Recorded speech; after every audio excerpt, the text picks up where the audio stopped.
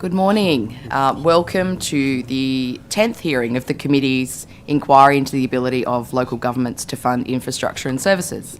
I acknowledge the Gadigal people of the Eora Nation, the traditional custodians on the lands on which we are meeting here today.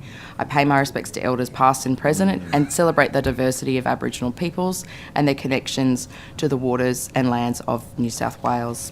I also acknowledge and pay my respects to any Aboriginal and Torres Strait Islander people that are joining us here today. My name is Emily Saval and I am the chair of the committee.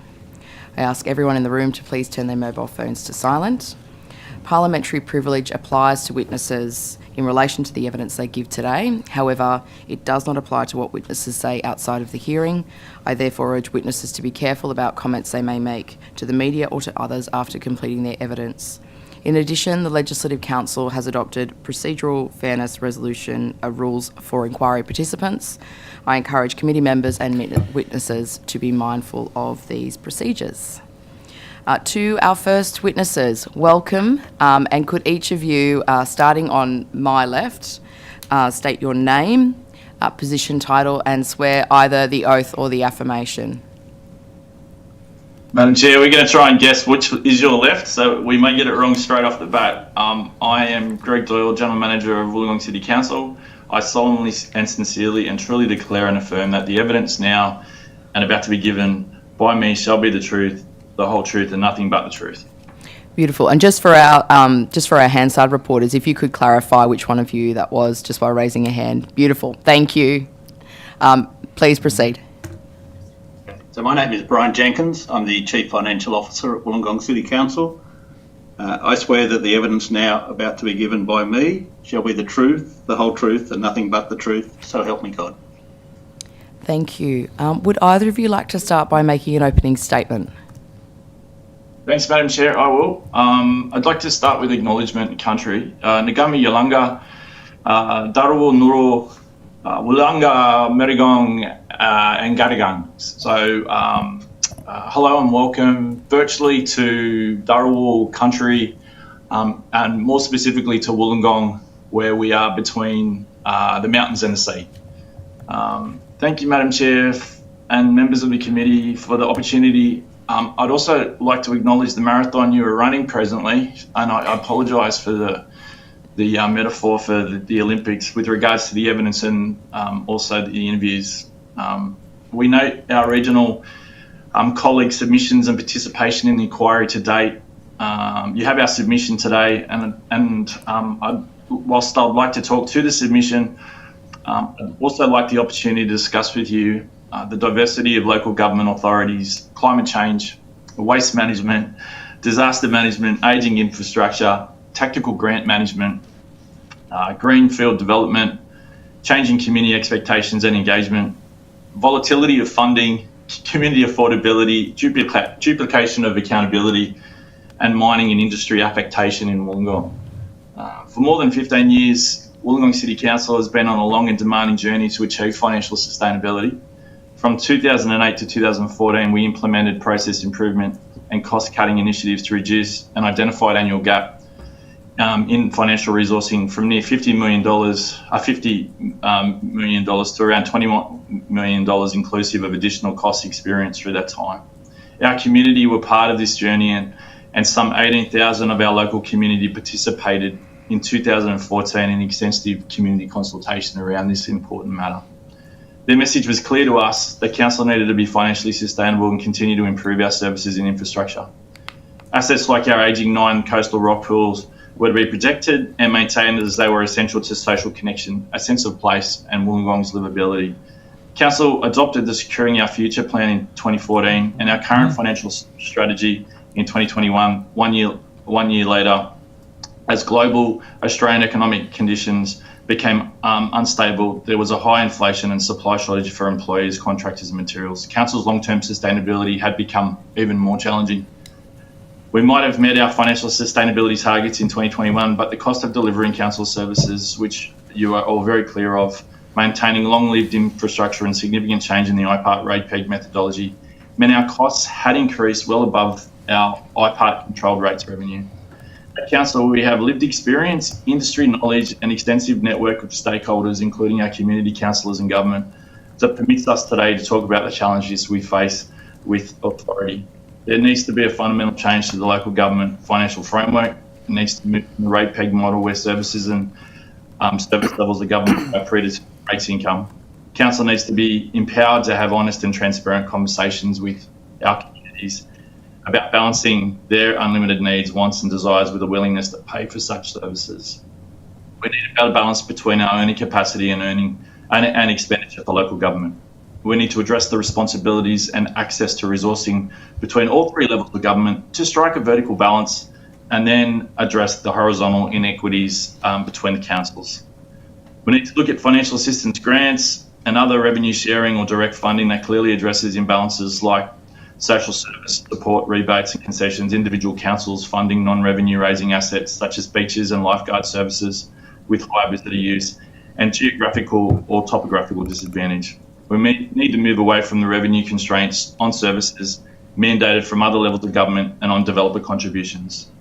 This lack of agility in the Section 711 contributions framework or its application mean that there is at least $100 million of community infrastructure required to support major regional release areas of West Apto. That was not able to be funded by 711 contributions, and a substantial gap created over time by shortfalls due to estimation and indexation rules. It falls to our ratepayers to bridge the gap. We need to clearly define roles, responsibilities and functions for community service within all tiers of government to avoid duplication, overlap and shortfalls in public service and ensure efficient allocation of resources. This is of particular importance at these times of natural disasters, and we've had 7 natural disaster declarations in the last 4.5 years here, including 2 this year. Under the existing disaster recovery funding agreement guidelines, community and open space assets are not currently eligible for funding. The guidelines only allow for like, as you're aware, and replacement of assets does not support emergency works on private property, unless without intervention there is a risk to life or damage to council assets downstream. This is short-sighted when damaged 80-year-old stormwater infrastructure can't be improved to better manage this impact of climate change. And in a city where about 60% of the 88 kilometres of creeks travel across private land. We have a bill of more than $5.6 million to address the immediate impact of the April 6 natural disaster. And that's a challenge in itself, and that's made harder with other cost shiftings onto local government.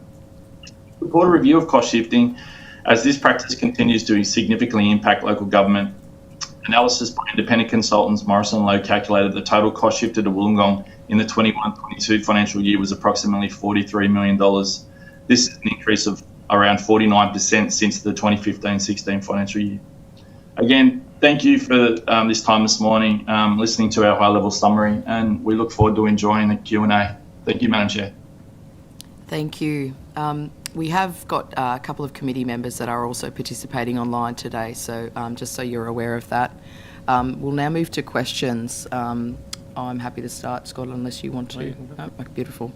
I'm not sure if you're aware, we heard from Newcastle Council also in this inquiry, and we heard that there are a number of grants, a small number of grants that they are ineligible for, that Wollongong is ineligible for because you are neither a metropolitan nor a regional council.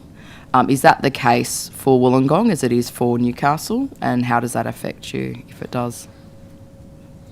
It is, Madam Chair, and one of the things for us is trying to identify where the opportunities lie. At some points, the definition of some funding arrangements mean that we are excluded from that particular pool, whether that's a contestability or it's a direct grant. And then in others, our status means that we are eligible, and there's that level of confusion at times has affected our agility and nimbleness. And we understand that if we are able to create a sound business case, potentially that status may be irrelevant, but we have not had the opportunity to test that.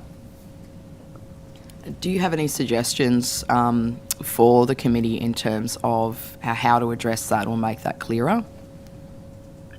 The CFO may add to this, but I think the key for us is that diversity in local government, and through the evidence and the Q&As that we've been able to review, it appears as though the committee has a very clear understanding that there's no homogenous approach to local government. From our perspective, what we want to be able to do is just be able to have a clearer understanding of what the outcomes are of what the funding is to be delivered. A perfect example is resources for regions. So we're a mining affected and industry affected community, as you all know, and that funding recently dissipated. It was removed. So what that means is that we will probably need to be probably more competitive and even enhance our contestability when it comes to other grants. And our concern is, as a larger council that has invested time and energy in building expertise around funding management, so being tactical in terms of what we go after, that we may actually be at an advantage, or we may actually be at a disadvantage, because the perception is that we're big and we have the resources to be able to deliver certain things. So I think this whole issue of whether you're regional or not actually ends up creating a even higher contestability issue. We're part, as you know, ISJO did a presentation, and our South Coast colleagues here did a great job in terms of the presentation of their own evidence. But as the regional capital, Wollongong, 66% of the jobs in this region are in this local government area. The issue for us is that there's a small bridge across a small body of water that is the difference between our status and being able to participate in funding that would actually address some of the regional issues that we have for our communities, as opposed to the locality issues. Thank you. In terms of services and fees and charges, are there services that are outside of the rate peg that you believe councils are currently undercharging for? And could you give us examples of those, if there are? Yes, I'll answer that, Brian Jenkins. But I believe there are many fees and charges, which, particularly those which have statutory limits on them. So charges for development applications, charges for animals, fines and the like. Probably, there are numerous charges across a number of areas. Health inspections, I think, is one that we've done submissions on before, and pool inspections. A lot of those regulatory enforcement fees are at a point where, because people have to go out and deliver service, the people cost of those far outweigh the revenue that you can receive on those. I could probably suggest, like, over the last 15 years, things like development application used to almost be a break-even service for council. Now it's costing $3 to $4 million to run effectively. So the cost and the legislative changes around the rules for development application have made that job so much more difficult and so much more expensive, but the fees have not kept pace with that.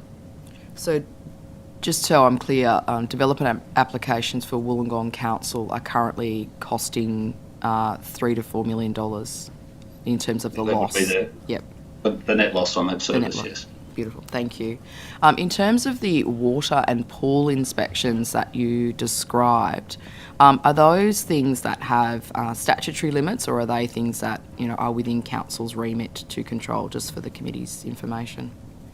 They would have statutory limits. Thank you. Mm-hmm. What are the main opportunities that you see for council to raise revenue that is separate from, obviously, your rate-pegged income? The dark arts of revenue are ones that we've been exploring over a period of time, and also making sure that we balance that with community sentiment and affordability. So recently we undertook some research with our local community. So we do, every 2 years, we do a community satisfaction survey, but this year we also did a community wellbeing, just to ensure that we're across and have a contemporary understanding of what the issues are. Whilst the council undertakes a significant amount of community engagement, it's on an issue basis. And so what we're able to do is just understand very clearly what the communities, what's important to the community in terms of our services and our facilities, but also an understanding of how community is at the present time. So, some of the things that we look at is that the council is a significant landlord. So council actually, due to decisions of the past, the very sound ones, does own properties throughout the city and land that's unimproved. At the present time, that land is available for at-grade car parks, and the city has experienced significant private investment around housing and retail and industry. And so those lands are now to the point where we need to review their future and best use for community. And then also as a landlord, and probably one of the region's largest landlords, there's probably been two significant issues for us, Madam Chair. The first one is COVID. So our tenants have really suffered through COVID. So rent abatement has been a significant matter for us. So the council subsidised significant community organisations and businesses to be able to see their way through this really challenging environment. And the second thing is that we haven't kept abreast of investment in maintenance of those particular properties. So our ability to yield net rent or a better book portfolio hasn't actually resulted for us because we haven't been able to afford to maintain those properties to the point where they're appealing and optimising revenues. So that's probably just a couple of examples. Did you want to add others? No, I think that covers. Okay. Can I just... Please, I was going to pass Can I just pick up on that question? So for Wollongong Council, how much of your revenue is derived from rates as a percentage, so to speak? In terms of total revenue, around 60%. 60%, okay. Good to get a feel of that. And in terms of, I imagine... So that's obviously, sorry, I should just say that's including capital contributions. So. Okay, thank you. And in terms of some of your other sources of revenue, I think I've experienced in the past that you do have parking meters and the like in some areas. Are there other forms of revenue that council's exploring? You've gone through discussions about what you're able to do with your own property. Are there other mechanisms that are available to you that aren't necessarily available to some of your neighbouring councils? Yep, and I think parking meters is an interesting one. So they were introduced and they're at a very minimal rate, say of $1 an hour and a $2 limit.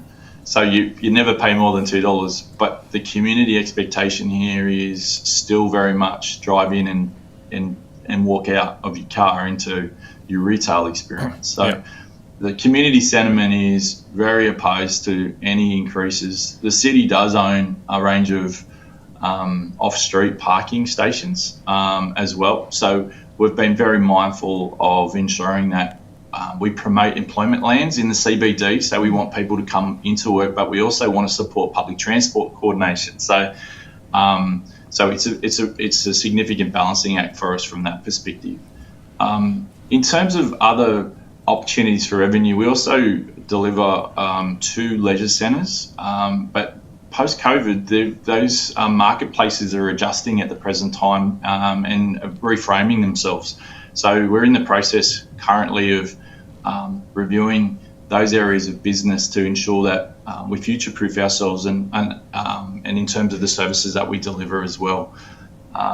We have a golf course that is actually really part of a waste legacy issue, which we'd love to talk to you about at some stage this morning, but we have a range of old waste cells that we've looked to revitalise or gentrify, and one of those is a golf course, and we receive marginal income on those. But at the present time, we're looking at all of our revenue opportunities.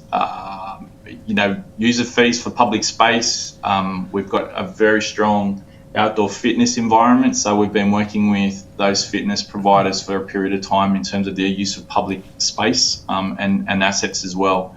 They're probably some examples. Maybe in addition to the waste facility, we're one of probably a handful of councils that run our own waste facility.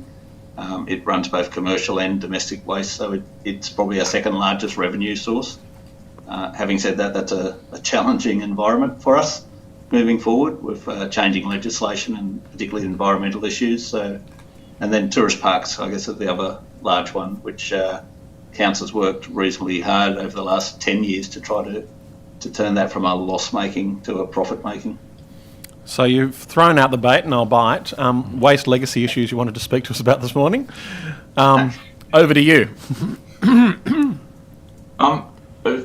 For us, the city's actually sadly not benefited from modern day engineering. I'm trying to keep it appreciative this morning. So significant issues for us equate to the number of 60, 70-year-old landfill sites across the city. And they were very localised. So what's happened now as our White Scully facility that the CFA referred to is benefiting from significant investment around, and I'll just give you an example and then I'll jump back to the legacy issues. So a cell for us that has a 7-year life in Wollongong, that cell alone from a construction perspective will cost over $25 million to build just the site, let alone operate it and make sure that it meets its regulatory requirements as well. And that only has a 7-year lifespan. So for us, the legacy sites are ones where we've been working with the EPA, and the EPA have a very contemporary focus on those. So we have, we're currently undertaking a process where we better understand in perpetuity what the cost of those legacy issues are going to be. So we're looking to mine methane where we can, but as you understand, that due to the lack of engineering in those periods of time, that's very difficult to undertake. And we're also looking at alternate uses for some of those spaces. I mentioned the golf course, but is there opportunities for mountain biking? But they're more liabilities in regards to those legacies than giving us any positive attributed value at the present time. So we're going through a process of discovery at the present time and management with EPA. We're talking in excess of tens of millions of dollars to be able to manage that in perpetuity on behalf of the community. Thank you. You also outlined in your submission some of the challenges you've got, particularly in your new growth land release areas with infrastructure funding. Just interested in terms of council's approach to that and what support you're getting from the state government to address some of those issues as well. Yeah, I might kick off on that one. So we've got a greenfield development site at West Apto, just to give you all some context, which will be the home for about 55,000 people. So the size of Wagga Wagga or Port Macquarie Hastings.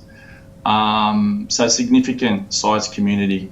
That particular community is being built effectively on a floodplain. So old farmland. It's going to require over 50 bridges and culverts for movement.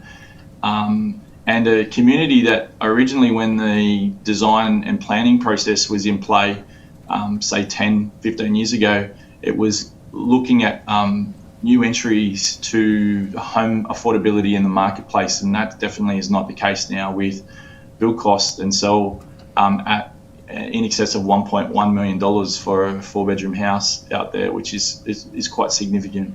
So we don't have a piece of road infrastructure out there that is state owned or controlled at the present time, which you would normally have when you're building another city of say 55,000 people. So we have a plan for an orbital.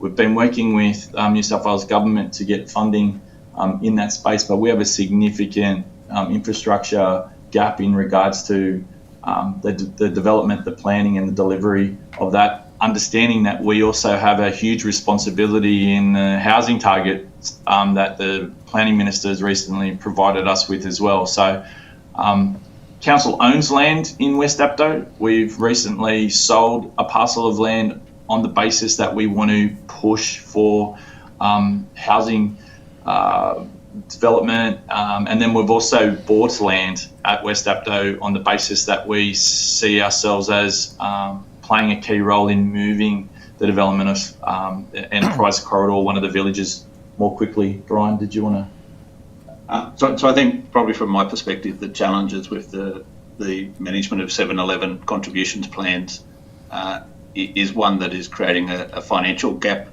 at West Apto. So as Greg said, the orbital road, there's about $700 million worth of road. And our view is that probably should be a state road rather than a local road, and that would make a large difference. But West Apto has developed reasonably slowly. We started in 2010, and while it's 55,000 houses, it's got about a 50-year development lifespan. So, and it's a more, I guess it's more sporadic, and it's got lots of individual owners out there. So the developments are happening not necessarily sequentially across from one direction to the other. So the challenge with infrastructure in that space means that some of the significant roads have to be built well in advance of the optimum usage, just to provide access. And then I guess the way the contribution plan is working, we've created significant gaps over time. So as the cost of those works increase, we're not able to recapture that cost from the owners that are already there. So I think we're at about 10% developed at the moment. So every time the costs increase, there's a 10% gap in every new increase in cost that's created. As well as that, the community infrastructure, which we're estimating at over $100 million at the moment for a city, and effectively the size of 55,000 people. We can't collect any of that money through the contributions plan. So as Greg was saying, some of the land sales will go towards that, but we will still be left with a significant gap in community infrastructure that will need to be met by the rest of the community. So the government's introduced the housing and productivity contribution. That would apply, I imagine, $10,000 to each of those properties in West Apto. Have you had any discussions with the government about any of that funding from the housing and productivity contribution being hypothecated to supporting Wollongong Council with West Apto or any of the other initiatives? We've been strongly advocating to the Minister and officers with regards to ensuring that the collection and allocation of those funds is localised as well. So yes, we have. And what's the feedback been, or is there any evidence of that being the case? Or at this point, it's probably too early to say. Other than that, the ministry is very open to discussions with us, and it's been constructive. But we haven't seen anything of significance at this stage. Thank you. Thanks. I'll just follow on with a couple more questions now for you. In terms of your waste operations that you mentioned, just so I'm clear, you're completely recovering the cost of your waste operations, and did I infer that it is a revenue raiser for you, the waste management facility? Correct. It would be cost recovery. Having said that, there's probably a little bit of uncertainties at the moment around the rehabilitation costs, so the end of life costs of that facility that we're doing a reasonable amount of work on at the moment. So, and obviously, as the legislation changes around that and the environmental issues with gas and methane, there's some additional costs coming into that service that we haven't factored in at this point in time. Right, thank you. In terms of those end-of-life costs and them changing, is that as a result of changes to government policy and legislation? I think that space is changing continuously. I'm not across it 100%, but yep. That and the cost of those services, particularly capping and the like, is historically, and I guess the cost of dirt particularly, is not something that's cheap anymore. It's got to be the right dirt as well. It just can't be any dirt. I think a range of us have learnt that in the last couple of years. Right, thank you. I suppose I'm asking to try and understand the extent of the issue, whether it's localised to Wollongong or if it's a broader. It's probably general. I would say, Madam Chair, that it's an issue for a range of local government authorities. However, I'm unsure whether or not many of my colleagues want to turn their mind to it because of the more immediate issues around financial sustainability. But because of the significant number of legacy sites And I'd probably just add, in terms of your question, community sentiment has changed. Community's much better educated, and community wants to know that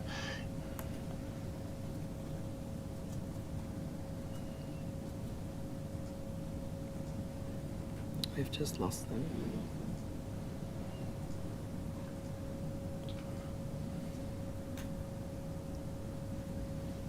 Sorry, we've just lost the audio-visual stream from Wollongong. if they're living alongside or they're... Sorry, we're just having issues with the stream dropping out from you, Wollongong Council. Oh.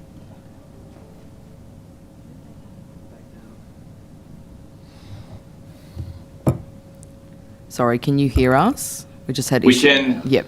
Yep. Sorry, we just had issues with the feed dropping out momentarily, so we lost that response. If you can just repeat, perhaps. I'll be real quick. Sorry. It was more around sentiment change as well. So Yep. Not only has there been public policy change, but community interest in this particular space it has increased too. Thank you. How much does council currently have in restricted funds?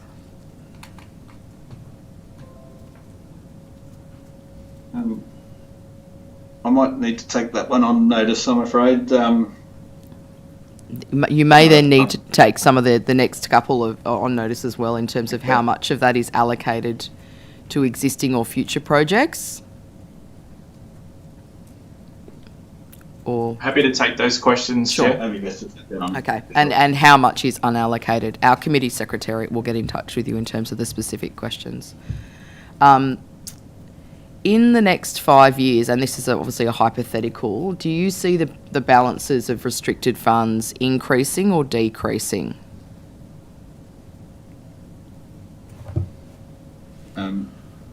Just from our planning perspective, it would be decreasing. So our most significant restricted funds would be around West Apto, so the contributions restrictions, and then also we have some restrictions around our waste facility, which are internal restrictions. The waste facility will actually go to zero in terms of our capacity to have spare cash from that operation, due to the construction that Greg spoke about. The developer contributions have a fairly significant expenditure over the next 4 to 5 years in infrastructure. So we're building some significant roadways now, which provide access to new housing fronts. So I would forecast that would be decreasing over the next couple of years, or basically in our 4-year profile. So, Chair, I might just jump in. I concur that that the status of those accounts, I would say, reducing, particularly on the basis of a really ambitious program that our council has requested of us in regards to capital and also maintenance, but in particular our capital program over the next 4 to 6 years will be in excess of $700 million alone just in capital, and then our operations and maintenance would be probably a further $600 million. So we're talking a very, very ambitious program in regards to stormwater, roads, our community infrastructure, and then, as Brian said, our waste services area in terms of our cell preparation and management, and then West Apto alone will go through another growth spike in regards to what's required based on the housing targets, and then the planning proposals that we're seeing at the present time for West Apto come through. In terms of the West Dapto development that you mentioned, and obviously the need to build some of that essential social infrastructure that you also talked about, is there a reason that council wasn't able to establish agreement with the developer at the time to be providing that? Yep. The challenge with West Apto is that at one stage I think there were over 20 owners of land, and so in your typical greenfield development, what you normally do is you have 1 to 3 owners and developers that may end up with a planning agreement between parties that work together from a planning proposal process all the way through. That hasn't been the case here. We continue to work at that level where we're looking to work collaboratively and collectively with a small group of owners. But, I think, unfortunately for us, that horse did bolt about 10, 15 years ago around ownership. It's quite fragmented. That's a challenge for us. Thank you. That's very useful to know. In terms of natural disasters, you mentioned in your opening statement, are there examples of unforeseen events such as that whereby their costs are never fully recovered and your council is forever playing catch up, if you like? Yeah, I'll probably start with something that I know you and the committee have been really focused on, and that's betterment. So working in reverse, when you have infrastructure that's already aging and you're investing in its renewal and maintenance on a very disciplined basis around asset management, when you have a critical incident like a storm cell or a declaration, what you don't want to be doing is really having that infrastructure reappear at the same level of service in which it was. And what we're seeing is that we're seeing not only the washing away of infrastructure that we've been repairing and replacing, we're seeing a more sustained damage to maybe the basin or the catchment area, and the same thing with our community facilities. And that's having a significant impact financially, but it's also having a real impact on community resilience because their perception is that we didn't fix it in the first place, hence it's broken again. Or secondly, why would I and the team and the councillors be so stupid to actually rebuild it as is? And the issue is that the funding arrangements, as you know, NEMA doesn't enable us at the present time. And this is the same issue for state infrastructure as well. So we're actually advocating for our transport colleagues recently on some road infrastructure at Coalcliff that we're pretty confident, sadly, that will fail. And that has impacts and concerns for not only other assets and facilities, but potentially impacts the lives of other people in their private property as well.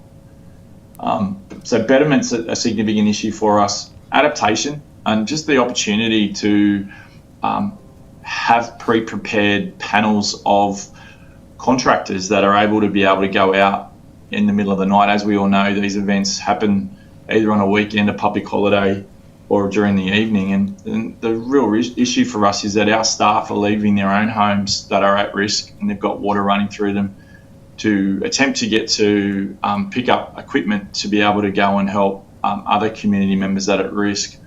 That ends up having ultimately significant impact on BAU. And whilst I mentioned the $5.8 million, the impact also is on the delivery of a very ambitious capital program for community or a maintenance program.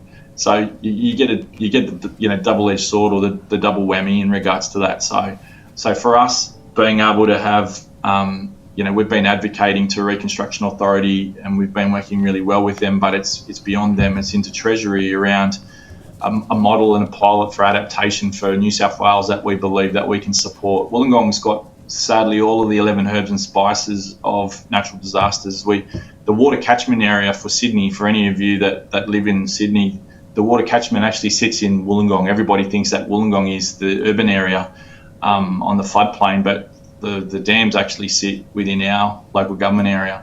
And the reason they're there is because it rains a lot. And unfortunately, the rain doesn't always go to the west. Sometimes it comes to the east. So we have that, we have fire, we have coastal inundation, we have a very complex estuary management system. And then the last thing, I suppose, is that our industry is one of the most significant industries to New South Wales government from a Treasury point of view. So the threat of an industrial incident or disaster is high and it needs to be managed too.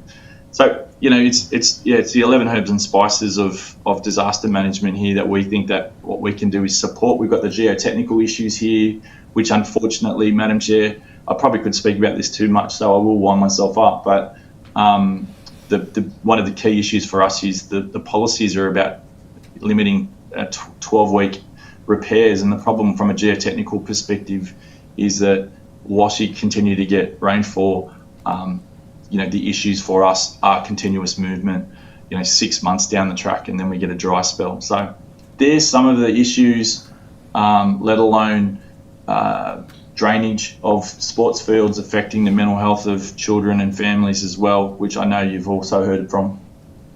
Sorry, I could talk about this for days and I won't. That's okay. Look, a final question from me, just in regards to that infrastructure and specifically around pools and ageing pool infrastructure. We've heard from a number of councils about the number of pools that they are looking after. Could you afford to replace your ageing pools as they currently stand? No, we couldn't, Madam Chair. We have over 30 pool shells. So often people talk about pool complexes.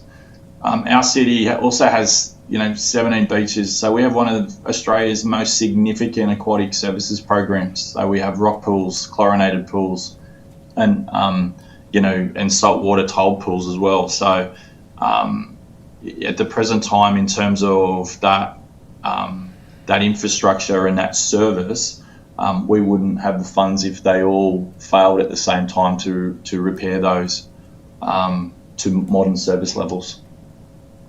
Thank you. Just looking to the Honourable Sam Farraway, did you have questions? Just a follow-up question. I've been actually really impressed, gentlemen, about your contribution today, because it sounds like you're right across it. And I just wanted to touch on the betterment stuff, because it really is a no-brainer, and especially in the road space. And I just wanted to ask, how do you manage community expectations locally when you have disaster recovery funding arrangements from a natural disaster, and you have to tell the community that we are rebuilding this same piece of infrastructure exactly the same way, because the criteria that comes out of Canberra and administered by the state is just so out of date and is not meeting community expectations. So I want to know how you manage that expectation. And I just also, secondly, a lot of betterment is would you agree, a lot of betterment in road funding is actually drainage, road raising, new culverts. It's very practical. It's very practical betterment solutions, not gold plating like some in Canberra would think. Yeah, look, thank you for the question. The first thing is the expectation of the community is taking a toll on the councillors and the staff. So we have a very strong focus of making sure we front community and work with community. So particularly when you're working with a community that is really tired, upset, emotional, and rightfully so. So we ensure that we actually are there, and we don't send out circulars only or do media or whatever. But that, I can honestly tell you, has taken a toll on our councillors, who have been amazing. And who have really taken this very personally on board, and so have our staff. So, our customer service staff, our stormwater staff. So the key issue for us is about education. So working as quickly as we can, particularly across multi-languages as well in our city, because, we have a diverse community. So for us, it's about making sure that our community information that we do provide is engaging and actually, gets the information across. But I can't honestly say to you we are managing the expectation. We're doing everything we possibly can to constantly be available, do the work we can, and really stretch as hard as we can into spaces and places that really we're limited to work in. So that private land issue, we've been strongly advocating with Reconstruction Authority, EPA. We've had Minister Dibb here as well, just trying to explain this issue when you've got 88 kilometres of waterways. Nobody thinks that Wollongong has 88 kilometres of waterway, and 62 kilometres of that is privately owned. and they might have a big rock or a bridge in their backyard that in the next natural disaster could have risk of life issues. We're very fortunate in April not to lose lives. So that community expectation, I can tell you, is like holding a tiger by its tail at the present time. And that's our executive team personally being out there too. And then from a betterment perspective, you nailed it. The issue from our perspective is that we don't want gold plated. We believe we've got the expertise in-house here, and we've got asset management information, and we're happy to share that with anybody to be able to demonstrate that we've got a level of expertise and credibility to ensure that what we don't end up with is something that is gold plated. But I can tell you now that if we were given the opportunity to redesign some of the infrastructure that we're being required to immediately replace with our own money and then have to chase the money afterwards, it would be much easier, and the community outcome around expectations would be different as well, because what we're just doing is I'm just turning back up to that same street every time it rains after we've had 20 mils, talking to the same people who are handing me my backside again and again and again. Sorry, that probably shouldn't be on Hansard. Well, it is now. So on that note, that's all we have time for. I want to thank you both so much for the evidence that you've given this morning and for making time to give evidence to this really important inquiry. Our committee secretariat will be in touch, as I mentioned, for questions that were taken on notice. Thank you again. Thanks, Madam Chair. Thank you. See you. Thank you.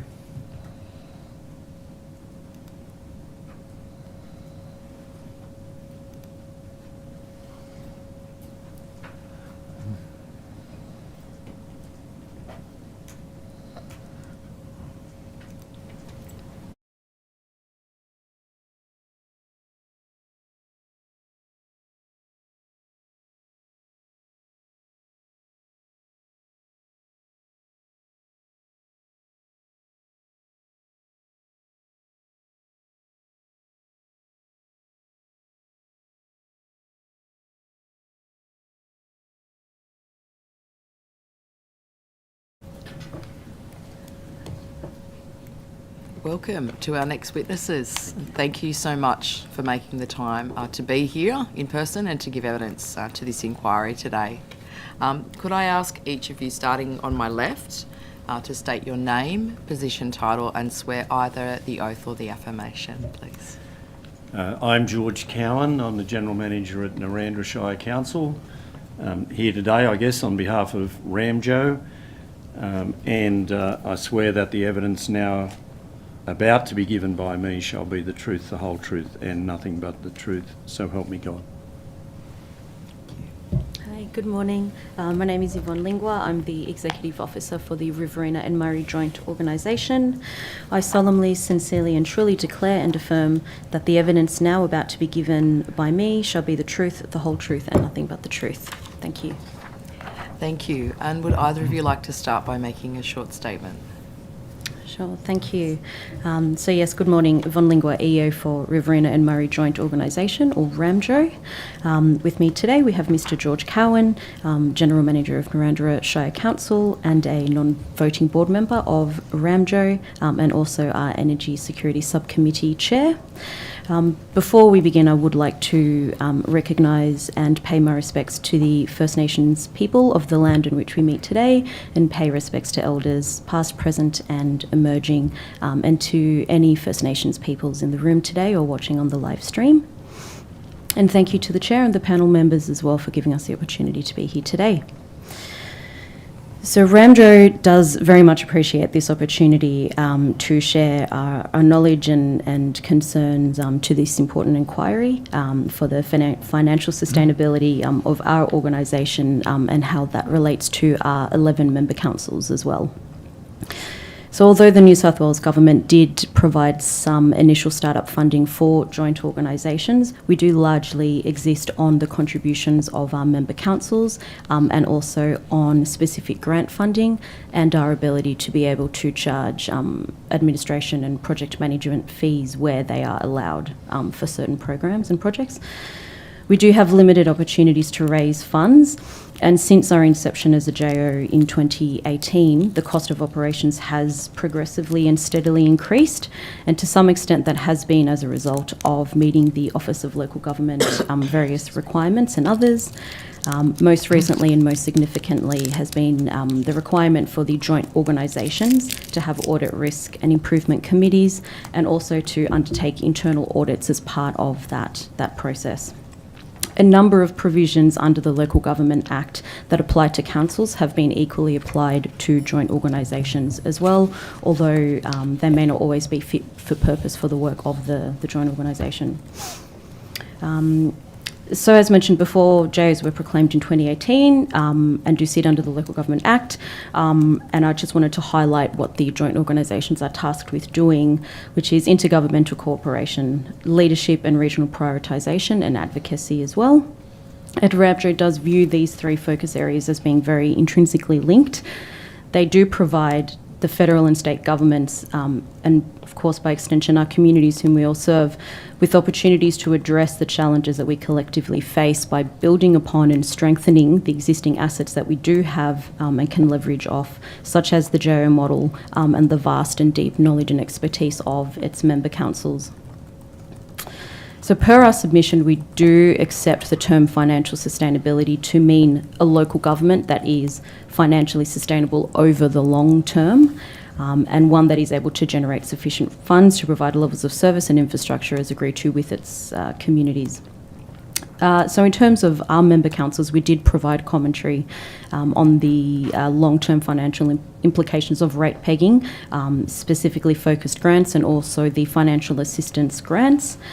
It is important also to note that as the pressure continues to mount on our member councils, that does also have an impact on their ability to not only engage with the JO and participate in some of the broader things that it's trying to achieve, but also to financially continue to contribute to the JOs. And a bit later I'll share with you some examples of some of the work that we are doing and are well positioned to be able to continue delivering. Just briefly, these challenges that we speak of are also not made easier by some of the impacts of state government programs, most recently one being the announcement from the Reconstruction Authority for local councils to develop disaster adaptation plans. I'm sure you would have heard about this a little bit, perhaps in some of your other evidences.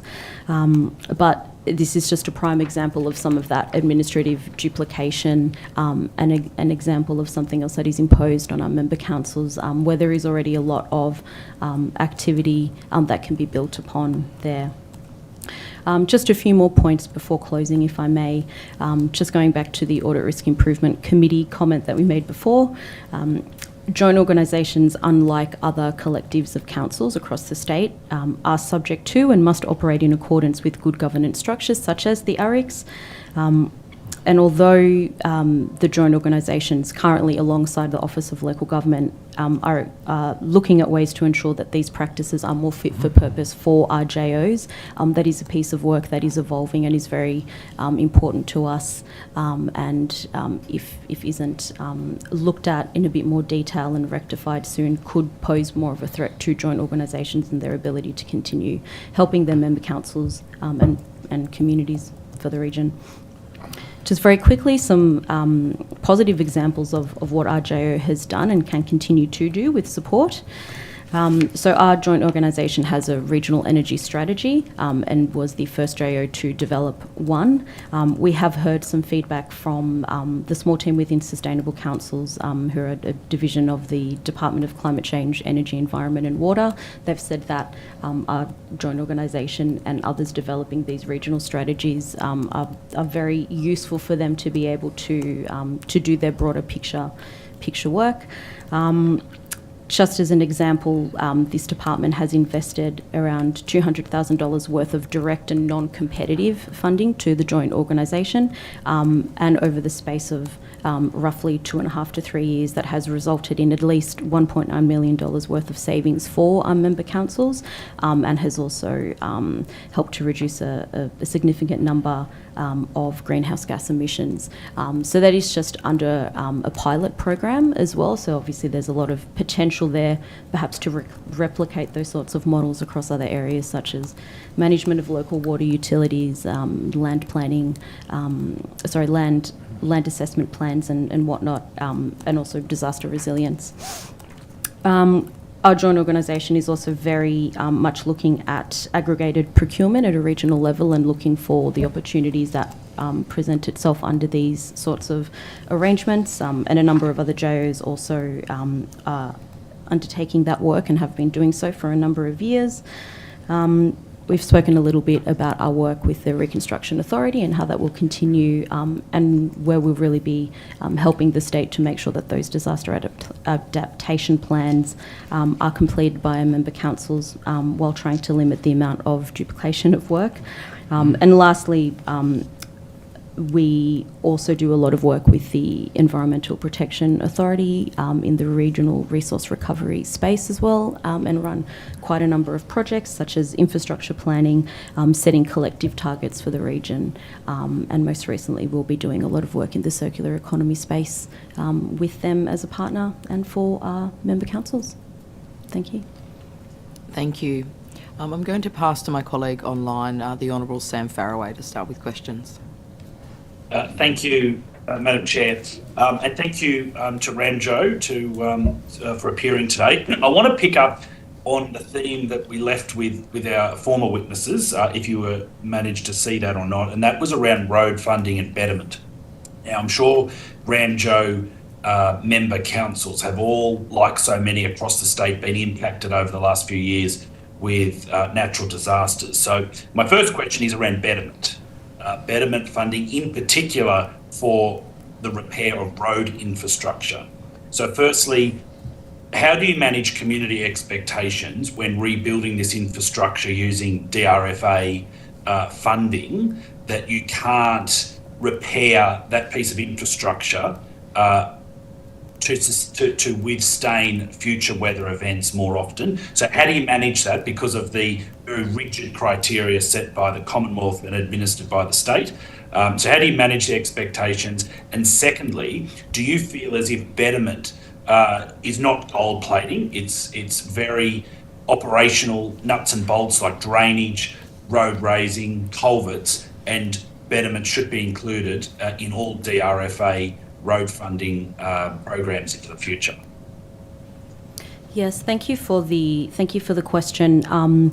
I will pass over to Mr. Cowan to speak specifically to how his how his council manages those community expectations. But in response to your question, the JO does play a significant role there when it is working with the Reconstruction Authority in trying to highlight those challenges, because it is a narrative that we hear collectively from a lot of our member councils. So from a joint organisation perspective, that is a role that we play, and we do often hear what those challenges are very, very loud and clear. I might pass to Mr. Cowan to speak to the community expectations. Thanks, Yvonne.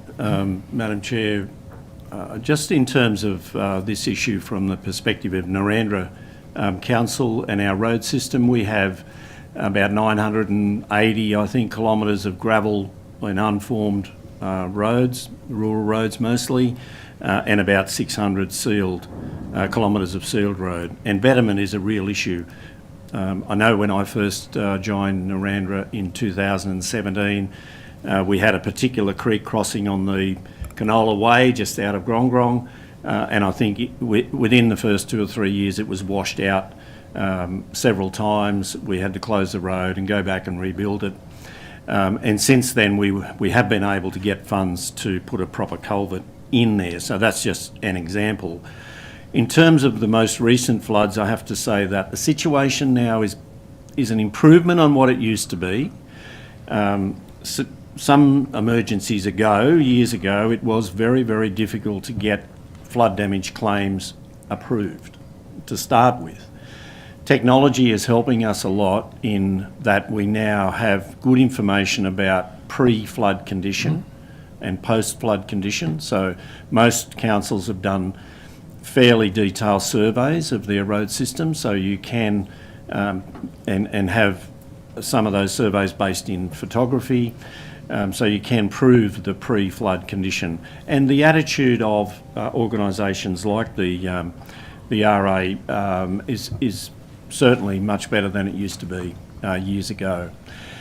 But we've still got this issue of betterment, and I guess there's a limit to what can be afforded. So I think it's reasonable to say that most of our 950 kilometres of gravel and unformed road would have had some damage during the flood events, not necessarily riverine flooding, but stormwater flooding damage. And so we're trying to address that, and the state government, via probably the Fed, have provided some really strong funding to back those reinstatements. We have been able to, we've got a road budget, of course, not quite sure off the top of my head how much that is, but let's say it's $1 million. We're taking some of that fund out, and we're actually using it to improve the standard of some of the key pieces of infrastructure. So we're using the flood damage money to get it back to where it was, and then we're using our own money to improve it. So a good example of that is we've got a gravel road at the top end of our shire. We're completely rebuilding that under the flood damage claim, and then we're going to use our money to seal it. So Mr. Cowan, I suppose that's a very good point, and good on Narendra for doing that. But should the local government really be the ones having to use really hard-earned, how do you put it, ratepayers' money to be supplementing those claims, when really we should be looking at more holistically about how state and federal governments fund disaster recovery and that infrastructure for the future? Shouldn't it be part of the DRFA? That's really my question, is that shouldn't there be a component of DRFA funding that is included for betterment, so you're not having to drag ratepayers' funding in to do that, to meet community expectation, so you can fund other pieces of infrastructure? Look, I agree 100% with what you're saying. I think that it's just money for old rope when you've got to go back every 3 or 4 or 5 years and reinstate a road back to the condition it was prior to the flood damage occurring. And certainly, even though that's a really good example I gave you about our approach, that's very limited. So out of the 900 kilometres of damaged road, we can probably fix 5k or 8k maybe. Yes, certainly if we could have the system changed, and the flood damage process was changed a few years ago. As I said, it used to be really tough to get the money to start with, but now it's a little bit easier. I think that if the issue of betterment was included in that review, we'd all be better off in the long run, because instead of having all of those lower level damage to repair every time there was a flood, at least some of that would be protected. So following on about road funding, and before I do that, well done to Narendra for doing what you're doing, and I'm not being critical of it, I just think that you shouldn't have to use your own ratepayers' funds to do that. But nevertheless, with regard to road funding, and I know in your submission you talk about proposed solutions, and you talk about support for innovative funding models. I don't necessarily think that so some of the stuff you've included is great, but specifically around roads, which is one of the big ticket items for any local government or local government to be able to manage. We have seen the former coalition government, New South Wales, introduce road funding based on size of road network and give local councils the autonomy to allocate that funding how they see fit around their priorities with the road network. We saw the unsealed road network included in that funding for the first time, I think, in the state's history. Now, the New South Wales government, or the current New South Wales government, have continued that so far. My question is around funding models. Do you believe that is a funding model that should be continued annually in every New South Wales budget to allow certainty for councils that one, they know how much funding from that funding pool will be coming, and it allows greater certainty in pre-planning business as usual or ongoing maintenance for roads outside of disaster funding arrangements. Through you, Chair, I would say that it's likely that 90% of the submissions that this committee have received would include the thought that fixed grant programs are limited in their capacity to solve problems generally, and the grant programs that are based on a general allocation to each council where there's no competition between the councils to win the funding and some flexibility about where those funds are allocated definitely would be something that the industry would welcome. There are good examples of how that has worked in the past in terms of community facilities. We know about those, and I think that that's a model that could be adapted into the road funding area, so that the council doesn't have, Narendra Council shouldn't have to compete with Leeton Council for funds for roads. And proving things like a business case on a rural road is next to impossible.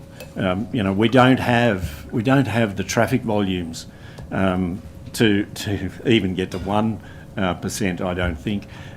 So that's not going to provide a solution. So some sort of general allocation to councils that can be allocated to road funds based on road length, we would certainly welcome that. You've touched on some of where my next question is, and it goes more broader than road funding, and it's more about equity, and it is about how government distribute funding from programs. Now, we have seen the former coalition government had programs in place that have now been discontinued, like Stronger Country Communities funding. Now, I'm sure you're hopefully aware, both of you, of that program, but it delivered funding a set amount per local government area. So to your point before, Mr. Cowan, about Narendra shouldn't have to compete with Murrumbidgee or Hay or Leeton or Griffith in a beauty contest, is that a funding model, especially around critical community infrastructure and community groups and sporting groups? Is that a program that you believe should be re-looked at by the current New South Wales government around delivering per local government area the same fixed amount that you and your community groups know is coming, that they can apply for, that doesn't have a BCR? Because, as you say, whether it's a road or whether it's a toilet block or a skate park or whatever it might be that the community needs, it's very hard in regional New South Wales to justify a BCR. So it's about equity. So would you agree that we should be looking at programs that deliver per local government area, that deliver without a BCR, and that is a fixed amount per local government area, so it can be managed by the communities when applying for those grants and evenly distributed? Yes, without getting into too much detail, absolutely I agree with that.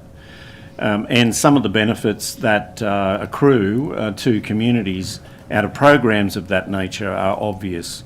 I can give you a list of community facilities that have been rebuilt, improved, reinstated over the last 8 to 10 years using that particular funding model, both from the state government and the federal government, and I'm sure that that work was simply unaffordable by the local council and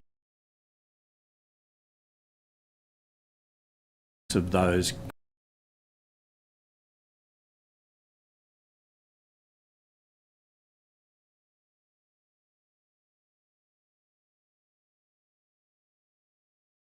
that Narendra can't compete with the regional centres. The regional centres get the big checks for their sporting facilities, and that is to everyone's benefit. It's great to have a regional facility within an hour's drive, but we've got to have, the sporting field for the local junior soccer team as well, and they deserve to have, a modern toilet block, change rooms, all those things that go with life in the country, and having that untied capacity to access those grants is really a key to that success. Just a follow-up question for you, Yvonne. With regard to your member councils, have they offered feedback to Ramjo that there have been less grants available to apply for over the last 18 months, number one, and two, of the grants that your member councils have applied for, has there been a decline in the success rate of those grants? We do definitely hear a lot of commentary around how this landscape is changing. And if I can, I may speak to what's giving rise perhaps to some of those challenges at the moment. So anyone's ability to be able to pursue any opportunity very much depends on their ability to tell the story and to tell a narrative of their current position. So say, for example, if you're a council and you have very limited resources, you're facing, less staff, you're competing for these staff, with your fellow councils, then it can get very difficult to tell that story and to have the data to be able to substantiate that story as well. So we're certainly hearing that there are a lot of challenges in that space. Definitely hearing that the whole process is becoming a lot more competitive as well. And I think what can be really challenging for an organisation like Ramjo to hear is that we're hearing that across the board from a lot of the member councils.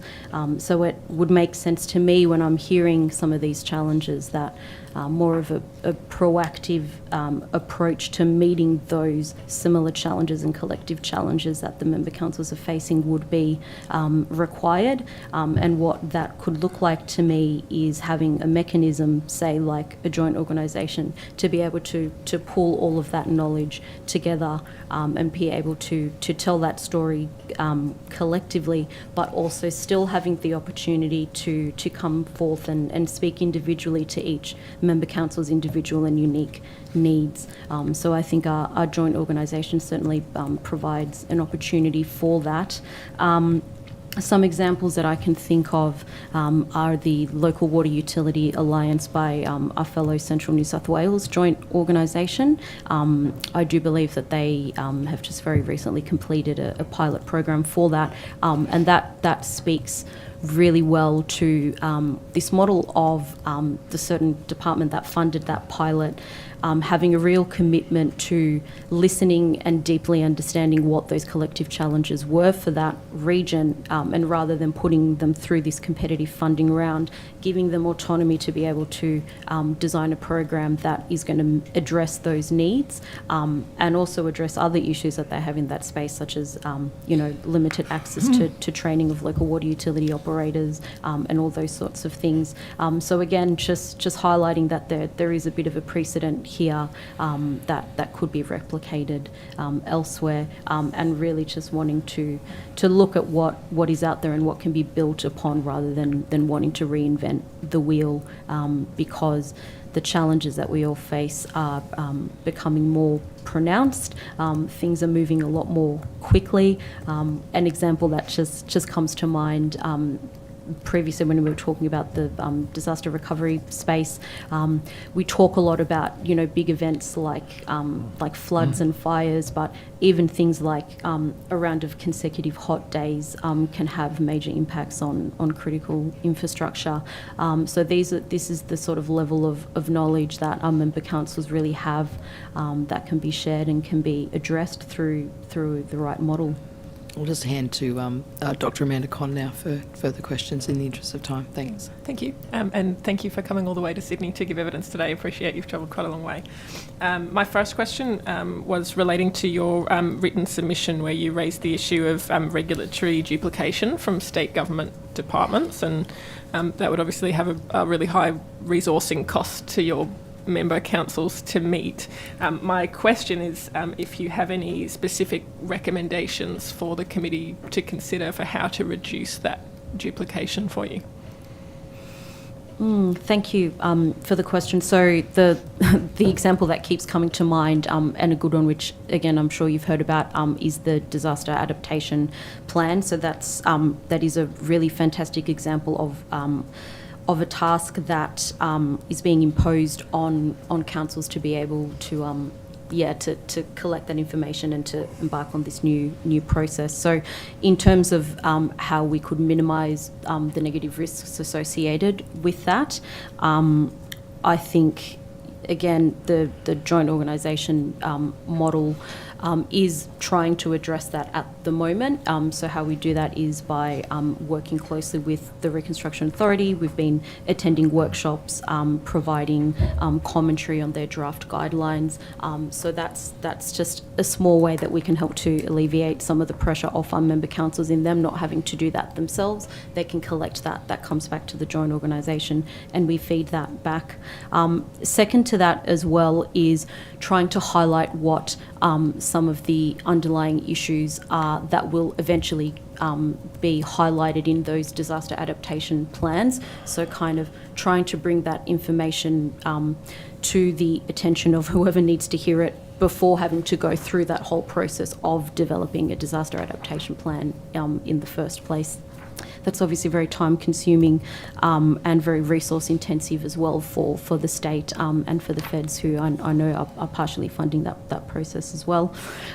Things like building upon existing frameworks like the IPNR framework that local councils are very heavily involved in and a lot are going through right now. There's a lot of scope to be able to connect to community and really understand their concerns in that space and have that be fed back. Thanks. My second question is about the breadth of services that your member councils are providing, and we've heard from a number of rural and regional councils about the local government stepping in to fill gaps in a whole variety of sectors, and I was particularly interested that RAMJO has a health subcommittee and has been working towards a health strategy for the region. Could you speak to some of the work that RAMJO and or the member councils are doing? Yes, absolutely, and this is a topic that we would really love to be able to invest more time and energy and resources in, because again, I think it's a really great example of how the JO model can really be of benefit, obviously, to its wider membership. At the moment, we are having some issues in the Albury-Wodonga region with regards to the redevelopment of a hospital there, but our focus is obviously on supporting that process to make sure that we can have the services that we need well into the future, but also how that's going to impact our member councils. So we are in the process of trying to replicate some of the work that we did with our regional energy strategy in writing a document that really highlights the challenges that our region has, but really wanting to embed in that what some of the solutions are to meeting a lot of those needs.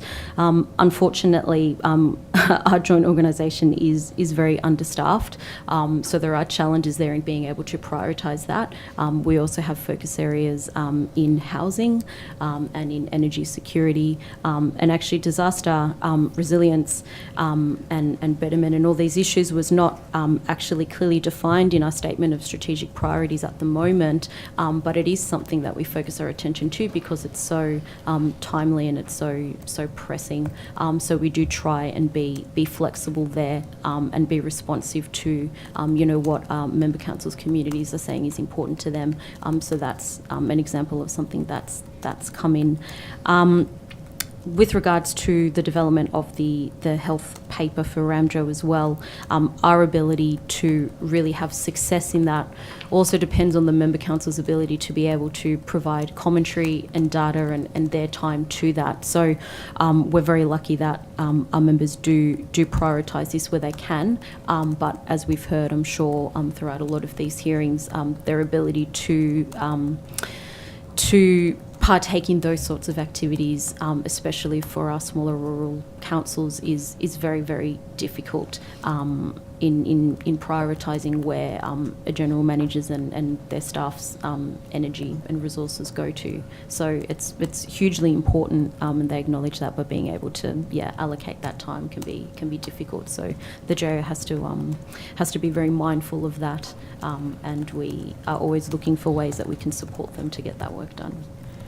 You know, those really important pieces of regional strategy, regional advocacy on the issues that your communities are concerned about. If local government wasn't taking that leadership role, what are the alternatives? Who would do that work if local government wasn't? That's a really good question. I don't know the answer to that. But what I do know is, or what I have seen in my experience, is that when you do have gaps, that obviously creates a lot of disharmony within community, when people aren't clear on what the approach is, when communities feel like they may not be getting leadership. And in this instance, if I use the example of the development of the Ramjo health paper, on the surface it may appear that isn't something that is progressing fast enough, and people may kind of try and fill in the blanks, but we know that is something that is really important to our member councils and does come up in our meetings, and it is something that is discussed. But again, it's just literally not having the resources and the time to be able to give it that energy.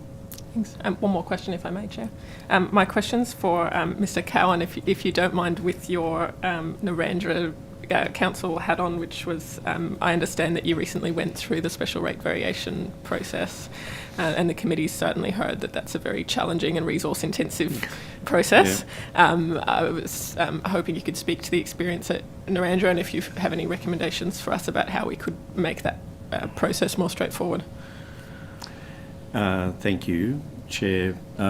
Yes, we have. So Narendra Council was successful in getting approval from IPART for a special rate variation, which the first year of which has just commenced.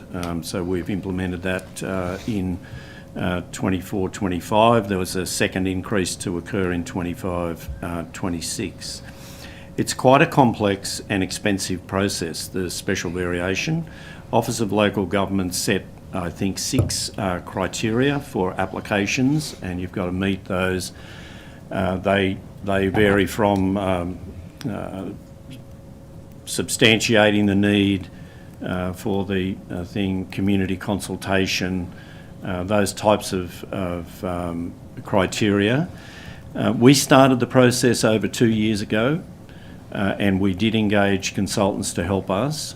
One of the core requirements that we needed the consultants for was to improve our documentation around the asset management systems, to improve the accuracy of that and the reliability of it, because the condition of the assets, the variations, all of those things have to be really accurate, because they have a big impact on the council's financial position. And so we've got to prove the need for the increase. Now, as it turned out, when we started the process, by comparison to other councils, our rates were relatively low. And in fact, after the increase, some of our rates are still low. Not as low as some of our neighbours. I take my hat off to some of my neighbouring general managers who managed to survive on very low levels. So the aspect of the SV that I found the most challenging was the community consultation. Essentially what you've got to do is you've got to prove to the community that you need the increase in the rates. And the automatic allegation that comes back from the community to the council is, well, you've messed this up. You poor managers, why should we contribute now extra money to fix up the problems that you've created? So it's fairly raw when you stand in front of a room full of 80 or 90 people, and you've got to convince them that what you're doing is the right thing to do for their community, because it doesn't matter what it is, people don't want to pay any more money. And the average residential increase that we were talking about was $300. The big impact was on our farming community, and we believed that they could manage that okay. So $300 is not a lot of money for most people, but it was enough to trigger quite a significant and strong response. I think we got about 160 submissions. Probably 100 of those were in opposition. There were about 40 supporting and about 20 neutral submissions. So, and we had good attendance at our public meetings, which we ran over quite a length of time, so that we tried to make sure that everyone knew what was going on. And we were able to get through that. I believe, and I can't speak on behalf of the group that I'm now in. I'm now part of the reference group for the IPART. Well, I'm not authorised to speak on behalf of them, but I've got some ideas around how the SV process could be improved. And I think that there's an opportunity for the government as a whole to rely on the work of the Audit Office. Years ago, councils were audited by their own private audit companies. Now that's run by the Audit Office of New South Wales. They use contractors, but I think that it's fair to say, or reasonable to expect, that the standard of that auditing is improved. And so whilst there's still some sections of our financial reports that are not subject to audit, which I think is an oversight, nevertheless I think that the general condition presentation of the financial reports of councils is better than it used to be, and it should be able to be relied upon by the government in allowing councils to qualify for additional rate increases. Not necessarily a big SV, but in the same or similar principle to the population component of the rate peg. You could have a need component or a capacity component or some other that would allow a council to access an additional amount without having to go through the SV process. Thanks.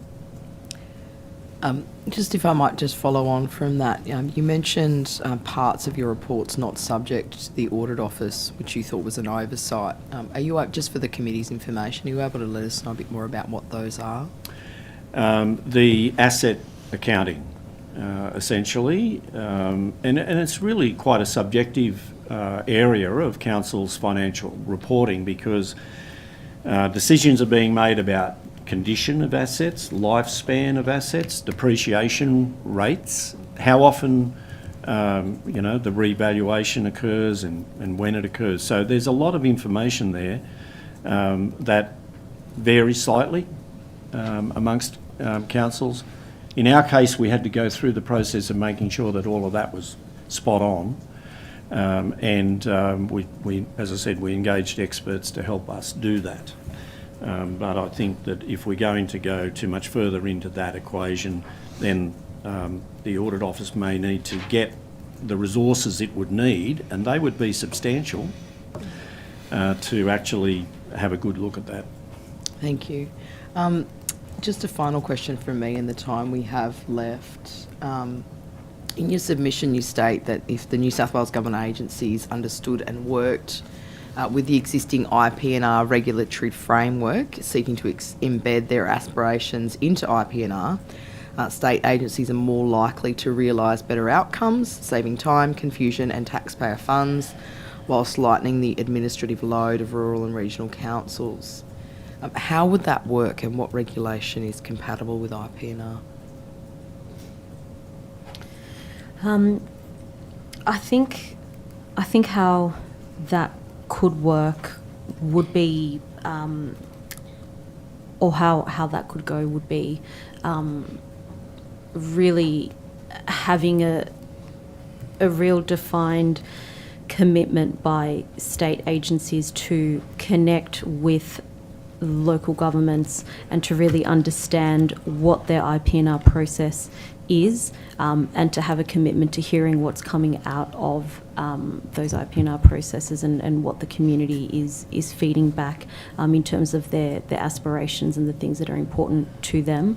I mentioned before that Ramjo has pivoted to doing more in the disaster risk reduction space, and that has been as a result of us hearing that from our member councils.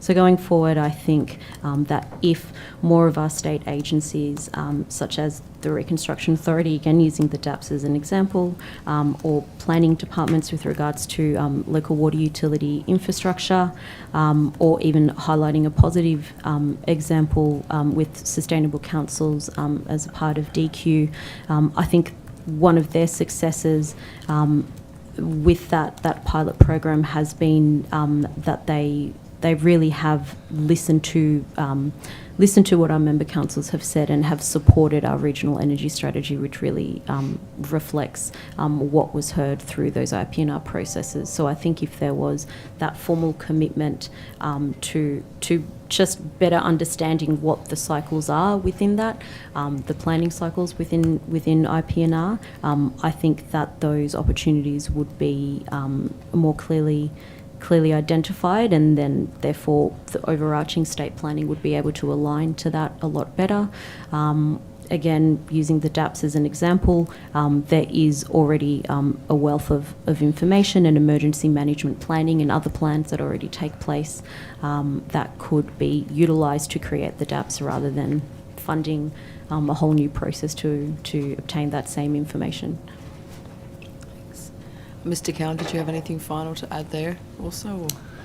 It's an interesting process, the IPNR, and it's been around now for a while. I think 2011 or thereabouts, we did our first community strategic plan, and the community certainly get that part of the process. They take part actively and like to see their hopes and wishes included in those plans. But then when you get into the lower levels, it tends to lose its impact. Even in the councils, I have to say that council laws will often pay lip service to something in the IPNR process in favour of something that they prefer when it comes down to the allocation of funds and that type of thing. And I honestly don't believe that in the state agencies there's much first-hand knowledge of how the IPR works at a council level and what sort of a valuable tool it could be. Yvonne's mentioned the most recent processes that we've been involved with a couple of government departments, and they're taking that extra step of trying to embed it into the IPNR, and that's really something that's only just happened in the last 12 months. It's certainly something that could be utilised a lot more than it is. Thank you. And thank you again so much for making the time to be here today and give evidence to the inquiry. That's all we have time for today. If there are any questions on notice, our committee secretariat will be in touch with you. Thank you. Thank you, Chair. Thanks, Fennel. Thank you. We'll now have a Thank short you. break. Thanks.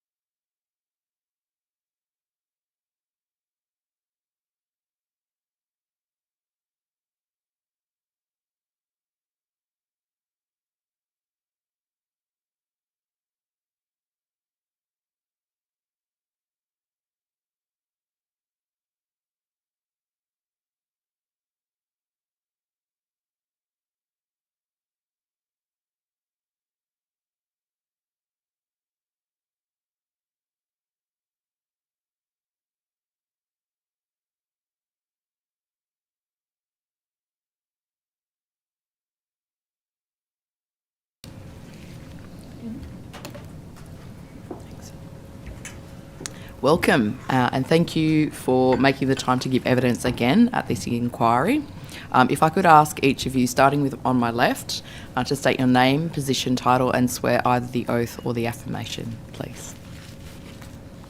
Thank you. My name's Alison Brown. I'm Assistant Auditor General with the Audit Office of New South Wales. And I solemnly, sincerely and truly declare and affirm that the evidence now about to be given by me shall be the truth, the whole truth, and nothing but the truth. Bola Yutunji, I'm the Auditor General for New South Wales. I solemnly, sincerely, and truly declare and affirm that the evidence now about to be given by me shall be the truth, the whole truth, and nothing but the truth. Claudia Magotto, I'm the Acting Deputy Auditor General for New South Wales. I solemnly, sincerely and truly declare and affirm that the evidence now about to be given by me shall be the truth, the whole truth and nothing but the truth. Thank you. And do you have a short opening statement to make? No, Chair. We gave an opening statement when we previously appeared. Beautiful. Thank you. Questions? I'm happy to start. Yeah, sure. Okay. If I could ask,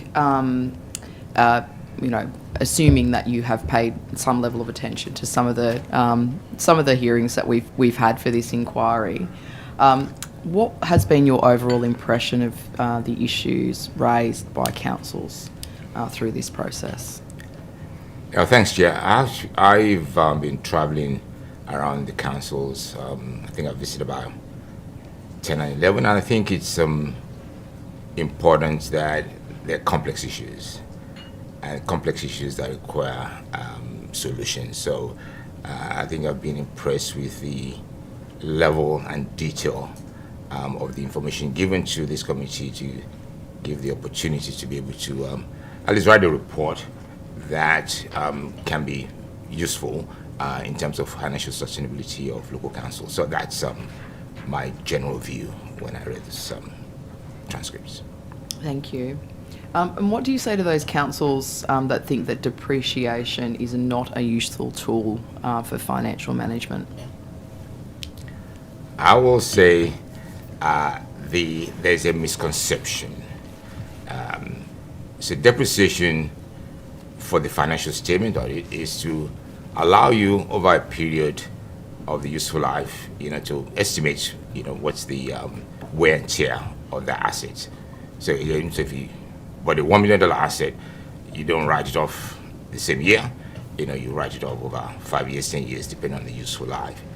I think from my visit to those councils, what I've picked has been the main problem, really, is when we now have the performance ratio that talks about operating results after, which incorporates depreciation. And as I said in my previous appearance, I think what OLG could do is actually remove depreciation from that parameter and have earnings before depreciation and amortization. So what happens then is it allows councils to be comparable. So that way, I think some of the evidence I read is if you have a council that has 100 years useful life, another 300 useful life, what's the removing depreciation from that assessment actually then puts everyone on the level playing field. So that's what I think my understanding of what the concerns of the councils I've visited. I've spoken to quite a lot of mayors and general managers. Thank you. Do you would you suggest moving local government accounts to a cash basis for depreciation? No. So if you look at the way accounting standards are designed, they are accrual basis. And I think also if I understand your question, if you actually move, depreciation cannot be moved to a cash basis because depreciation is not cash. And that's where I think sometimes the problem a lot of them have really is, you can measure my performance based on different rates of depreciation that we all use. Thank you. Is it your view that there are better financial management systems that councils need to get better at employing and using? I think the solution lies with the OLG guidelines. And when you say better, if you look at the guideline, I think it needs the coupling, because there's a lot of information that is there that sometimes you don't know what's it's useful or the reasons. An example I'll give, if you look, is I think the accounts of City of Sydney, I think they're 97 pages. I think the City of Melbourne City is 55 pages. The City of Gold Coast is 42 pages. Right. So we with the guideline, because the councils are complying with the requirements of the guideline. So that is why some of those accounts, can look very voluminous, and someone has to just look through and determine what is useful and what is not. Okay. If I can just pick up on that point Please, for a second. So are we getting any value out of having 97 pages compared to Gold Coast 42, was it, so to speak? Well, when I talk to the councils, they don't get additional value from that. That's what they say. And I've spoken to quite a lot of them. And from your perspective, though, From my perspective, I think the requirement is more than what the accounting standards, auditing standards require. So, and that's why I started that. If you declutter the guideline, that will help in terms of what the usefulness is. Because if there are too many pages, really, you actually lose the importance of what is real and what is important and that's relevant. Thank you. Sorry, Chair. Well, no, that's fine. We have heard about Gold Coast Council a fair bit in this inquiry and sort of what they do in Queensland. Do you have a view around the guidelines that they use there and how they could be replicated? I'm not aware, or I'm not conversant with the guideline they use in the Gold Coast. But I think it would be useful, of course, for officers of the local governments to look at what happens in other jurisdictions, to be able to have a better practice for their guideline. Thank you. Do you think there are better ways the government can use to ensure that local councils aren't embarking on projects that are beyond their means? That is a good question, because, and I'll answer the question with an example, if you don't mind. I visited a council that got $6 million to build a pool. And of course, they know that there is no extra fund to maintain the pool for the next 10 years. Now, the question then is, will the GM say no to $6 million? Usually a difficult decision. So what I then think the issue then be is a more strategic way that the business cases are put together, that the funding to local government should not just be for the acquisition of the infrastructure, but it should also include ongoing maintenance. And then there could also be, in terms of a guideline from OLG, if you then took that $6 million with that extra funding, you should be able to wear the consequences of that decision. Thank you. Are there any structures that you're aware of in the Local Government Act or the regulations that are holding councils back from being as effective as they could be? I think I would defer that question to Ms. Brown if she can answer that. Not in terms of the Act. When we're talking about the effectiveness, I guess that's maybe something that I might handball to Claudia. Claudia does performance audits, so she does efficiency and effectiveness. So in terms of the financial audit, and Bolo touched upon it, some of the things, I guess, that trouble the preparers of the financial statement is the level of content, and you touched upon that earlier within the statements, but then there's a piece of work there to work out, yes, it troubles the preparers, but does it actually serve the needs of the users? And I think that's where the work is working out what is useful information, what do users require, and how do councils provide that to users, rather than focus on all the noise around the preparation there. In terms of the effectiveness, I think some of the things in there, and Bola touched upon them, are the performance measures and working out whether those performance measures actually tell a meaningful story about councils in general and that council in particular, and whether they're relevant and reliable and within the control of councils. So I think some of the things that councils talk about when they talk about depreciation is it's a cost they can't control. It's an accounting entry they have. It doesn't matter what they do in terms of their performance, they're not going to be able to alter that number.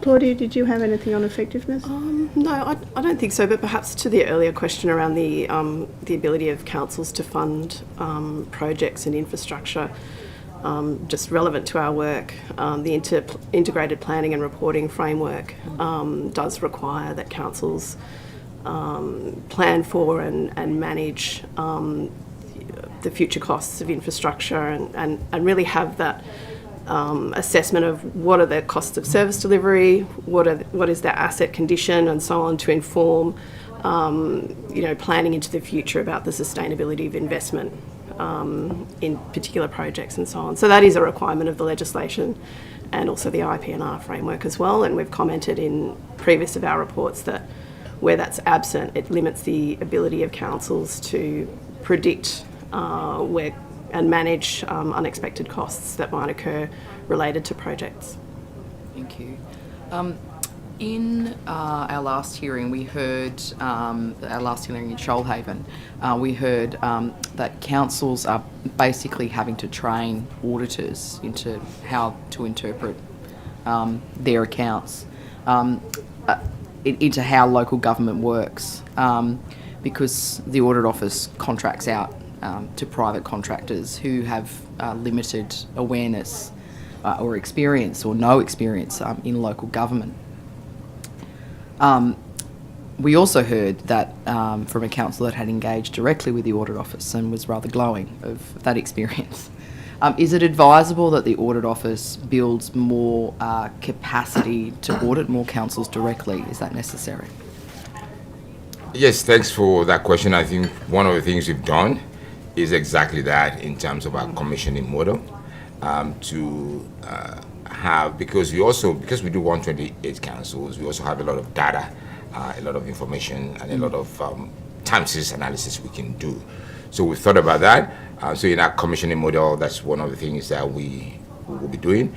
But we also have the service providers, and the way to manage their competence is more on a contract management basis. So part of what we do is after the end of the financial year, after the end of a particular audit, we also seek feedback from councils and management of councils to give us feedback about their performance.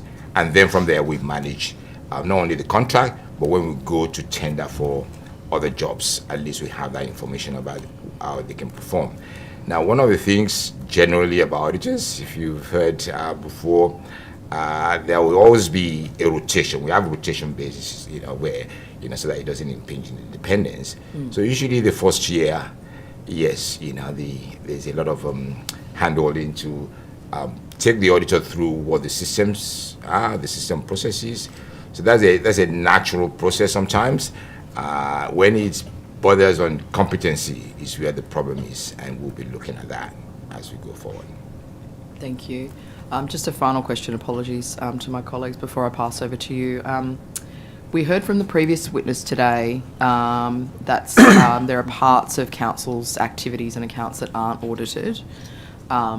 Would it be, and this was with regards to asset accounting and asset management plans, would it be advantageous if they were? I believe the reason why they're currently not audited is there's a lot of future projections and budgets in that schedule. And auditors, usually when you know what we do, we look at the past. We usually don't look at the future because we need evidence to be based on whatever information we have. Having said that, where you have a budget process, you have the right model and you have the right evidence to back assumptions and factors that go into the calculation, we'll be open to have the discussion if we will add value to that process, and we'll be able to do that. Requires a framework. Sorry? It would require a framework, a solid framework. Once there's a framework, we can audit in accordance with the framework. Until there's a framework, it's very difficult. Thank you. Passing to my colleagues now, the Honourable Scott Thank Farley. you. Only a few questions from me. One, back to the depreciation question, and certainly taking your points on depreciation, but one of the challenges we've heard from many councils when it comes to the red fleet, and part of the challenge has been in terms of that asset. It's not an asset that they control or have any ability to influence, but it is recorded on their books. Just interested in terms of what the audit officer's view is in terms of councils having to recognise the red fleet being the Rural Fire Service fleet on their books rather than the state government, who ostensibly actually has the control of that asset, recording it on theirs. Yeah. I will answer the question in two parts. The first part is whether the refuge should be on the accounts or not in terms of accounting is not in the remit of the Auditor General, and is currently being in the inquiry with the Public Accounts Committee, so we're waiting for that. The second part of the question that I can answer is when it now comes to auditing. What we've done, because we audit states and local government, we've been able to then obtain the list of the assets, I think the 6,500 of them, from the state government, to be able to then determine what is how material those assets are to the local councils. And you will see that from there, from the ones we've seen, they're actually not material to local council accounts. So the concern about red fleet started because of the qualifications, and because we qualify based on limitation of scope. But this year we've been able to get that information from the state government, and so we're now analysing it, and that's what we call alternative procedures in auditing. So you'll now be able to do it without qualification, will you? That's what I believe. Okay. If there's some material. Okay. Yeah, that's correct. Yeah. Thank you. And second question from me, and last as well, we've heard some concern from councils about the cost that it costs them effectively when it comes to the audit officers conducting the audit for them. Just in terms of, have there been any changes there, or is there anything that councils can potentially, I think it was small councils we heard, maybe it was Federation Council from memory, who were complaining about the cost in terms of the audit. Have there been any change from the audit office? And are there any mechanisms for smaller councils, so to speak, to have smaller audit fees? So some of the changes that we're bringing about. So generally, the complaint about fees, when you think about it at this time, was we had 6 years ago we had contracts, negotiated at low fees during the low inflation. Now, when we went to the market, because of the inflationary environment, of course, the prices went up. Now, so based on that, and I've discussed with a few councils, and I promised them one of the things I will do is that going forward, those fees will not be higher than inflation, based on if there's no scope change or any specific problems. So that's what we'll do. The second thing we also do is that we'll be ensuring that when we go to tender, we'll invite the council executives to be part of that process, so that it's transparent, just to see what is happening. And that's one of the things that we'll be looking to do. For the smaller councils, the rural ones, the greatest problem we have there, honestly, is more of a capability problem. So when you don't have the right internal controls, you don't have the right framework, you don't have the right governance over your systems, you don't have enough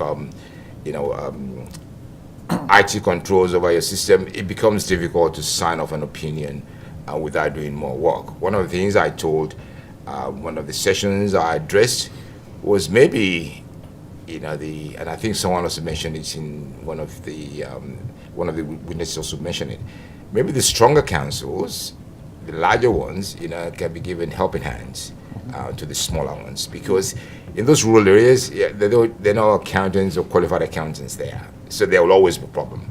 How the larger ones then can help them will be a way where naturally the fees can be reduced. But again, we're also looking at in terms, hopefully some of those rural councils, if we see that the risks are low, we're also putting through some data analytics solutions that can actually then continuously reduce the fees in those areas. But we're looking at it.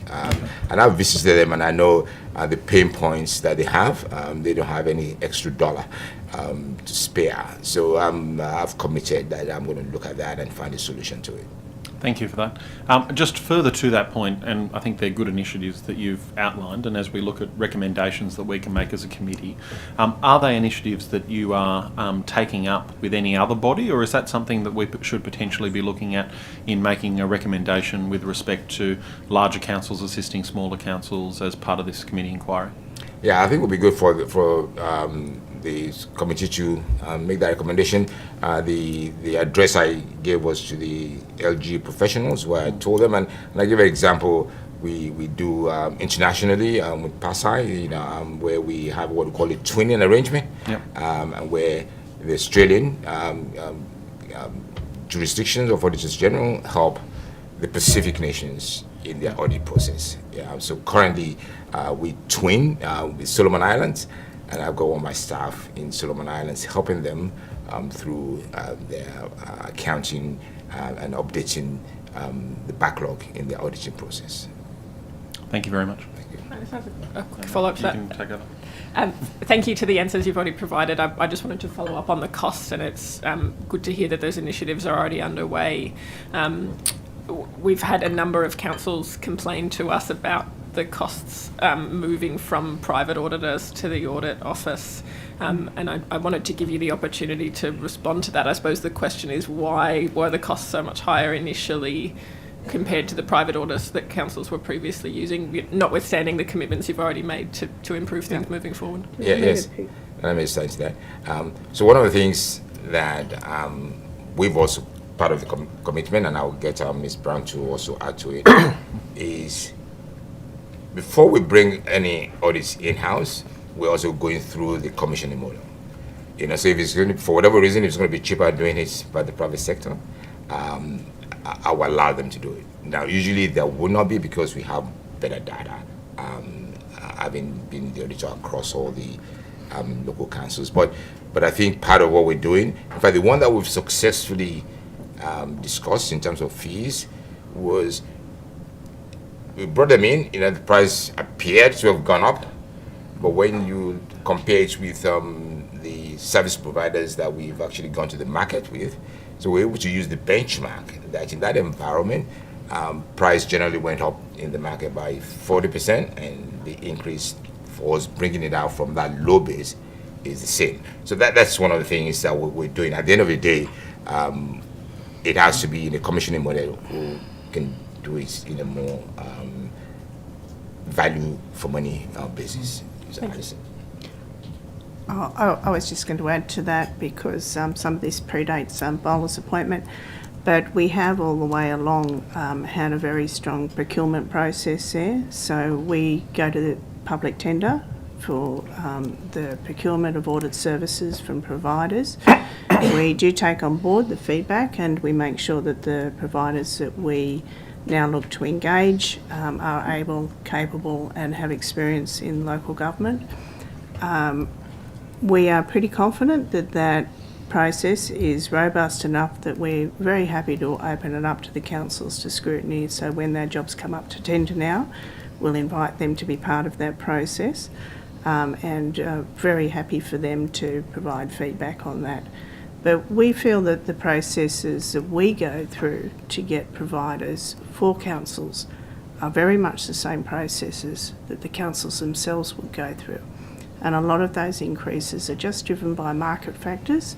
And if we look back over the period that we've had the mandate, we've had COVID in there, which with the border restrictions meant that there were fewer skilled people coming into the country to provide services, and overall across the profession and across lots of professions, that has driven up prices as well. So I think, I totally get where the councils are coming from, and yes, fees have gone up, but I don't know at the moment that there's anything that we could do differently to keep them down. Remembering that we are a not-for-profit organisation, we recover costs, we don't charge fees. We do try and run things as leanly as we can, but we are also very much subject to market pressures. Thanks. Do you have any further questions, Dr. Conn? No? Okay. One of the other things that we heard from a couple of councils directly through the inquiry was the length of time that the audit office was taking to go through that audit process had increased, and that was taking the process was a lot more resource intensive for councils. I just wondered if you had any comments on that. I got data from my team, and prior to COVID, the timeliness of the report we finalized by 31st of October was actually very high. Now with COVID coming through, there's been a lot of disruptions, and what we're working through is making sure that we bring a lot of work, we call it to the left, at least before June, so that we can improve on the timeliness of the report.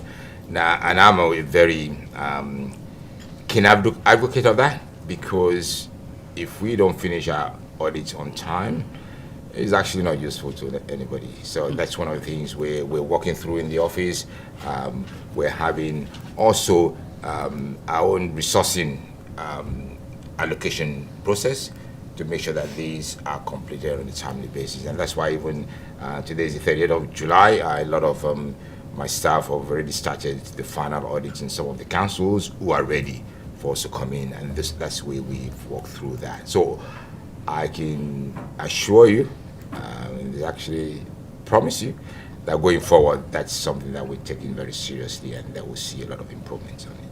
Yeah, thank you. It was concerning to hear that some councils were having issues with their audits because of the length of time the audit office was taking, that it was sort of through no fault of a local government area that they were having, their audit impacted in such a way and having a sort of a black mark, I suppose, against their name.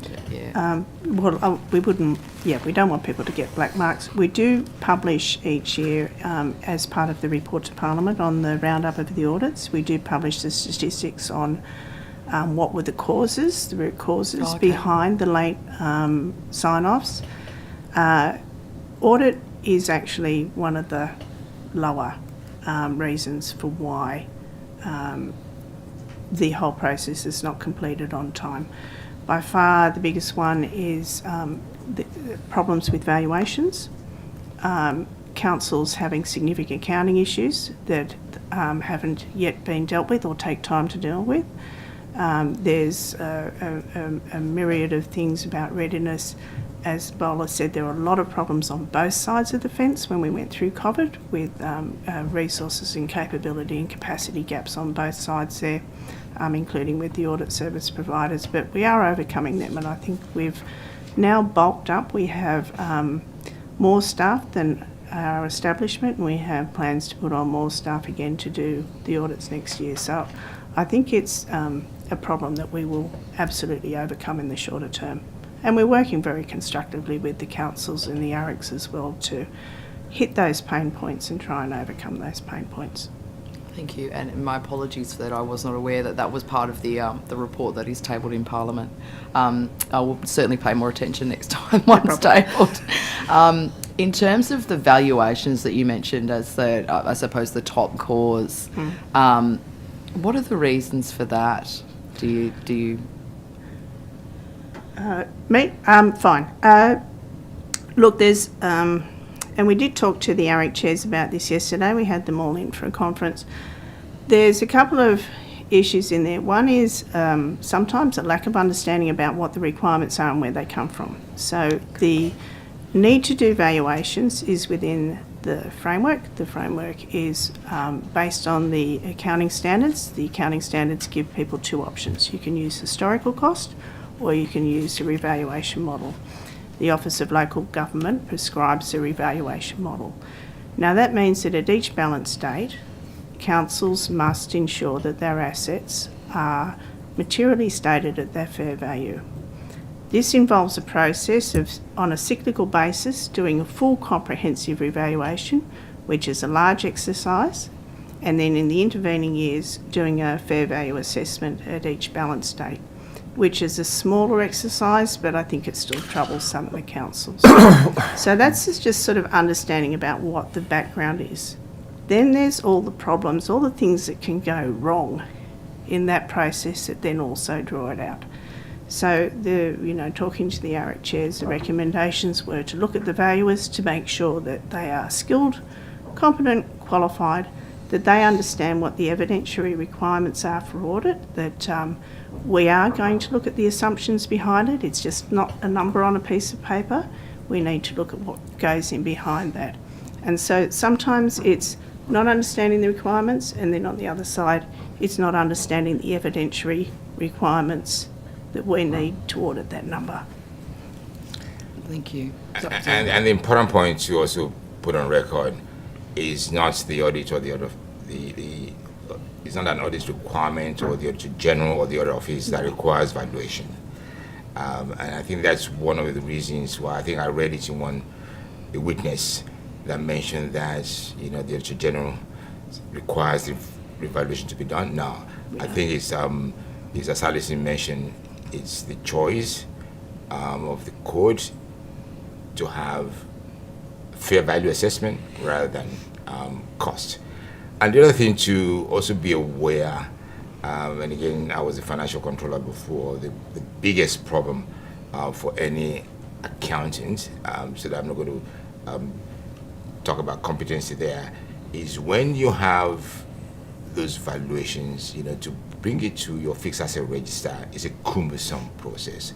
So even if you look at this room and say the price has gone above 10%, then you have to look at the components. The ceiling different from the floor, different from the walls and the socket. So it's a very complex process and program that they have to go through, and then a complex program for the auditors to also come and have a review. So a lot of things, this costs money and this costs time, but we also have to do it right. And I understand that 80% of the prior period errors we have come from the valuations. Yes. 80%. Yes. About that, there'll be problems with useful lives, with componentisation, with key reconciliations between the engineering records and the accounting records. The list goes on and on. So, there's constant problems with So would it be better to move to historical valuation, as you mentioned the two options? Look, that's really something, again, for the regulator, and it's working out whether that actually gives more useful, relevant and reliable information to users than the revaluation model does. A lot of the councils like the revaluation model, and in fact some of them have moved to looking at revaluing land under roads pre-2008, which they actually don't have to put on the books, but they have gone that path. So it's sort of like it suits some, it may not suit others, and that's an exercise, I guess, for the Office for Local Government to work out what it is that users want and whether it's worth the burden it puts on the preparers. Yeah, because we did hear in evidence from some councils about, applying a value to a road that, they can't pick up and sell, for want of a better description. With the revaluation process, we also heard concerns that I think might have been in one of our regional hearings about the frequency with which that was having to be undertaken every 5 years. They felt like they'd started it and then they just paid to the Harbour Bridge, if you like. Is there opportunity that could be adjusted or changed to better assist councils to complete that process in a more meaningful way and make it less resource intensive, I suppose, for them? Not particularly in terms of what we can suggest. So the accounting standards, WS116 requires you to once you've chosen fair value, every year you actually need to reassess whether your fair value is still in line with what you have in your books. Yeah. So usually the 5 years that you've mentioned is just a convenience 5 years, that within 5 years things would not really move. You know. Okay. But if it actually moves every year significantly, what the standard says, you should revalue it as soon as a significant difference between your fair value and what you have in your books. So the general, and that's why people generally use 3 years. People generally use 5 years. There's no specific requirement to that. But at the end of the day, what is important is circling back to the standards, to then say, are we complying with the accounting standards when we've chosen fair value? Yeah, it's not hard coded anywhere. So there's no requirement anywhere about the number of years in between revaluations. Sure. As Bala said, it's really just an exercise of making sure that the basis for what you have in your books is supported by the evidence you have. So if you've gone more than 5 years and you've survived an inflationary period, you will then find that the bulk of your valuation is made up by index movements, which then destroys the relevance and the reliability of the underlying data. You have too much, let's call it fluff, in there. It sounds a very technical term, but you get what I mean. That's very interesting, thank you. In terms of some of the other evidence that we heard, particularly from our coastal councils, I'm just thinking now on the impact of natural disasters on their assets. What sort of a burden does that then put on this process? If you're then having to, you've got an asset that's getting wiped out, rebuilt, and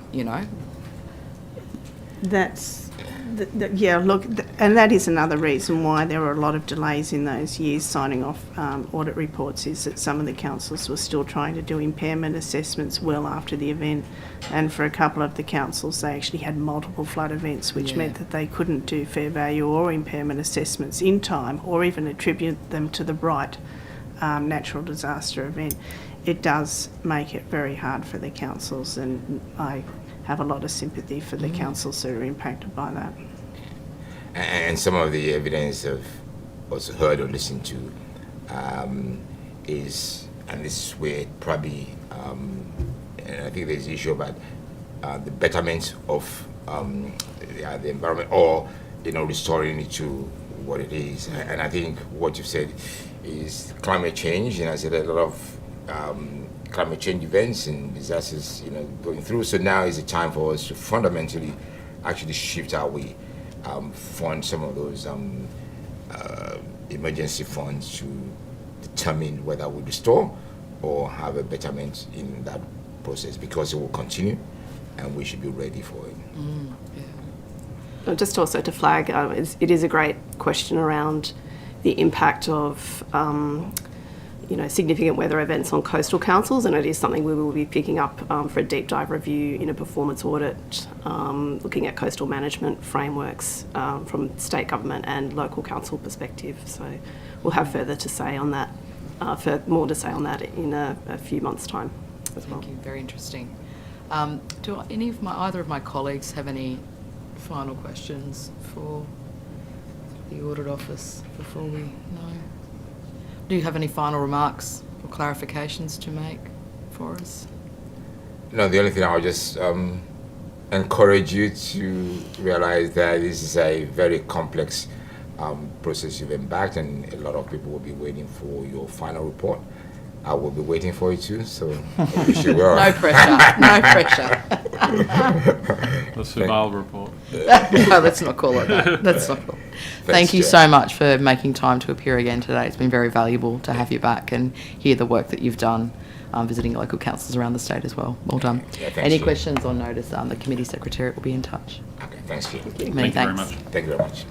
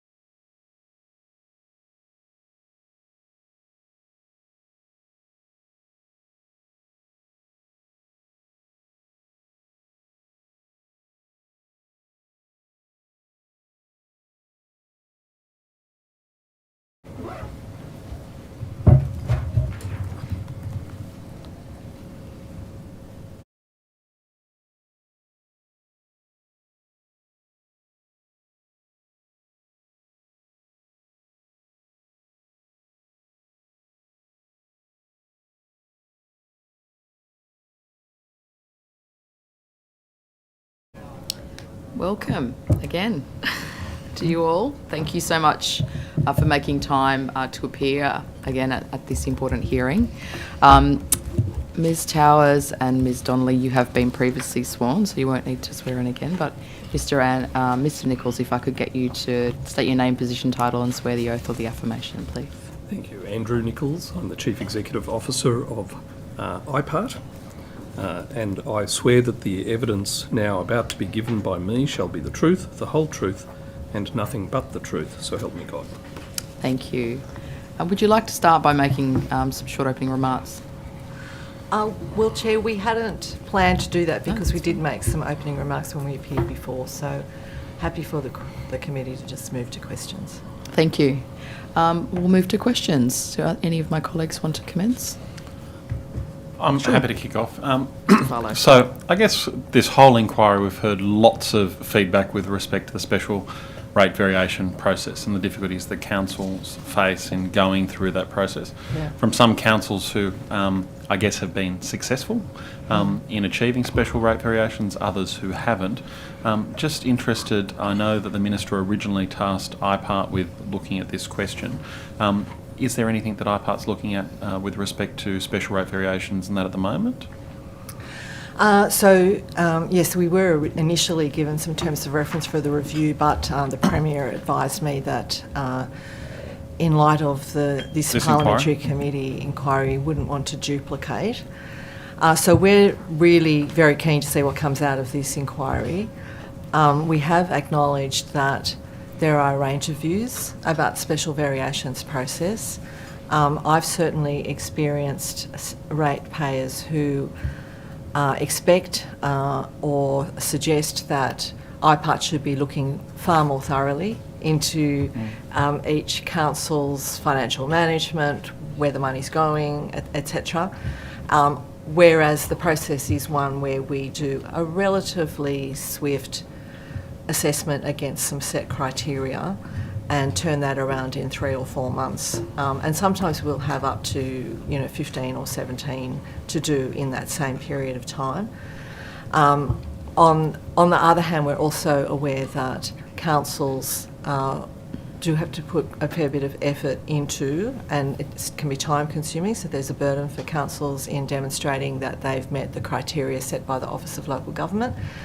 And they are required to consult with their community, so there can be a period of quite contentious discussion around the special rates variations. So we are keen to hear what the committee comes up with in terms of improvements. And there's quite a variety of different views about what an improvement would look like. I would acknowledge that. Indeed. And I guess that one of the challenges of this inquiry, we've heard from dozens and dozens of councils in terms of how financial sustainability affects them. The challenge is, to your point, we haven't heard from dozens and dozens of ratepayers throughout this who have often a very different perspective when it comes to what they are able to pay in terms of their rates. And I guess that is one of the key challenges in terms of that special rate variation process, is the consultation with the community and how that can then go for councils. But interested from IPART's perspective, what do you look at in terms of giving a special rate variation, the quality, let's say, of community consultation that's required? So I might get my colleagues to sort of embellish a little, but I'll just kick off with that. Certainly in terms of the special rates variation, councils are expected to have consulted with their communities. We do see a range of situations in that process. Sometimes the council will have quite a high level of support for a very focused request for additional rates. And when we do our further level of consultation, we may get, one submission and it's partially supportive. In other situations, councils have a community that really doesn't have the capacity or willingness to pay and has broader questions, and it gets quite contentious. We do look at whether or not the material that council have consulted on has been full and accurate. So there have been times in the past where IPART has detected that a council may have not clearly represented the size of the increase over a period of years, and the tribunal has made a decision to only grant an increase to the level that was clearly communicated. Okay. Ms Towers may want to add. Another example. And I think we may have seen this with one council actually, where it was a partial increase on that basis. Sorry, Ms Towers. That's right. Sorry, yes. And all I was going to say is it depends to how they actively engage with the community. Some councils will just put it on their website and expect ratepayers to come to the website, or they'll do it over the Christmas period when it's not a great time in terms of ratepayers being available to engage with them. Some councils will hold public hearings or workshops and try and get engagement with their ratepayers, but others, it'll be letters out, and again it goes to the clarity of whether the letter says what the percentage change is, what it means for ratepayers, and what they're getting for the special variation. One of the other things we look at is whether or not it is clear that council in passing a resolution to apply for a special variation has considered the outcomes from the community consultation. So the criteria that are set for us don't require there to be community support, but they do require community awareness, and we include in that looking at whether council may have had a number of options on the table and then modified their approach after listening to the community consultation or not. So we also want to see a good, healthy process of that feedback being listened to. Thank you. Another question we've had raised quite often when we've had border communities in terms of assessments that are done, largely in business cases and grant funding, in terms of the use of cross-border residents, so to speak. So if we're looking at, let's say, Albury, residents from Victoria and the like. When IPART is making assessments in terms of special rate variations or that, do you look at any of these factors at all in terms of, and discount them in terms of cross-border usage, or is that not come into the equation? I'm happy for us to take it on notice and think if there have been times where that's come up, but unlike some areas where we work, we're not required to look at a kind of apportionment and say, if this is being a service provided by, one council, are neighbouring councils, they may be in the ACT or they may be in Victoria, also benefiting from it, and what's the appropriateness to pay. So we may have some examples where we've had submissions and we've looked at looking at affordability, which we do, and whether the impact is reasonable. There may be some where we've looked at those factors, but they're not sort of a headline in the criteria that we use. Okay. So the cross-border situation might be one that could be looked at to see if there are improvements. Thank you very much. That's it from me. Thanks. Dr. Conn, did you want to continue? Yeah, thanks.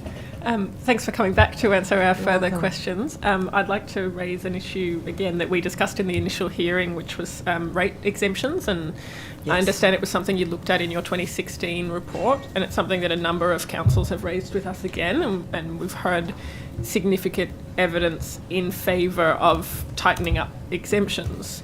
We haven't heard any evidence that I can recall against that suggestion. So I suppose my question is that you made that recommendation in 2016. Yeah. Why wasn't it implemented? What were the barriers to doing it at that time, and are those barriers still there? I'm not sure if I'm able to talk about that time. It's before my appointment. Possibly a decision that we weren't party to. We put our recommendations to the government of the day and they make their decision. But certainly we have also heard from both ratepayers and councils questions about those exemptions. For instance, we've heard, so I've certainly read submissions in which people will say, well, I have a certain set of circumstances as a pensioner with my own home, and then other people are in a different sort of village that has perhaps some sort of exemption, or people believe so. Is there equality? The other that we've heard, I certainly recall some councils that have a large amount of rates exempt land. It may be government owned, it may be owned by not-for-profits or so on. So that means there's arguably a certain amount of costs that are needed to run council, and a smaller group of ratepayers contributing. So, yes, we have recommended that that be looked at and focused, and it hasn't happened yet. Yeah. And just to clarify my understanding, that you're maintaining the 2016 position of recommending that that be tightened. Can I be really formal and say that Tribunal at the time made that recommendation? It hasn't been sort of ratified and reconsidered by the Tribunal now, but we've noted it and we certainly keep hearing that it's an issue. Okay, thank you. Thanks, Jim. Thank you. Thank you for appearing again. Can I just invite your general thoughts on the evidence that this inquiry has heard so far and how it's lined up with your pre-existing understanding of the sector? Yeah.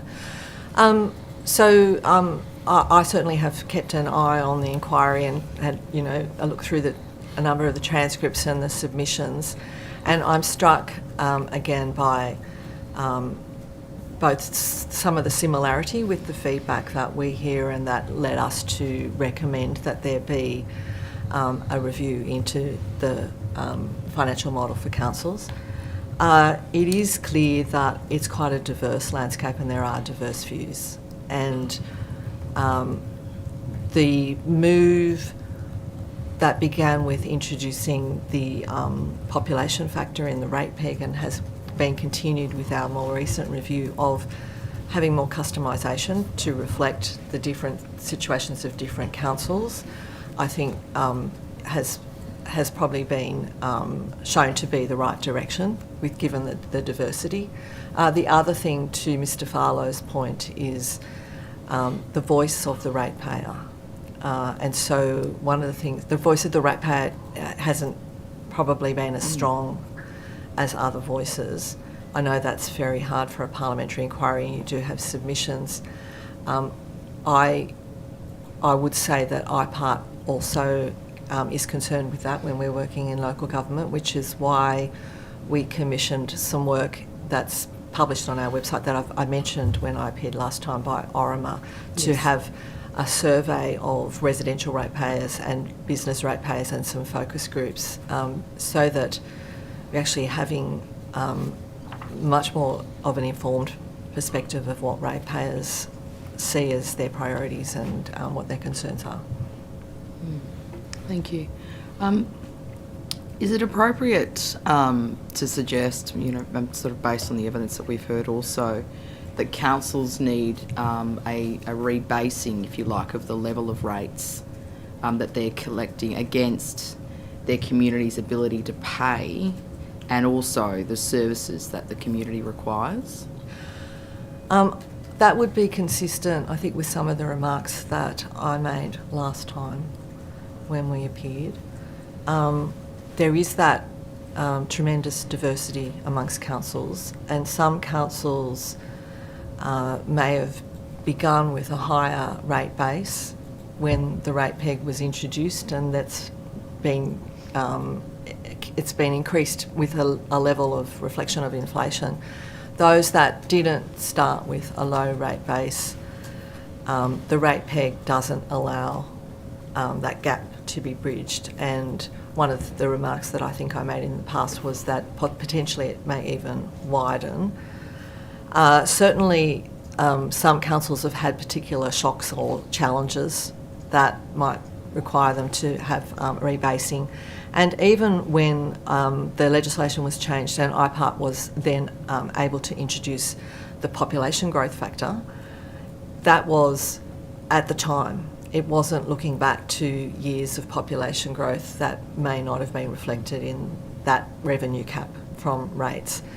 I would just also say that, so I think the rebasing would be not necessarily one size fits all and not for all councils. I think there are probably some that have a clear case for some rebasing.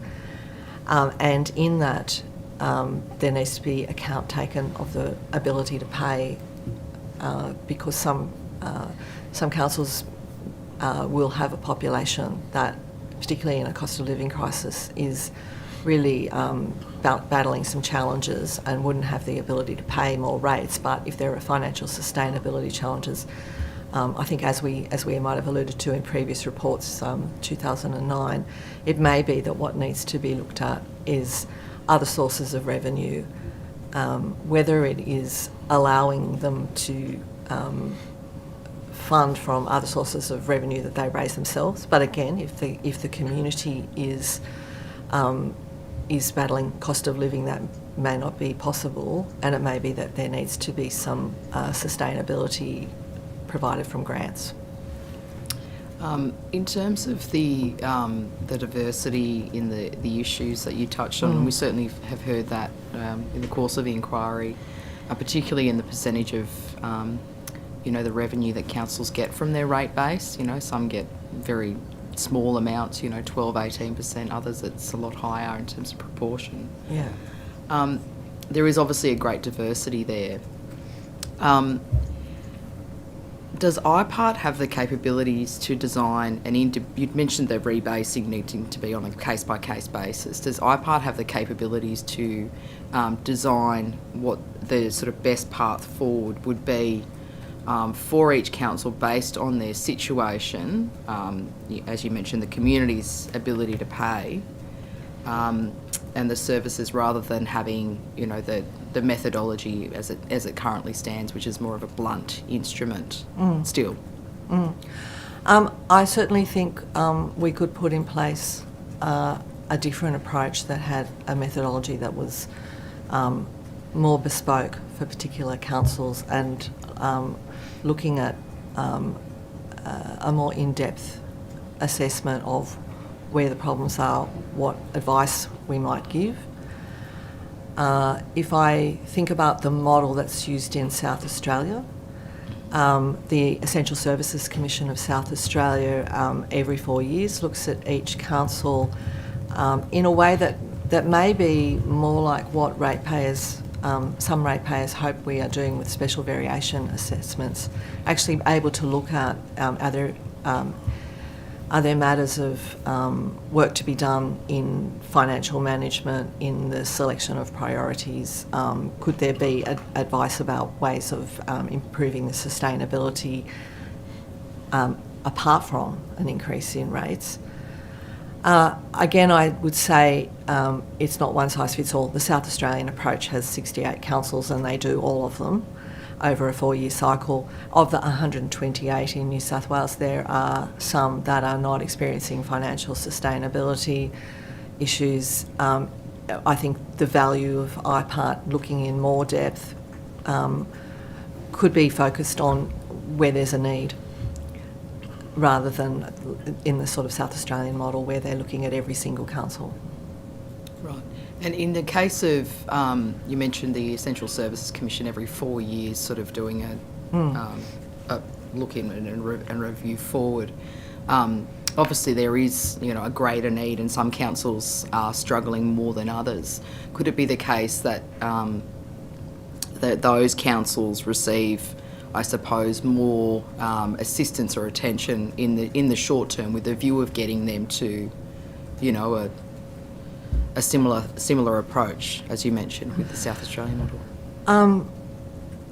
It would seem that it could be structured so that IPART would look at the councils that are more facing financial sustainability or particular challenges, and give some advice about whether either there's expenditure that perhaps could be delayed or changed, whether or not there should be a pathway to have more certainty in terms of grants. So that's one of the issues I've certainly noted in the evidence, that it may be that there needs to be a longer term strategy, a pathway, as you say, towards sustainability, that an independent review by IPART could give some confidence to other levels of government, either state or Commonwealth, that that sort of intervention or additional grants program that over a period of time would be helpful. That might help assuage the issues that some councils have told us they face, where they're dependent on the grants revenue, but there's not very much certainty about it. How much would it cost for IPART to assess the finances of councils? So that is something we might take on notice, but I will say it's what I have in mind in terms of would you go with the South Australian model. If you were able to focus our resources where it will have the most value for the community, for the ratepayers, for councils, then you wouldn't have us doing the same level of intensive review for 128. It'd be much smaller. So that would be a way of not just making sure that the resources that IPART requires for the review are delivering value, but also that it's not a process that's unnecessarily onerous for councils that are not facing those sorts of challenges. So in a report that we produced in 2009, the tribunal at that time recommended an additional option to be part of the rate peg and special variation type of system, which would be at the other end a council that's demonstrating very good financial management, meeting a number of criteria, engaging well with their community, could apply for some earned autonomy and not need to be subject to the rate peg. So there might be a gateway towards that earned autonomy where IPART could focus reviews, or the councils where independent advice is needed about the whole picture for that council and its financial sustainability, rather than what we do now is, assessing against a handful of criteria. So, sort of half answered my next question, which was, if you're to focus your energies on a smaller number of councils, well, what happens to the rest?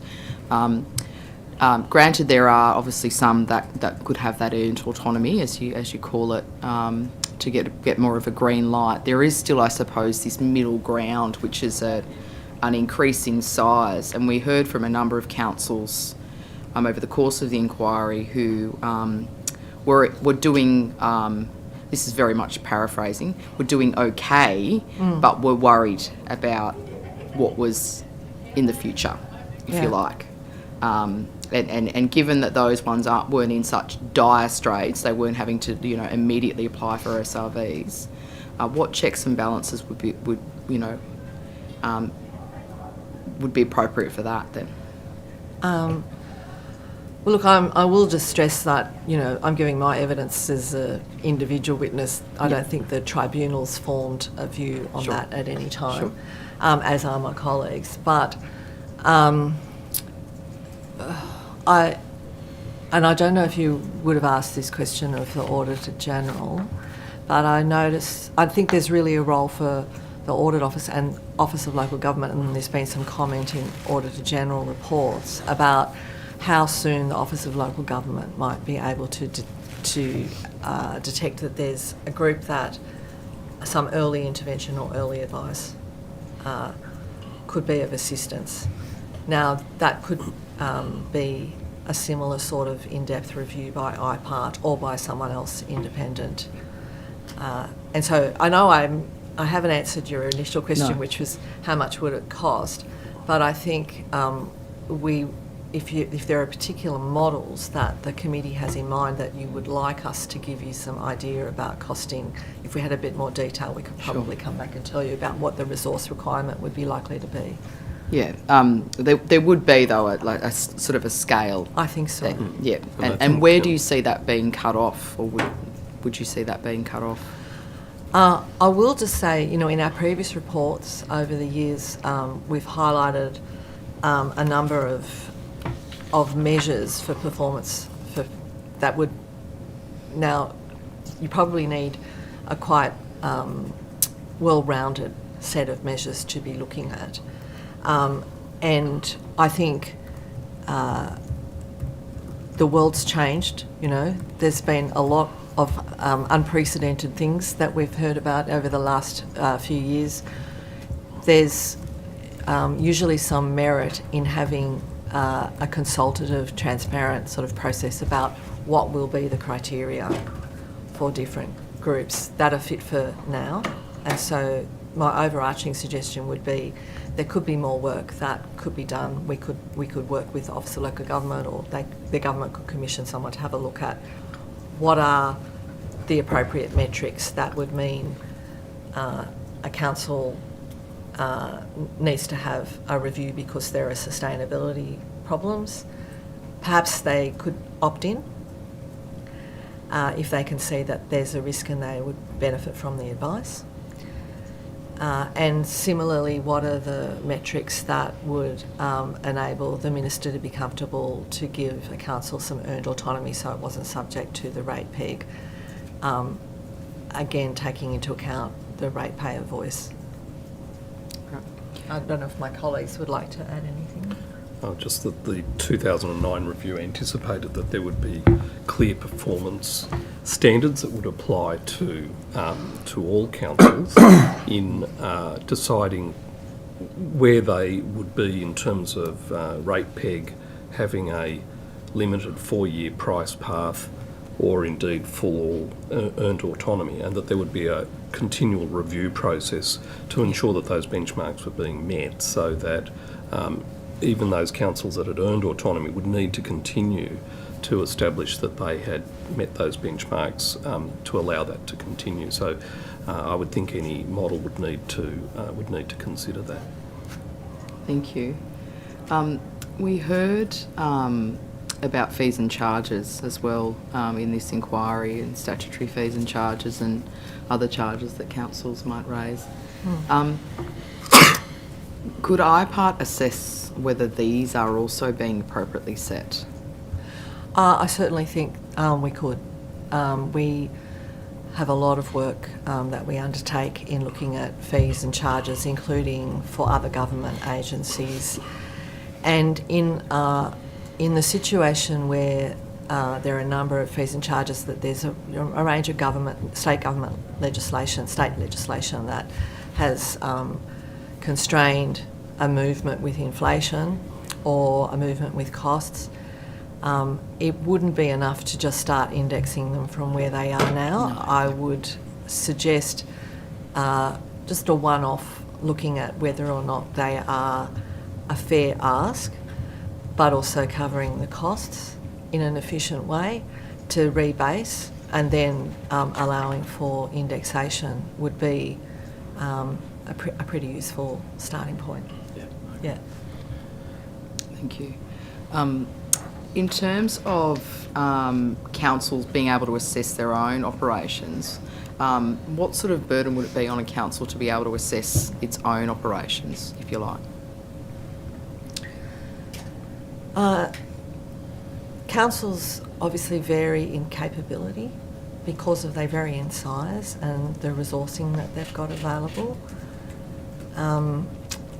Certainly, for any organisation, private, not-for-profit, public sector, it's helpful to have a cycle of review and to be thinking about whether you've got the resources allocated to the right priorities, to be able to perhaps benchmark and look at whether or not you're delivering something as efficiently as you could, so that you can free up resources for other priorities. I might see if my colleagues want to add, or perhaps even take that on notice and come up with some suggestions. But one thing that I have observed at different times is that it doesn't necessarily always need to be an independent review or a consultant brought in. I've participated in my career in some peer reviews between one government agency and another, where there's a level of independence, and really for probably as least cost possible, you basically have a secondment of somebody expert from another council who could assist. I've worked in some areas of regulation where some of the larger organisations with quite a lot of capability have mentored smaller organisations and provided that sort of assistance to help review their operations. So there are options that are open, and again, I think it is it isn't one size fits all. I think there'd be a number of larger councils that are quite impressive in their capability, and others that, particularly those in rural areas, it can be hard to find the skills that you need readily. Are there ways to help ensure that any process, if that was to become more regular, it wouldn't become too burdensome and onerous for councils to be able to do? I have a few suggestions myself, and I'm happy for my colleagues to add.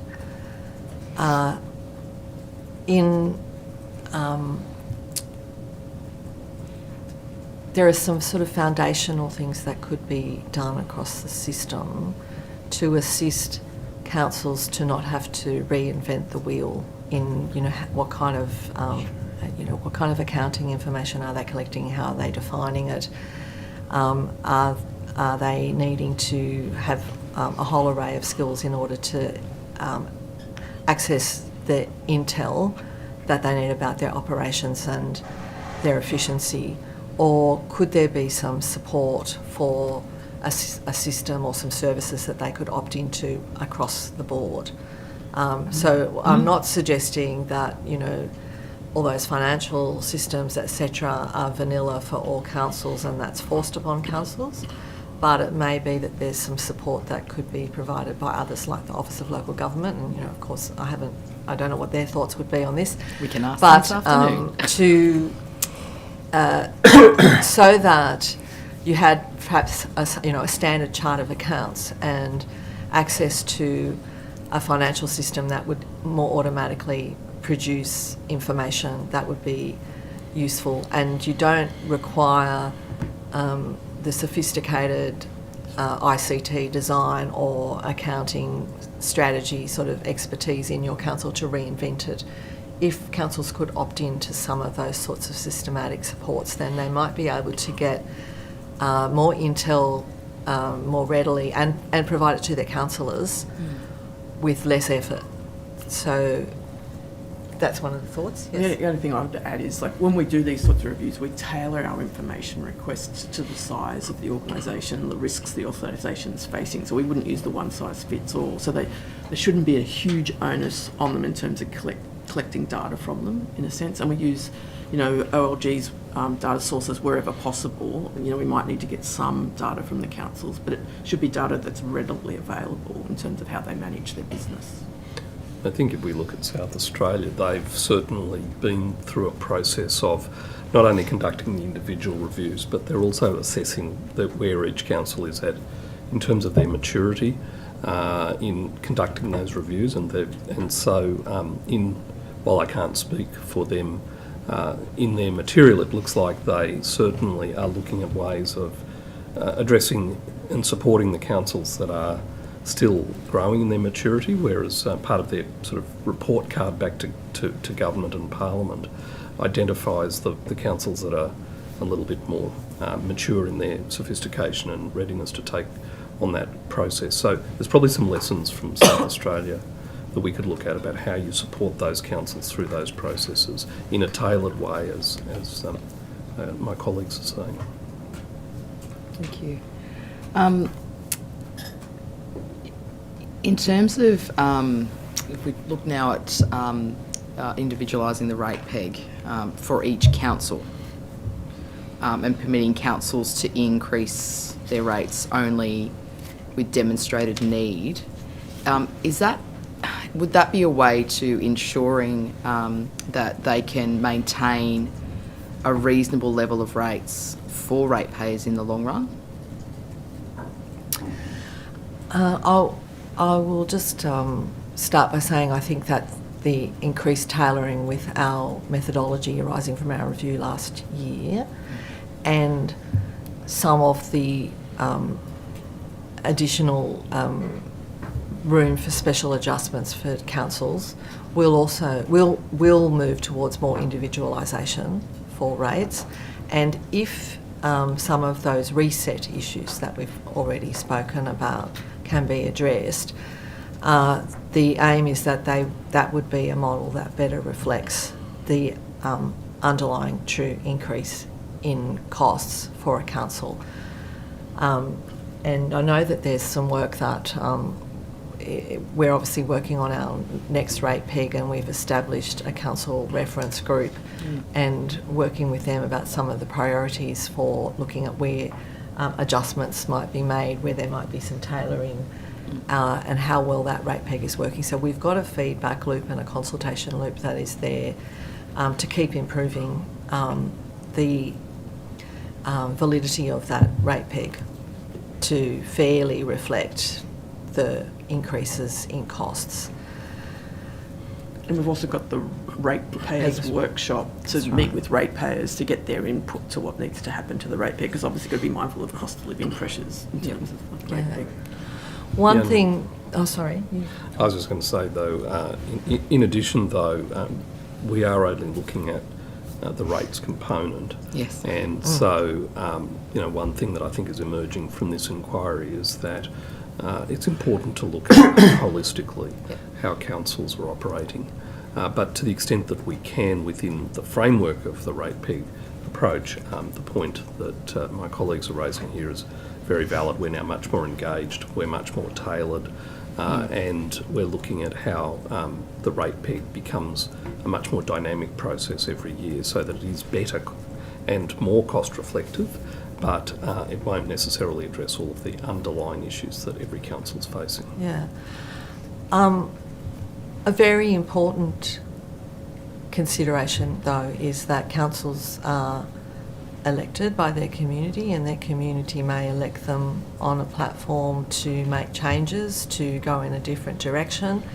It might mean that a council which has traditionally conceived of itself as delivering the core services makes a shift in response to the community to deliver additional services or to be stimulating the local economy more. So there's more of a value add. And that wouldn't be captured, a change in strategy wouldn't necessarily be captured and reflected in the rate peg. So something like a deeper dive review or something like the special variations process could still be required so that a council can say, well, we've consulted with our community wants us to invest in particular type of services or infrastructure that we haven't done in the past. There's a willingness to pay, we consult, we can demonstrate that, and then can we seek an increased rate path to reflect the community's wishes. I suppose the reverse could be true. There could be a council that for a period of time is delivering not just core but an enhanced level of services, and the community is saying, well, we'd like you to stick to your knitting and just do the core. Now, of course, at the moment, councils don't have to implement the full rate peg, and I think there would be room for them to say, well, actually, we're going to refocus our expenditure and we won't need to increase it. So making that, with that caveat, that councils are elected and should respond to the wishes of their community, and some communities will want a base level service and others will want an enhanced level service. In terms of the feedback that we received from a number of councils, over the course of the inquiry, they were, welcoming of the changes to the methodology, but the overwhelming theme was that they still had concerns, or that issues remained, and that it would, I suppose, have to stand the test of time, if you like. What do you say to that in terms of the path forward? I think I'm not surprised by it, and I can certainly understand that perspective. And I agree that we have a better methodology now, but we're only just implementing it. It's part of the reason for having an implementation, a council reference group. It should be subject to critical thinking, being able to be improved. And I think the flexibility that we are able to now implement of more tailoring to each council, having some more factors, consulting on areas where there may need to be adjustments, is positive. But we will continue to be thinking critically and listening to feedback. In terms of, we mentioned earlier about the councils that don't take a lot of rates in terms of their rate base and the revenue that they raise. For them, there will be really no change in that methodology that will,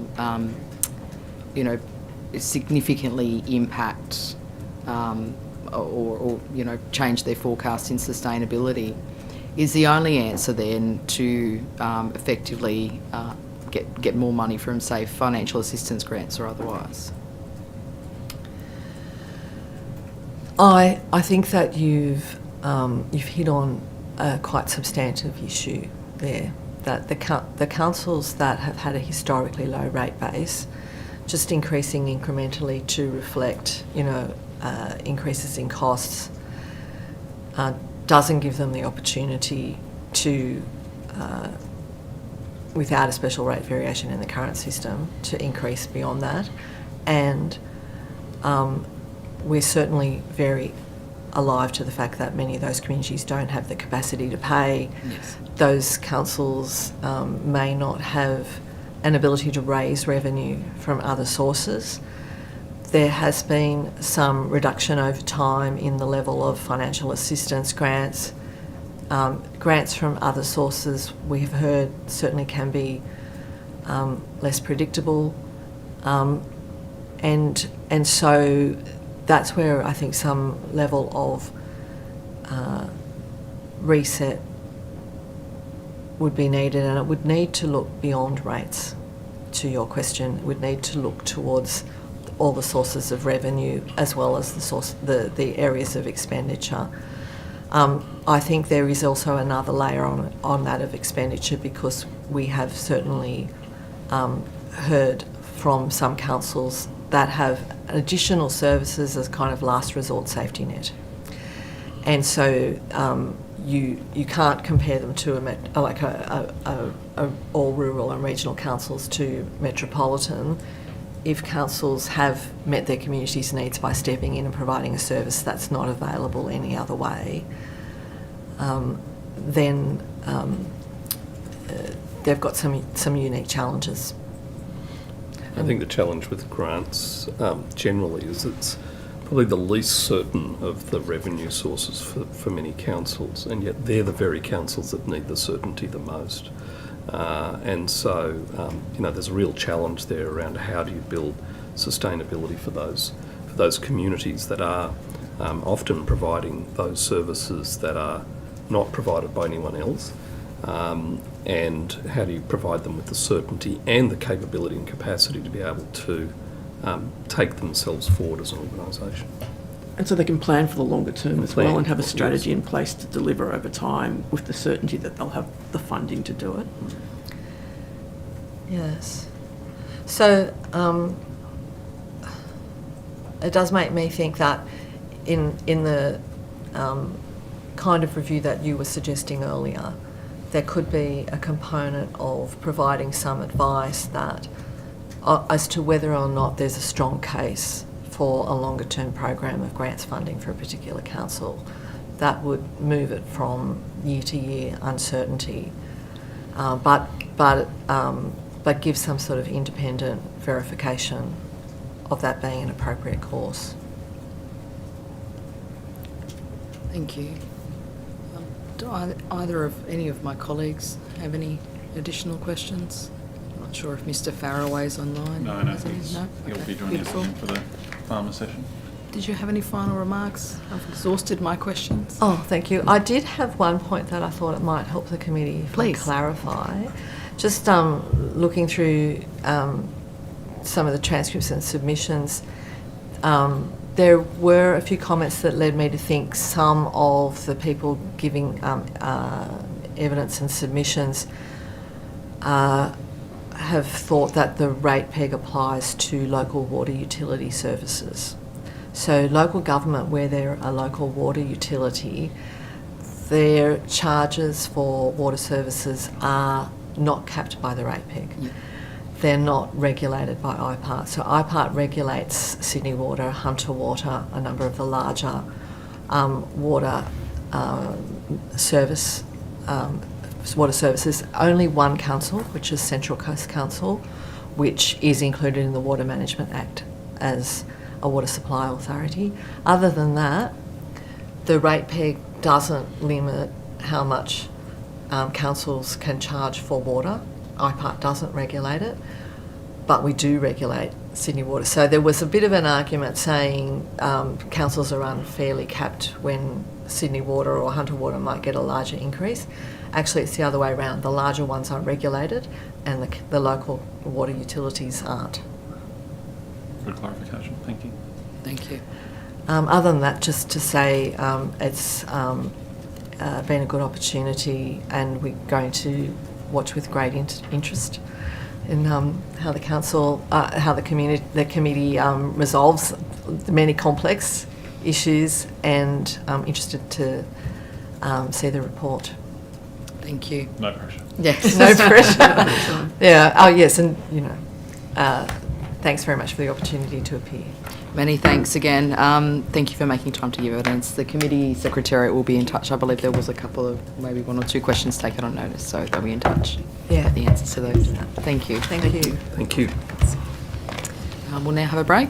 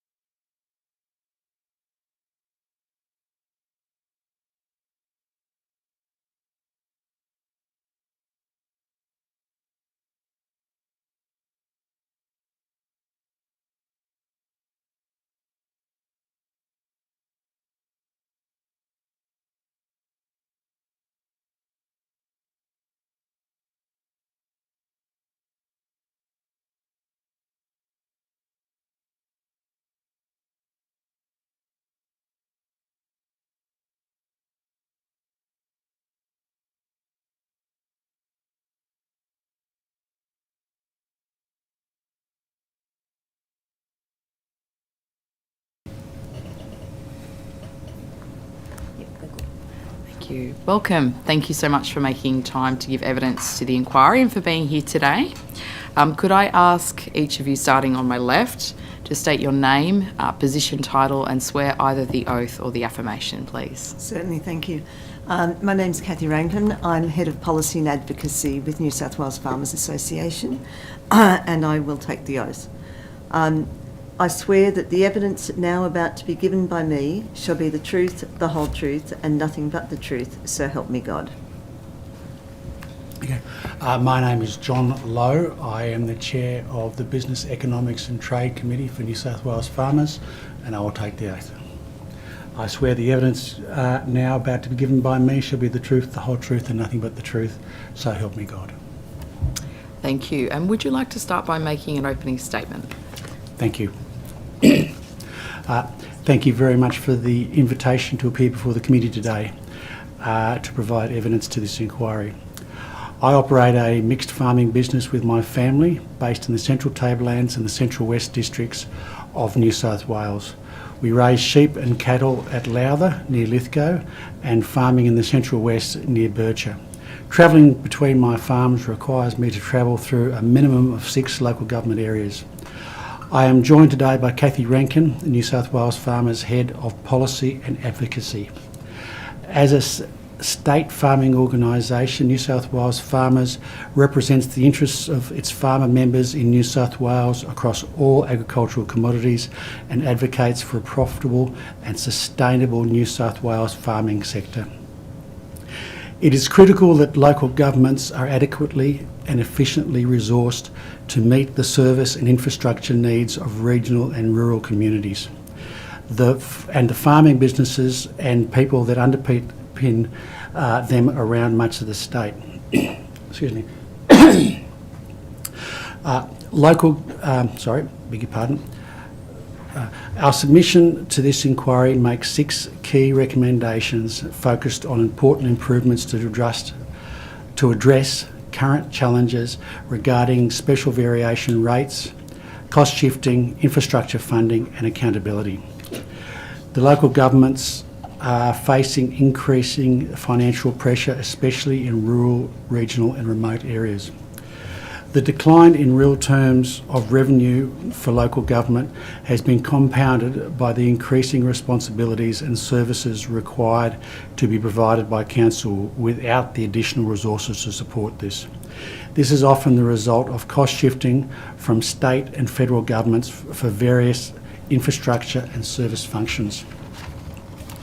As an example, concerns about road infrastructure that is a critical area that continues to be raised by our members across the state, with critical improvements needed to address long-standing repair and maintenance challenges through including additional road funding support for local government that prioritises index block grants.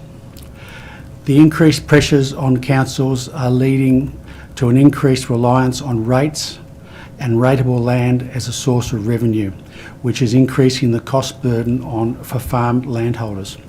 There is a perception that the current system as it stands is not efficiently resourced or delivering value to ratepayers and landholders in rural and regional areas. New South Wales Farmers are supportive of the need to holistically review the local government funding. Through our submission, New South Wales Farmers has highlighted the need for restored financial assistance grants funding to 1% of Commonwealth tax revenue and for a pause on special variation rate applications by councils. Our members have also expressed concern on both the ability of local governments to finance their services and infrastructure and also their expenditure priorities and financial acumen. It will be important to address these factors that are challenging the long-term sustainability of local government's ability to meet the critical service and infrastructure needs of regional and rural communities, whilst ensuring cost burdens are not unfairly shifted to ratepayers such as farmers. We look forward to your questions today. Thank you. Many thanks. We have adopted to just do free-flowing questions, so I'll pass over in the first instance to one of my colleagues. Mandacon. Sam, you want to go? Yeah, I don't mind. happy to go. Okay, go. The Honourable Sam Farraway. Okay, thank you, Madam Chair, and firstly, thank you, Mr. Lowe, and I'll declare an interest. I know Mr. Lowe very well, lives in the Central West, and had a fair bit to do with John. So, with all that said, I want to leap straight into what I think is a critical issue for your members, and that is road infrastructure and how local council roads intersect with state highways, and that whole the whole paddock to port and paddock to plate model where we need to ensure our farmers are supported. So what I want to talk about is just to touch on one of your recommendations, and it says that it recommends the New South Wales Government prioritise index block grants over special purpose grants to local government. Now, you are saying that you want to index based on the current road block grants that are issued by Transport for New South Wales, is that correct? Well, I would say, and I'll get Kathy to add to my comments, that we're looking for the road funding to be at a sustainable level and then indexed to match the costs that increasing costs that local government's facing. If we set a revenue point now and it doesn't match the costs of doing business, and at the moment road maintenance is one of those areas that is skyrocketing out of control, and I imagine the state is also feeling that. We want to make sure that we can still maintain our network going forward. So, Kathy? I suppose just to elaborate a little bit more on that, and I'll get with some questions. The former coalition government introduced a new funding model and for regional councils and local country roads managed by councils, and that was then to distribute funding based on size of road network. That was implemented under the former Liberals and Nationals. The current New South Wales government have rolled out a round of that funding to date. What I'm asking is, do you believe that it is in the interest of farmers and your members that councils are, any road funding program is distributed, the funding is dispersed based on size of road network? So that's the first question. Two, do you believe that is the best model to use to ensure that there is equity for both sealed and unsealed roads to be maintained in business as usual activities for local councils? That's a big question, and I probably won't have the full answer for you today, Sam. Sorry, Mr. Farraway. It's probably, you would also have to look at what style of roads and what environmental challenges those roads had. On the surface, I'd say you're absolutely right, but as where I live, we've had some dramatic landslips on the Jenolan Caves Road, and I would say maintaining a stretch of road like that may need more specialised funding streams than just being based on the size of road network. Could I add a little bit more to that? The size of the road network, I think, is fairly critical, but I think it also needs, it's a matrix model, I think, that also looks at what are the roads used for, what's the surface and seal of the roads, and so therefore how does that actually work. The reason I raise that is that we have across regional and rural areas, because of the grain harvest, for example, we have quite significant need and demand for heavy vehicle across a number of local road networks. And so we have the grain harvest management scheme, we've got the last mile access. If councils don't have the adequate funding to be able to deliver the services required for heavy vehicles carrying grain over an intense period, then those networks aren't open. So our position would be, yes, size of road network, but we also need to make sure that it's fit for purpose for the use of those roads and the types of roads that are being identified. You also asked Mr. Farraway about the best whether that was the best model. Our position has been that if we have a model of allocating funding to local government, then it must also be supported by clear, simplified and transparent reporting and acquittal processes. So quite often, if it's under a grant process, the councils are required to acquit their grants. They then need to have them audited separately, and therefore there's a lag in terms of some of the potential cash flow for some of the smaller councils if they're actually acquitting those. Now, I'm not saying that's specific to the model that you were speaking to, but also through federal government funding grants for roads. There's often a lag where we have the councils carrying the burden of the payments or the outgoings before it's reimbursed from the funder. Okay, understood. I suppose from your members' perspective, though, a lot of their road network that they would first utilise would be roads that local council own and maintain.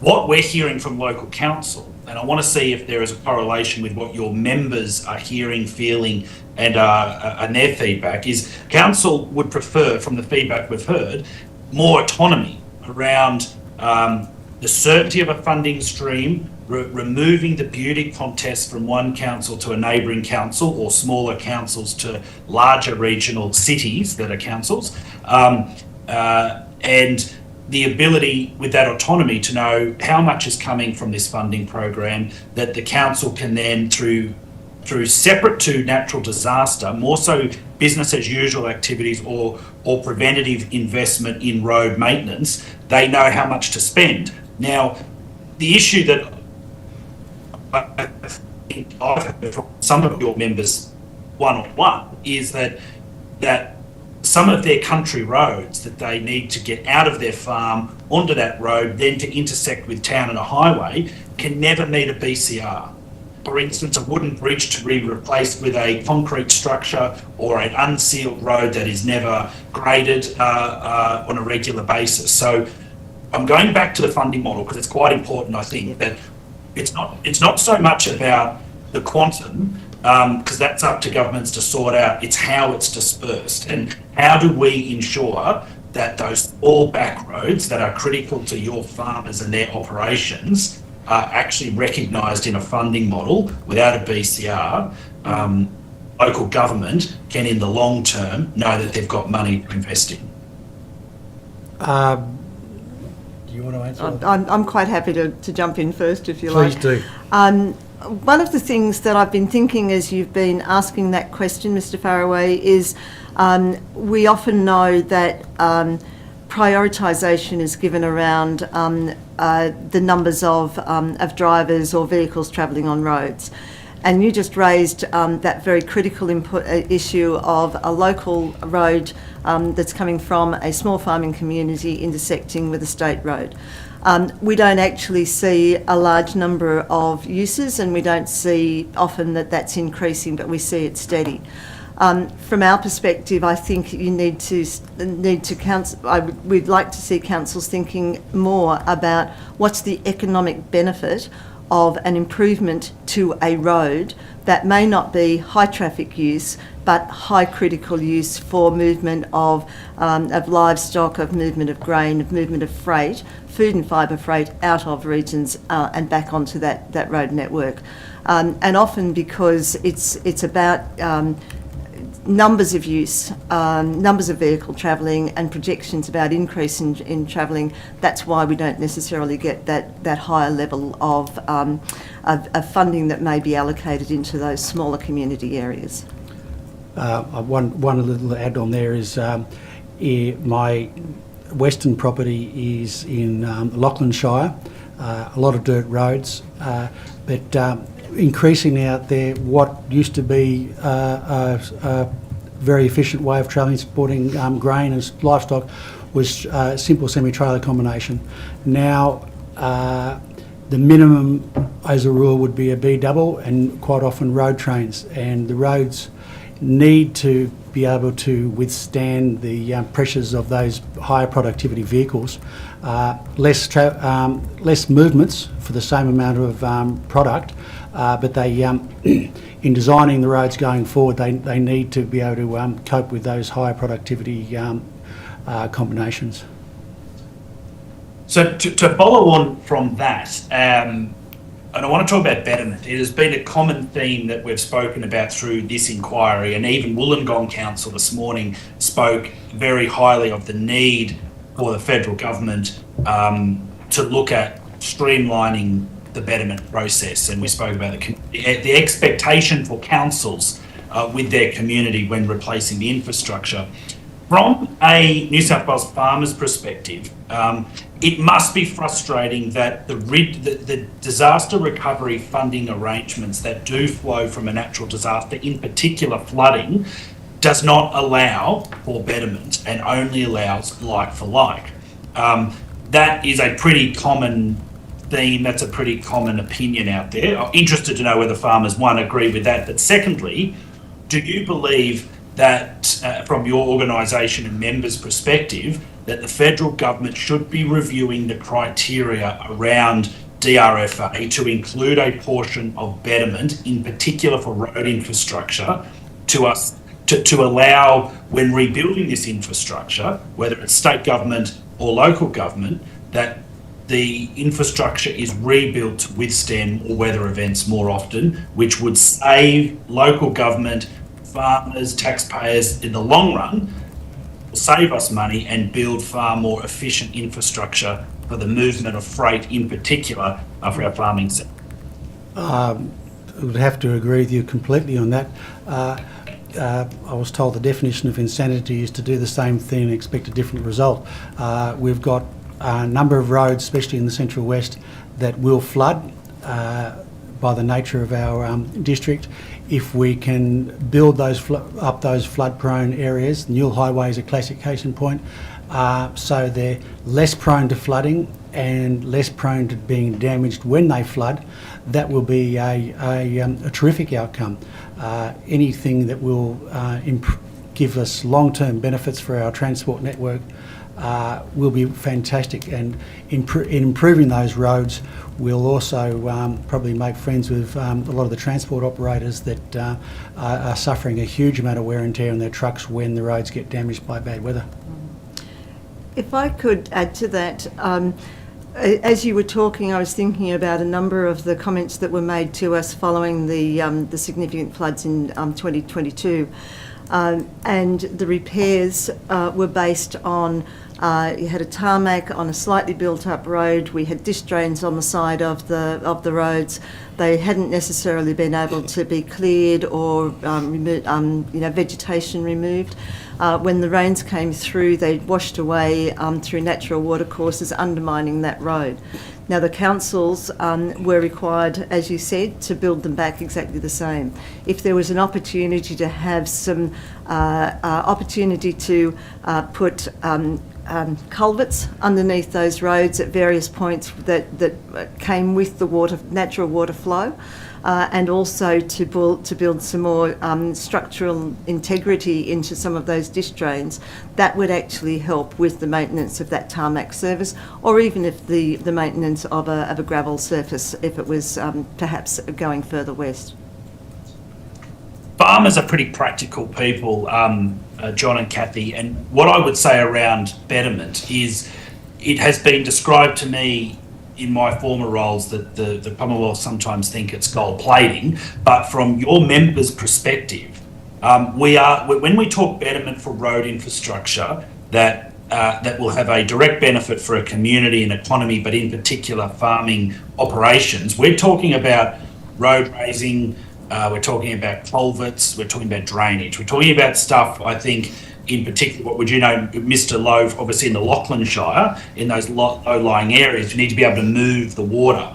But from your perspective, I suspect, and your members' perspective, are they the types of betterment projects that your members would support and think need to be a part of our rebuild, in particular in rebuilding road infrastructure once flooded? Yes. In fact, while I don't have the exact wording, we have policy that would support that betterment that's around, if you like, the sensible opportunities to tweak or to make amendments that would allow for those road improvements rather than, major reconstruction.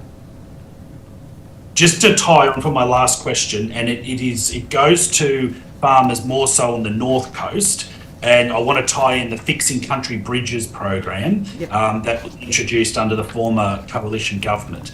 Now, this program, I think from the feedback I had, was one that provided huge benefit to farmers in order getting their produce or livestock from paddock to markets or that whole paddock to plate timeline. Do New South Wales farmers support the New South Wales government re-looking at this program and reinvesting money so we can try and complete the last couple of rounds of timber bridges and turn them into concrete bridges and structures that can withstand these weather events more often across regional New South Wales? Short answer is yes. I know for the area that I travel in on a regular basis, there are a number of old, fairly tired bridges that could well do with an upgrade, and that will improve the general productivity of the area quite dramatically. I think I can think of one near Bajerabong called Straney's Bridge, which is you look like, when you look at it, you wonder why it's still standing, but it can still take a 24-tonne load. But if I was a truck driver, I probably had my heart in my mouth every time I did it. And if it was upgraded to something that was more appropriate to the times, it would also aid the travelling of farm machinery, oversized loads, up to road trains, and just increase the productivity of the area dramatically. And probably, if you can have high productivity vehicles, you probably get less road movements and less overall wear and tear on the network. Excellent. Did you have anything regarding Ms. Rankin about the Fixing Country Bridges program, or anything from that? The benefits that have been seen by farmers on the North Coast, more so. Thank you for the question. I think that particularly on that North Coast, there have been significant challenges. I mean, there's a lot of history wrapped up in those timber bridges. There's been a lot of they've carried a lot of weight and a lot of carriage over a number of years. The only thing that I would add is that with the upgrading of those bridges, which is absolutely critically important, also comes the requirement often to upgrade the roads. And it's not just a matter of replacing the bridge. It actually is a matter of often having to reroute or realign the roads and the access onto them as well. So it adds to the significant costs. But as Mr. Lowe said, our farmers are looking at increased costs to transport their product to markets. That means that they're either absorbing that or they're ending up having a higher priced product going into the market. So anything that can be done to ease those costs, to increase the transparency of access would be appreciated. Thank you. Thanks. I just wondered if you could explain a bit more for the committee just some of the cost pressures that farmers are facing at a time like this. Mr. Lowe, probably. I'm just trying to work out where I start.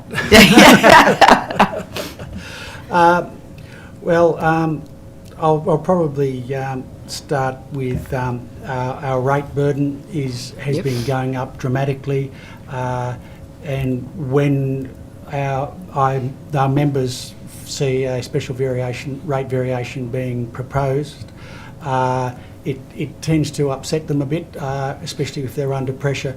We've gone through a period where commodity prices have gone down. Water-wise, this season's pretty good. Last year was very tough.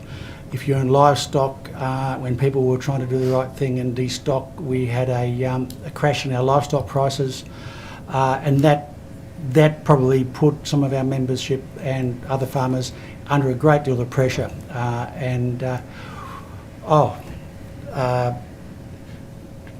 every input we've got has been going up in price. Our rates, back to our rates, personally, in the Central Tablelands, my rates went up 60% in one hit because we had a special variation plus a revaluation. And so what's the quantum of that figure? What's the 60%? What does that equate to, and what does that sort of mean? Okay, we went up from, I think, $9,000 a year to $15,000 a year, which, if you said, well, that's where it's going to stop for a while, we'd probably say, okay, we'll see how we go. But it's just on everything else. We've got a few people who are feeling a little bit upset because of their other cost pressures, that there's an extra rise in the lease payments on Crown land enclosures. And if you look at it in isolation, it looks like it's not a big amount of money, but it just all adds. Probably one of the biggies that's hitting us at the moment is insurance costs. Costs of feral animal management is becoming very significant, and that's becoming a never-ending story. It just keeps on coming. I'm just trying to come up with some of the majors. That's probably the major ones I can think of at this stage. Transport costs are going up quite significantly because the cost of machinery and the costs of our transport operators to maintain and replace their vehicles is going up. And if we go back, draw that back around to the road network, a poor road network increases the wear and tear, and they've got to recoup their costs somewhere, otherwise they go out of business. Unfortunately, a lot of farmers would be classed as small business people, which means you've got to be across a multitude of issues, and small business is tough, doesn't matter what game you're in. And in terms of these... would you like to add? Oh, sorry. No, I'm good, thank you. In terms of the increased rates, if we can focus on that, yes. Mr. Lowe, the increase in the rates, what sort of difficulties does that pose for farmers when you see an increase of the quantum, say, that you saw? It comes into our fixed costs. They're costs we can't avoid. We can trim our operation, we can try and rejig the way we do business, but those costs are going to remain there. For good or bad, we're in an area that's becoming quite popular for lifestyle blocks, where, dare I say it, we're getting close to being on the outer fringes of Sydney, which is not something, Sydney's a lovely place to visit, but I chose not to live there, I thought. Yes. So with that, rates go up, and so it makes doing business in that area just that little bit harder. If we choose to stay, we've got to effectively suck it up, because that's what it is. And if we decide to sell up and go somewhere else, we've got to go somewhere else. So it's not just like, there's always a cost. And do you have any information about what the average farmland rate is across the state? Ooh. That's a difficult one to answer, and if we could take it on notice, we'll come back to you if that's all right. Beautiful. Thank you. If I may just expand a little bit, the size of the land that farmers have is quite diverse. Yes. From intense agriculture through to more broadacre and that sort of activity. But we also do know that the value of agricultural land has been growing exponentially year on year. And if I may just make a reference to the fixed costs. Most of the farmers that Mr. Lowe's been speaking about carry significant loans, so they're fairly highly leveraged. So as soon as you start putting on a significant rate increase that needs to be covered off by your bottom line, that puts additional pressure on the viability of the business. Sure. In terms of the rates across the state, what I'm particularly interested in is, I suppose, how that impacts farmers across the state as well. What is the degree of imposition, would you say? Is it the same wherever you are, or is it, perhaps more acute if you've got a certain type of property? Or I suppose I don't think there's a one-size-fits-all answer. Out in the central west, which is a predominantly farming block, we would pay, I'm sorry, I haven't checked that one. I think we're about the same amount for, and I'll probably come back to acres, for 5,500 acres of farming country, and for 2,000 acres of fairly hilly grazing country. Good country, I'd like to think. It's got beautiful views. It's about the same amount. Right. Okay. Interesting. I think if I may add to that, it's also about the climate cycle. The farming community sort of works often on a 1 in 3 at the best of times in terms of having a good year. So carrying that extra weight of the cost during periods of drought and extended drought, and we do recognise that during the last drought there were provisions made to help with addressing the cost of local council rates, but they still are significant across the board. In your submission, it notes that councillors and council staff need financial training. Is there evidence you can provide us of issues caused by, what we would call untrained staff or otherwise? Probably our emphasis was more on councillors coming in. Council elections are a popularity contest, and people will often vote for someone they know as opposed to someone they don't know.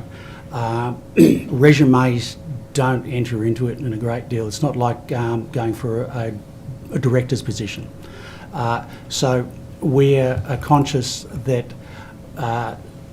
some councillors may have less skills than others and possibly are not sure the right questions to ask or how to ask the right questions from their staff. So to get good governance in council, we want to make sure that the councillors are able to interrogate the information they're given and be financially literate going forward. There is always the statement of a local government doing a Main Street beautification project, for instance, and it seems to blow out and go on and on and on, and it's a soft target, but a lot of the population will go, what were they thinking, and what's the benefit? I'm not in a position to say whether or not individual projects are a good idea or not, but I would certainly have more confidence if our councillors had the training to interrogate the actions as best as possible. Thank you. In your submission also states that there needs to be a list of essential and non-essential roles performed by councils. I'm just interested in the views of New South Wales farmers in what those essential and non-essential roles might be. Would you like to have a crack at that one, Cathy? Thank you. Oh, come on. Yes, I think that relates back to if we have local government, that is the frontline service delivery, if you like, for what happens within the community. What are the things that they should be taking on? What are the things that they should not? And so for us, the critical issue is about how do you make sure that the provision of the essential services, the road maintenance, the water maintenance, the provision, if you like, of libraries, the regulatory oversight, those sorts of things are really critically important to us, rather than doing some additional things that might be seen as positive, but not necessarily delivering the critical services that residents within a community are looking for. Thank you. Did you have anything? Farmers are probably fairly narrow in their outlook at times, and so a percentage of our membership feel that it's roads, water, garbage, and the rest of it's a luxury. I probably would have a slightly broader viewpoint that we also need to have an urban environment where, at our rural centres, where professionals want to be there. We're struggling for teachers, AMBOs, doctors, lawyers, all the people we really need to give critical mass to a community. So we have to have a town that's nice to live in, but we also need to be aware that it might be a nice town, but if you're going to ruin your car trying to go to the next town, maybe that's a problem. Thank you. Dr. Amanda Conn. Thanks for making the time to travel to Sydney for the hearing today. That's my pleasure. I had one very specific question which was coming out of your written submission, Yes. and you talked about the responsibility that councils have under the Weed Action Program. Yes. And there's obviously a good argument to be made about some local level decision making on weeds, but are councils currently resourced enough to do that, or what recommendations should we be looking at to enable local government to carry out that responsibility? Yeah. With my inquiries, there has been it's been stated that the funding for the WAP weed action planning process has been not matching CPI, and there's been significant costs increase in the managing of the weed programs within councils. In my area, there's a county council which is, I think, 4 local government areas combined, and they're finding that their cost structure is not keeping up, and so they're seeing that funding diminishing, and they're very concerned that to manage the weeds of national significance in their region will be diminished, and as for environmental and economic reasons, that's of great concern. And if I can just jump onto your previous discussion with the Chair about essential and non-essential functions of council, there are some views in metropolitan areas that environmental measures are an add-on, are a discretionary measure for councils, and I'm thinking about things like weed management in rural and regional areas. Yes. Would it be the view of farmers that that's an essential function of the local council? I would think, well, if it's not a function of local government, it needs to be a function of a government.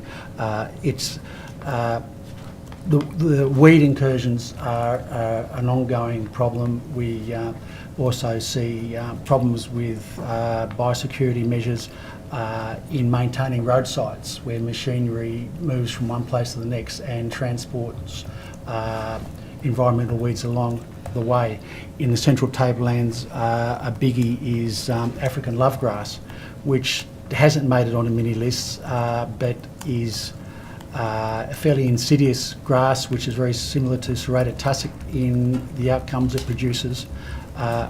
And if you go along roads where it is, it'll be very thick right on the edge of the road where it's been mowed, and you'll see it progressing into paddocks on the side of the road, and I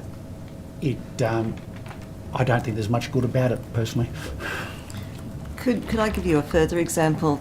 Hudson pear is a very insidious weed in the northwestern areas of New South Wales. It's got spikes. It collects. It grabs onto wool of sheep. It goes onto boots and clothes, and it just builds up. And it goes onto road wheels of trucks. It has spread, despite commitment to try and eradicate it or manage it. It actually has spread quite significantly over the last number of years because we haven't had the resources to be able to push back to it. 2 years ago, I think it was, Walgett Council decided that they needed to do something proactive around it, and they have employed a Hudson pear weed officer who actually is not only about going out and identifying where these are, but also helping to proactively manage and engage with the local farmers the management process through cochineal. I understand you might not be able to answer my follow-up question. The weeds officer at Walgett Council, I would be interested to know if that was funded through the state government weed action program or whether Walgett had funded that out of their general rates revenue. I'll take that on notice, but I have a feeling it may have been a specific grant, but I will check. Thank you. Thank you. Were there any other final questions in the minute or so we've got remaining? No.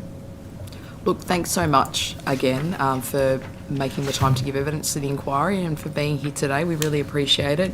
Our committee secretariat will be in touch with you with regards to questions that were taken on notice. Thank you. Thank you very much for your time.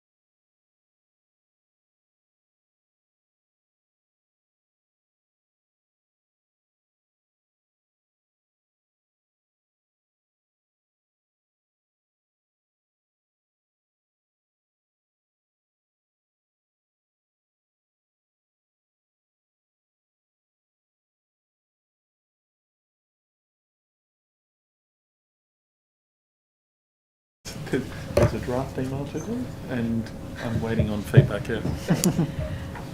Good afternoon again. Welcome to our next witnesses. You've already been sworn in to this inquiry, as I understand, so you don't need to be sworn in again. Would you like to start by making any opening remarks? Thank you. I probably wouldn't mind just making a short statement. It's Please. more a reflection of my observations of what the inquiry has heard and some of the evidence, and shouldn't be taken as being a government position. But I think it's quite clear, like all governments, over the past few years, councils have suffered financially from pandemic impact costs, where there was escalation in terms of labour costs, material costs, as well as the impact of natural disasters. I do think, though, that those costs have probably masked a deeper challenge for councils to maintain financial sustainability. I do not believe that every council is on the financial brink. In fact, I believe there are a number that are quite healthy from a financial perspective, but I do believe every council has been dealing with a decline in its financial position over time. And it leads me to ask the question, what is the cause of that? Is there a regulatory issue that we need to look at? Is there a system or a process issue that we need to consider?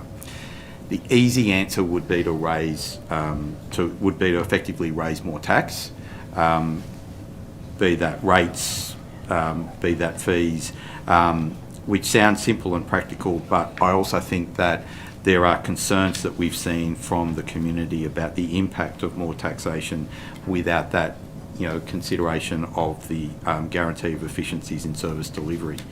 So I think simply charging more rates also ignores that for many communities there's not the additional capacity to pay those additional rates, whether that's because of socio-economic factors, whether that's about geography or other factors. And I note the Minister last week made an announcement about the future of Central Darling Shire, where its inability to charge more rates has been fundamental to its financial capability.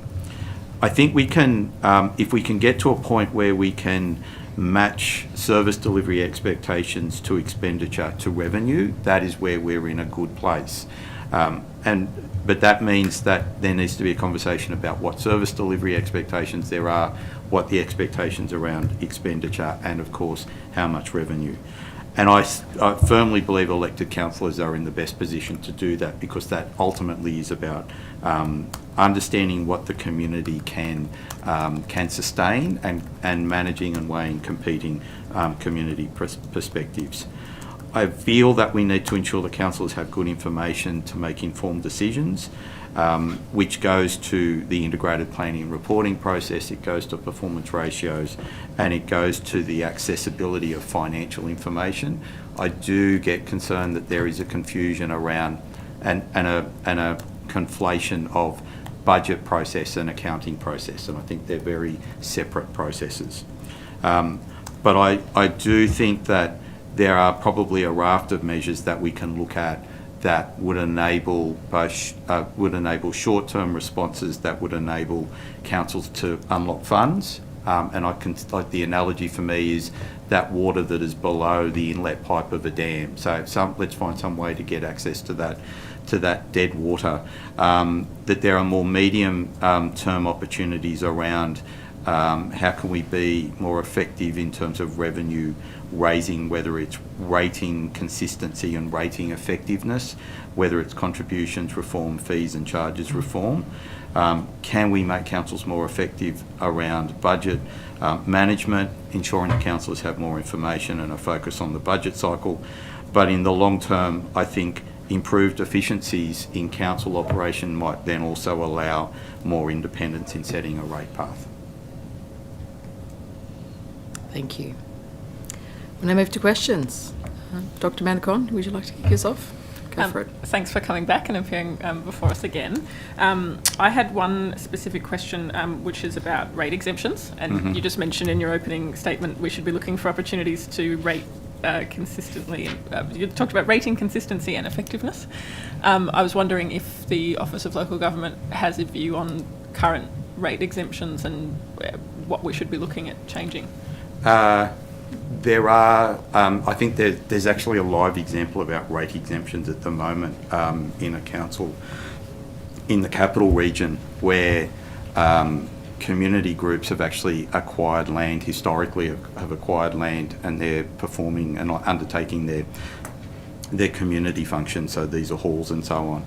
But because they're not a charitable organisation and because it's not Crown Land Trust, it doesn't get a rating exemption until they have determined to become charitable organisations. So I think that's an area where we need to look at that.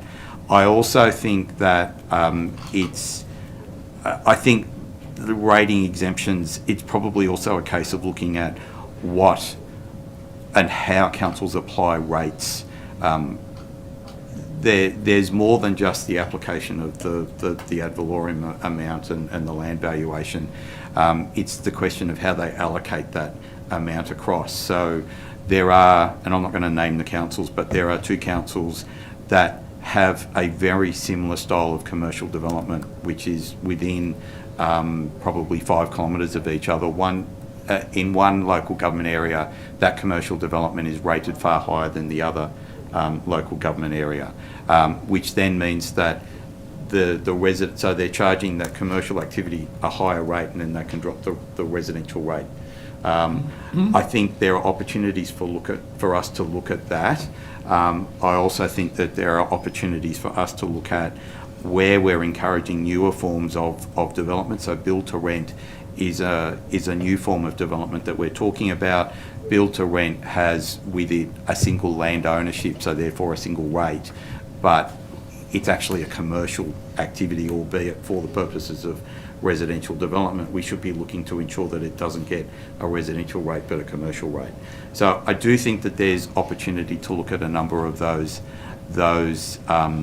changes. There is some work that had been done earlier under previous governments around rating changes and the rate and the update of the rating manual.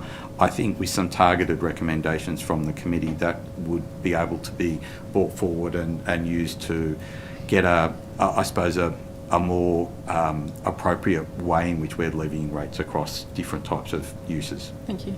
Those are really helpful examples, and the first example you gave of the community group not receiving a rate exemption where perhaps the community would expect that they should, would a possible solution to that be exempting based on use of the land rather than ownership of the land?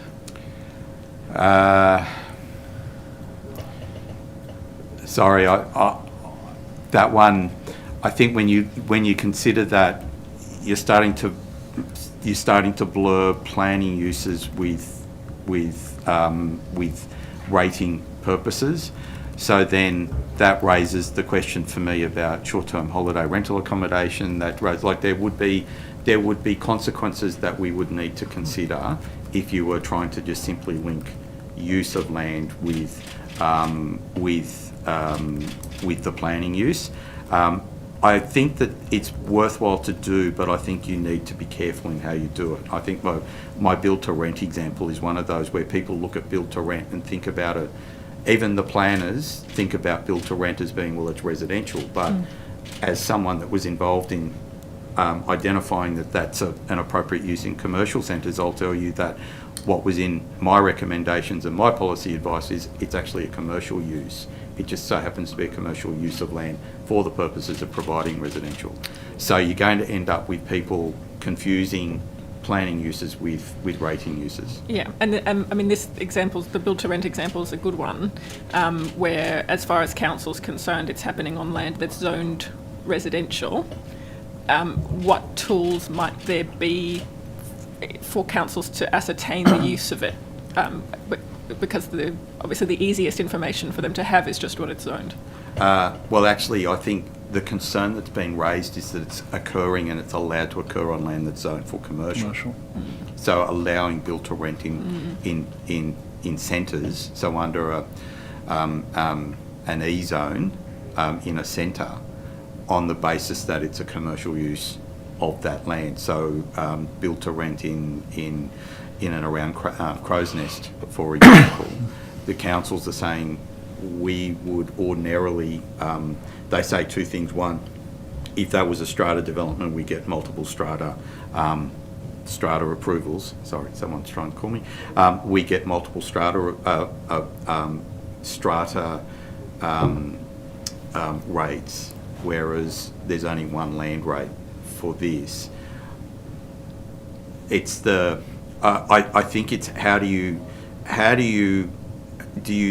end up expanding out the range of rateable purposes so that it's as large as the planning land use purposes? I think maybe that's my better argument, to try not to confuse it. But yes, there is an opportunity to expand out the rateable purposes, but you've got to be careful that you don't end up with the land, the standard instrument, local environmental plan dictionary of land uses. You want a more simple set. At the moment we've got residential, commercial, farming, industry. You want to keep it at that sort of level of simplicity, I think. Okay, thanks. Can I just pick up on that though? With build to rent though, it's very much a hybrid though, and I guess the council's concerns have been we get, let's say, 500 residents within one build to rent development, and that then becomes additional usage on local parks and the provision. It's not what you'd have the same sort of requirement if you had 500 people in an office block, so to speak. So something like that denotes its own particular usage, doesn't it, or classification potentially? Look, I think this is where build to rent is a really good example, because it teases out a lot of the complexities of the issue. Build to rent is a commercial form of activity, albeit for residential purposes. What you've given me is what are the consequences of people using people living in build to rent. What's the difference between build to rent and a university where there's an active demand on open space? What's the difference between build to rent and office park commercial development where there's an expectation that people can actually go outside and use public space? I'm not trying to deny that build to rent should have a lesser rating. At the moment, build to rent has a single rate point, and so the councils are rightly saying there are 500 people living there, we should be able to get more rates out of them. But I also want people to be aware that if we have to look at that, you either go down that path of having planning land uses and rating land uses as being the same, which is then incredibly complex, or we try and retain some higher level understanding of what is that there are commercial uses that will potentially have a higher rate that you ascribe to them, a higher ad valorem rate than what a residential rate would be. I'm trying to work out how that actually would work in a sense, but yeah. Well, it's effectively saying trying to be really, really simplistic about it. You will pay less ad valorem amount for a house than what you do for a commercial activity. So rather than saying we've got 20 houses here in a build to rent, we say we're charging them a commercial activity, because it is a commercial activity in a town centre. It just happens to be a commercial activity for the purposes of residential. But I guess that the challenge that comes from councils is they indicate that commercial activity costs them more, and if you were to have a typical build for sale apartment block, that would of course, as you've outlined, come through the strata schemes and apportion higher costs to it. So there's a competitive advantage in a sense for build to rent in that regard, isn't there? Well, that also helps us with our housing crisis. Yes, but it also works against mum and dad investors or purchasers for a property as well. Well, you're also making an assumption that the ad valorem amount for a house and the ad valorem amount for a commercial activity is the same, when in fact it's not. They're very different. So it's about saying... So you're saying the ad valorem amount for a house is higher than what it would be for a commercial activity? Is that No, the other way around. The other way around, okay. Yeah. Okay, so the ad valorem amount for the commercial activity would be higher, therefore the rates charged would be higher on that property. Yeah. Okay. So what the councils, the evidence, for instance, I think the City of Ryde example was about $200,000 difference. You dispute that, or? No, I don't dispute it, but I'm saying that we need to change our thinking that I'd like to know whether RIDE was considering that to be residential or considering it to be commercial. Okay. So you're saying that $200,000 distinction, if you were to attribute that you want to make sure in a sense that it's apples and apples rather than apples and oranges in the comparison. Yeah, and I do think that there's value in the committee flagging that this is something that needs to be looked at, because there's a tension there with build to rent in particular. Build to rent will give us more housing, more diversity of housing in well located areas, which will help us to address the housing crisis, but it also puts that pressure on council finances in that unless we get the rating right, they'll see that as being a disadvantage to have build to rent in their area. And is there any work that the Office of Local Government have been doing on this to date, or? We have done some preliminary ideas about how we could make build to rent work under the existing rating system, and that's sort of talking about it from a commercial perspective, but it's not a lot of detail at this point. Okay, thank you. Thanks. Just invite you to make some general remarks about the inquiry so far and your general thoughts about the evidence that you may or may not have heard, and whether that sort of aligns with your pre-existing views of the issues facing the sector. Okay. They're very general questions. I think probably one of the often raised issues is going to be with you, well, why can't we just remove the rate cap?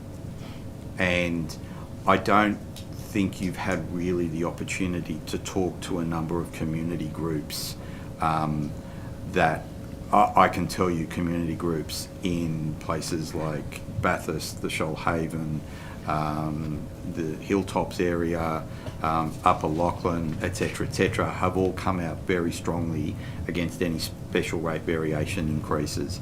And they do so on the basis that they're saying their community can't afford an ongoing increase in the amount of rating in that area. I also think that if you remove a rate cap, what do you have in its place? Do you have an underlying rate, like this is what we expect the rate would be? Do you have something that, do you go down the model of the South Australians where you have their essential, I can never get Services Commission. Essential Services Commission, ESCOSA, to do an evaluation of the way in which councils are setting their rates? Or do you actually go down the path of where IPART may set a rate path determination if a council wants to do that? So similar to how Sydney Water or the transport agencies get their approval to charge rates, where they do a submission to IPART and say, we want you to give us an approval to levy these charges for our services, and it's based on a 4 or a 5 year determination, expecting what the likely costs will be, what the likely revenue will be, what the likely service demand will be. I think some councils will be able to do, would if that was offered to councils and said there is a rate path process that you could seek approval from IPART for, they'd probably jump at the chance. Others would go, how are we going to put, there's a lot of detail that would need to be put together to justify to IPART that you've got the rate increases are reflective of costs, that you've done everything to ensure that there is no escalation in costs that is as a result of inefficiencies in how council services are identified and delivered. So there's a lot of detail that would need to be provided. So I think that's something that could be looked at as an option to be explored. It would certainly sort of break us from the existing announcement in November of what the rate cap is, and everyone sort of works away around that. I think we also have the opportunity to look at the base cost change model that IPART has released and say, can we use that to give us even more detail around individual rate caps for councils. So if you look at it at the moment, the base cost change model allows you to consider between different parts of the state, different sort of geographic locations, to factor in a population growth element and to factor in an emergency services levy. so that you end up with a unique rate peg for each council that could probably be further developed in terms of applying even more locality-based distinctions between councils. So I think those are some of the key things to think about. I also have noted that there've been a lot of conversations about the development contributions system. I come at this with experience in the development contributions framework, having been involved in multiple reform attempts in the development contribution space. It is a highly contested area of public policy. There is no right or wrong answer to this, and I think it sounds simple to allow councils to charge more development contributions, but we need to be prepared for the fact that the underlying development contribution in Blacktown, for example, in Schofields is probably north of $100,000 per lot. Now, I'm not going to argue with Kerry Robinson, the CEO of Blacktown. We do argue, but I'm not going to argue with him on the basis that he says that doesn't get levied onto the lot. That doesn't get levied onto the price.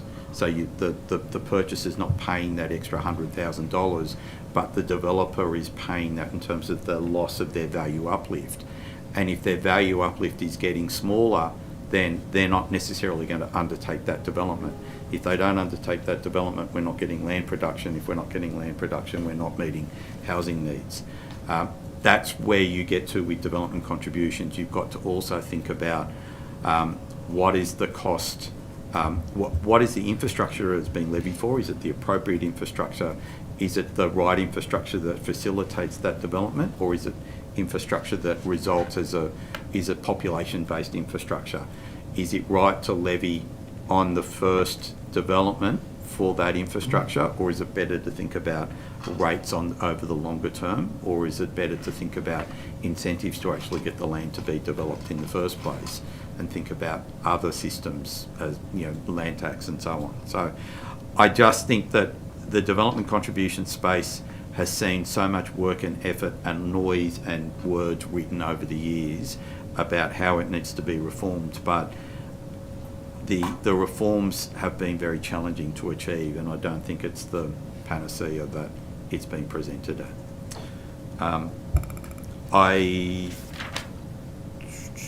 Performance ratios, probably the only other thing that I'll say is that I know there's been a lot of conversation about performance ratios and the impact of things such as land valuation, land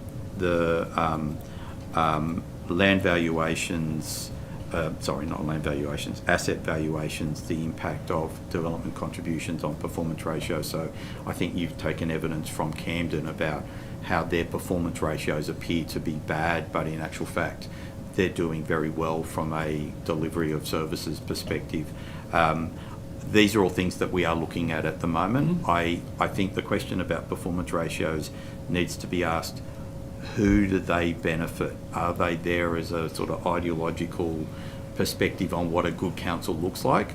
Or are they there for the community and councillors to say, this is how we think our council is operating compared to other councils in the area? So can we do more around the benchmarking of what they should be to improve them and make them less live or die, and less end of the accounting year statistics, and more information that can be used on a contemporary basis for councillors to make decisions about budget and other issues. Thanks. We heard from IPART earlier today, and they mentioned potentially some early intervention from OLG in terms of preventing councils that were sort of on the brink or, at risk, if you like, before they became in a really bad way. Does OLG have capacity to do that? We have the capability. Building the capacity is something that we'll do with the additional funding that we've received from the government. Increasing our number of what we call performance analysts will help us to do that. The other issue though is getting at the problem early enough and understanding when it's coming. So we have, and this is something that we have bolstered as a result of the audit officer's performance audit into the Office of Local Government. We have a regular, what we call emerging trends and issues meeting. We have a risk management framework where we assess councils in terms of their governance activity, their financial activity, and so on.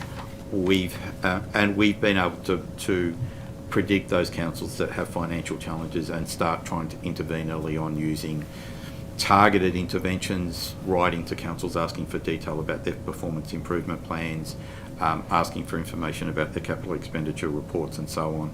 There have been a couple that did come to us as a surprise, and that was partly because of some infrastructure decisions that were taken. In some cases, infrastructure investments in major sporting activities. Some were changing the asset valuation of a particular infrastructure class, like a road, which has impacted their underlying balance sheet, or that the timing of grants from the state and the Commonwealth has impacted their liquidity elements. So we've been looking at those and learning from that experience, but I think we can continue to get better at that. In terms of the evidence that we've received about rates and rate reform, the evidence that we've received is that there are obviously some significant challenges facing councils across the state, and even that base cost change model that you touched on earlier, that would still leave some councils behind.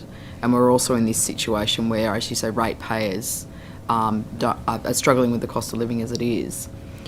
If councils submitted long-term resourcing plans to some sort of an independent body, which included their fees, rates, charges, all of that sort of stuff, would that more individualised rate path help with some of these financial issues that councils are facing? I think that it would. Again, you need to build the capacity in the councils themselves to be able to predict and identify what those risks and challenges will be over a period of time. There would also need to be the ability to be somewhat more agile in terms of responding to changing issues and circumstances. I think that for some councils, getting locked into particular long-term infrastructure projects can be a challenge. For others, how they respond to natural disasters and the impact of natural disasters is also a bit of a challenge. I think the idea around fees and charges and how they make those fees and charges more cost reflective is also something that would need to be developed. They're quite serious economic principles that I think need to be understood. I don't know whether you wanted to make comment on that. No, it's just to make sure that as well as reflecting the fees and charges, you're also looking at the expenditure side of things, and whether it's using sort of QBRS or any other documents already being developed. Council have their strategies and their long-term plans, and so I think as those sort of 5-10 year plans are being developed, council should be thinking about how they're going to be funded. We've heard about the IPNR framework a fair bit. Would that framework suffice to sort of adequately reflect the needs of the community and the resources that are needed? I think the IPNR framework's quite robust, but it's as good as the process, like it's as good as the work you put into it. Yep. We've had our engagement team undertaking a peer review process where they actually went round the state and sat down with councils and brought councils together in a room and said, okay, well, how did you do your IPNR? What things did you learn? And had other councils listen to that and actually use that as a way of increasing the understanding of that of what can be seen as being a good IPNR process, and they're going to publish that shortly. So I do think that, yes, IPNR is quite solid. It's got to be something that the council develops. It can't be something you go and get a consultant to write for you. It's got to be something that you do yourself, that the councillors set the expectations, the community is engaged in that, and then those expectations cascade down through the long-term financial plan, the operational plan, the delivery plan, and so on. So with the IPNR framework, are the communities adequately consulted on this currently, so that, just thinking of the SRV process, so that that could essentially be a fallback to avoid, again, a further round of onerous sort of consultation, if you like? I think the fact that there have been communities where they've said, why do we have such steep escalation in our potential rate through a special rate variation, answers the question as to whether that community engagement in the IPNR process has been effective or not. I think that's probably an area that we can do more on. And when I say we, I don't mean just Office of Local Government. I think that stronger engagement with the community on IPNR is critical. If we were to tailor rates more specifically to local councils, how can we ensure that rates stay low or at a level that the community can pay? That's either you do it either, I suppose, one of three ways. The council laws themselves are the handbrake, the regulator in terms of what the community believes that they can pay and what can be afforded. So the council laws then have to take on that responsibility and accountability to talk to the community about what the increase in rates will be and an understanding of whether the community can afford that.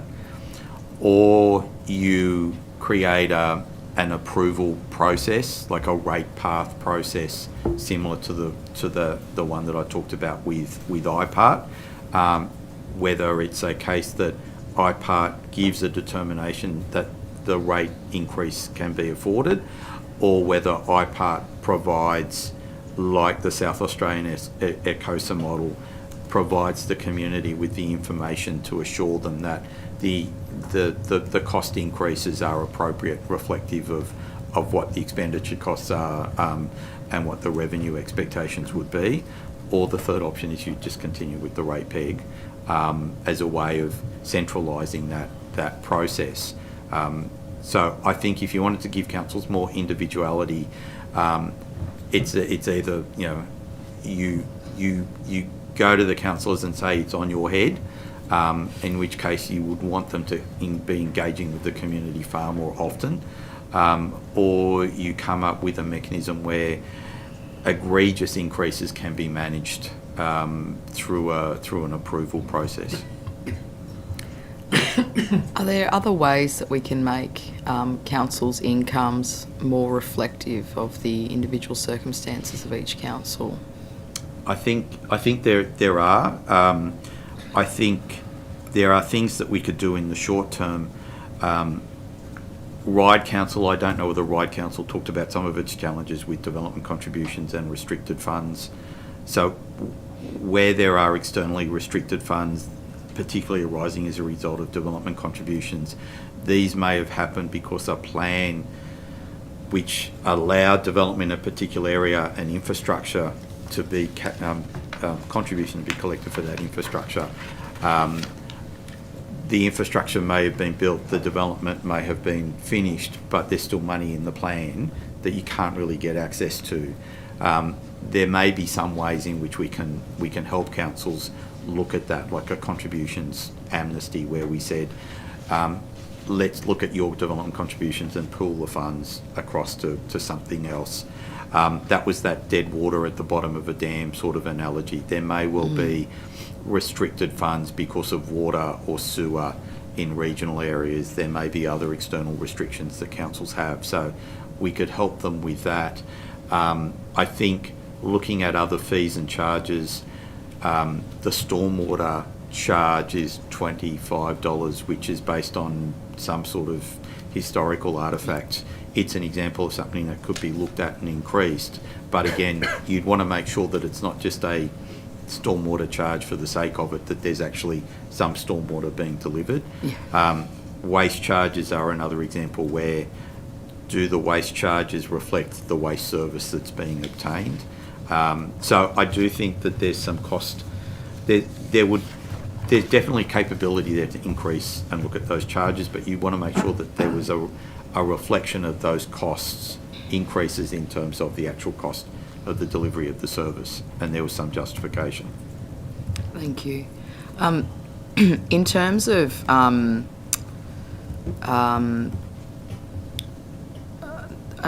suppose a more broader policy approach, such as you know that you've mentioned, what sort of are there any other details that we would need to be clearer on before we sort of adopted such an approach? You've mentioned obviously, you know, needing to justify whether or not there was actually stormwater being delivered before we hike up the fees. Are there any other examples that you can think of? Look, I think there would be. It's a question of the committee thinking about what charges need to be reviewed. Stormwater charges is obviously something that a lot of people have talked about. Waste charges probably something that needs to be looked at, particularly in light of the movement to new waste technologies and the state government objectives about reducing the amount of waste that goes to landfill, so the need for the provision of FOGO and other sorts of services.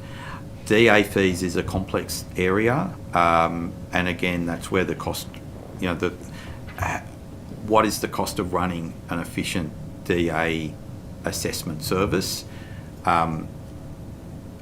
Does an efficient DA assessment service need more planners? As someone who's spent a long time working in the planning industry, I'd actually probably argue no.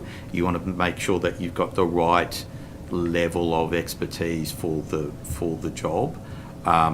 If it's about, you know, are there other things that we can contemplate in terms of making these services and facilities more efficient and effective?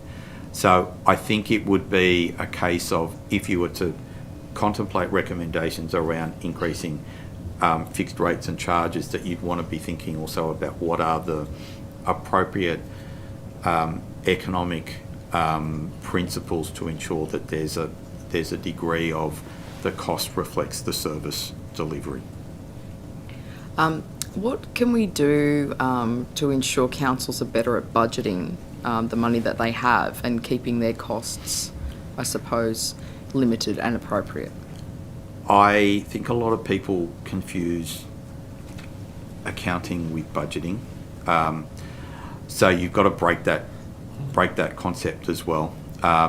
So budgeting is, this is how much these are the services that we want to deliver, this is the money we're setting aside to deliver it.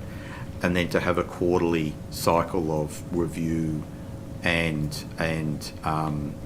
reporting. And it's also important so that there are different scales in which councils, the administrative arms of councils, explain to their councillors their budget. Some councils will give a line-by-line detail of the budget, and it's very complex, but it's also something that a councillor, if they wanted to pick it up, they could get from that's how much we have to all the way down to I can understand where that gets delivered in terms of how much what the frequency of grass being cut and sporting fields are. There are other councils where the allocation of the budget is around service delivery areas, so the directorates or even the manager level.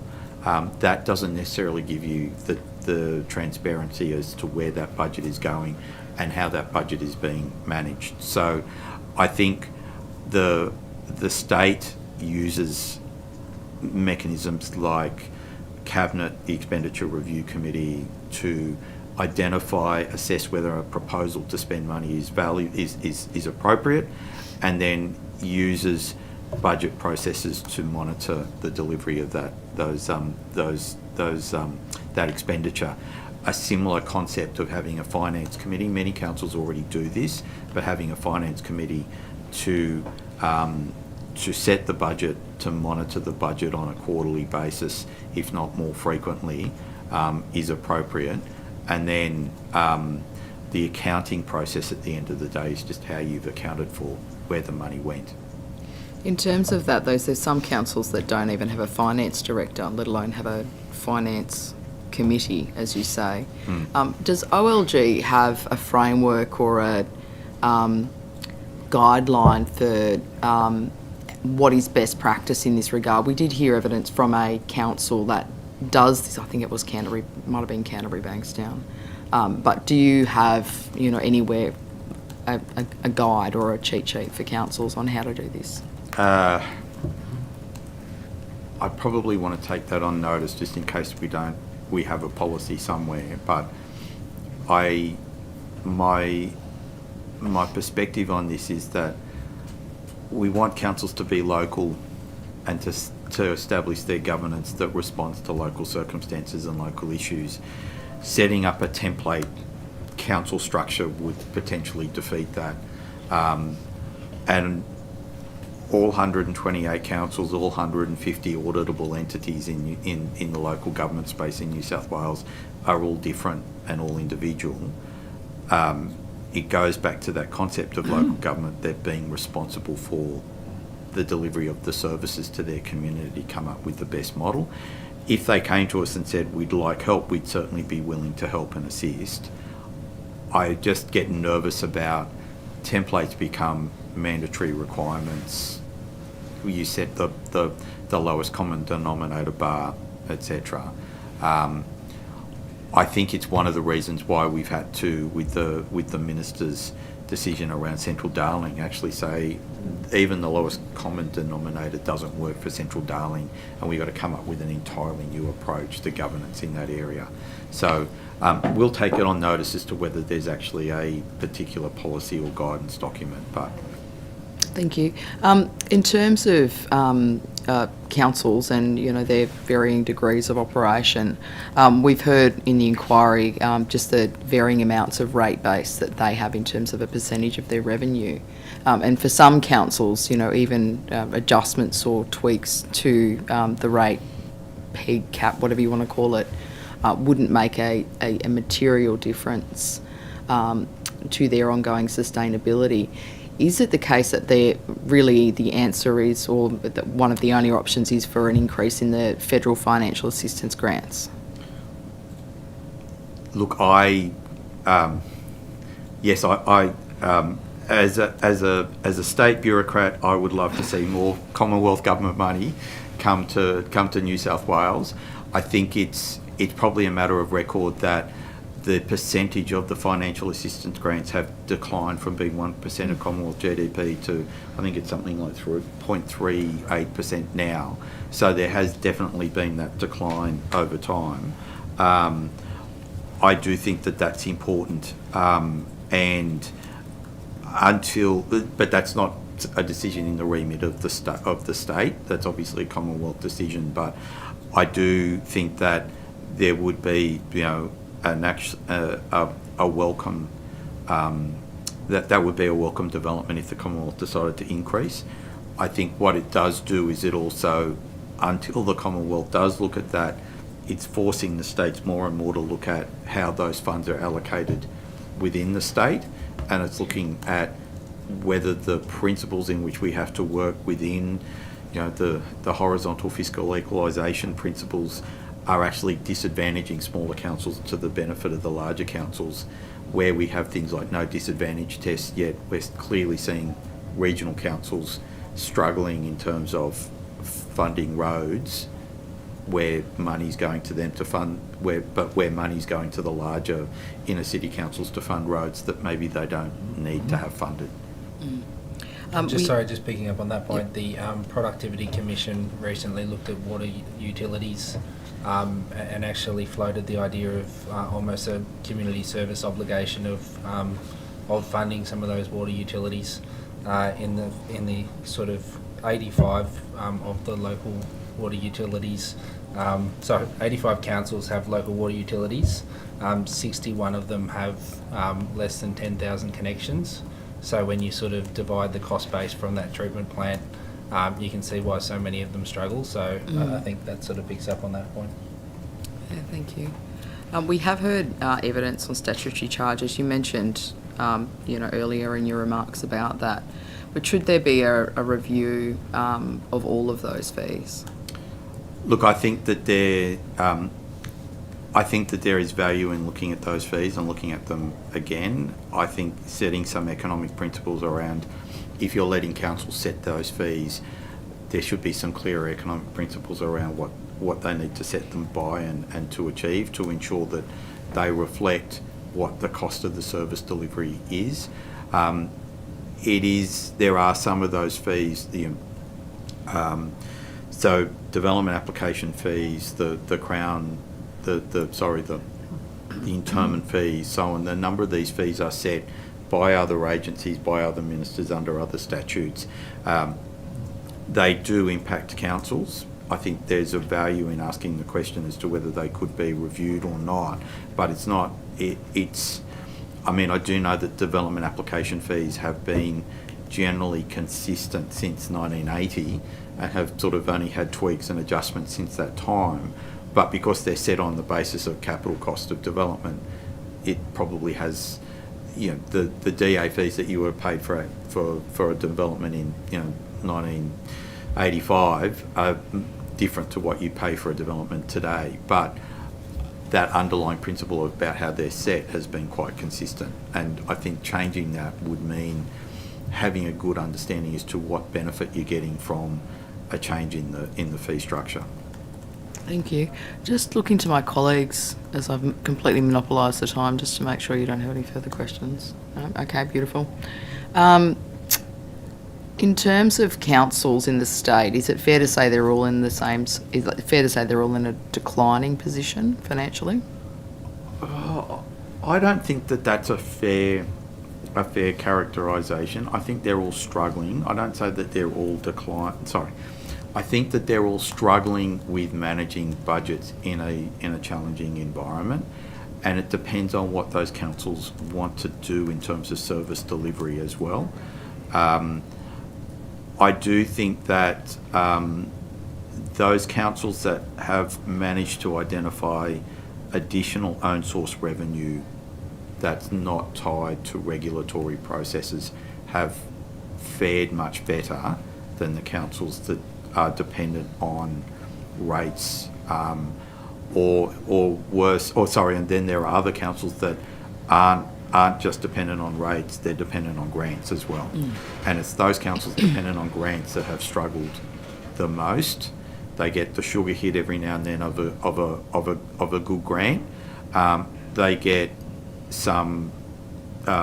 the financial assistance grants, which are unclear as to what the timing of those will be. I don't know whether the committee knew about the timing of.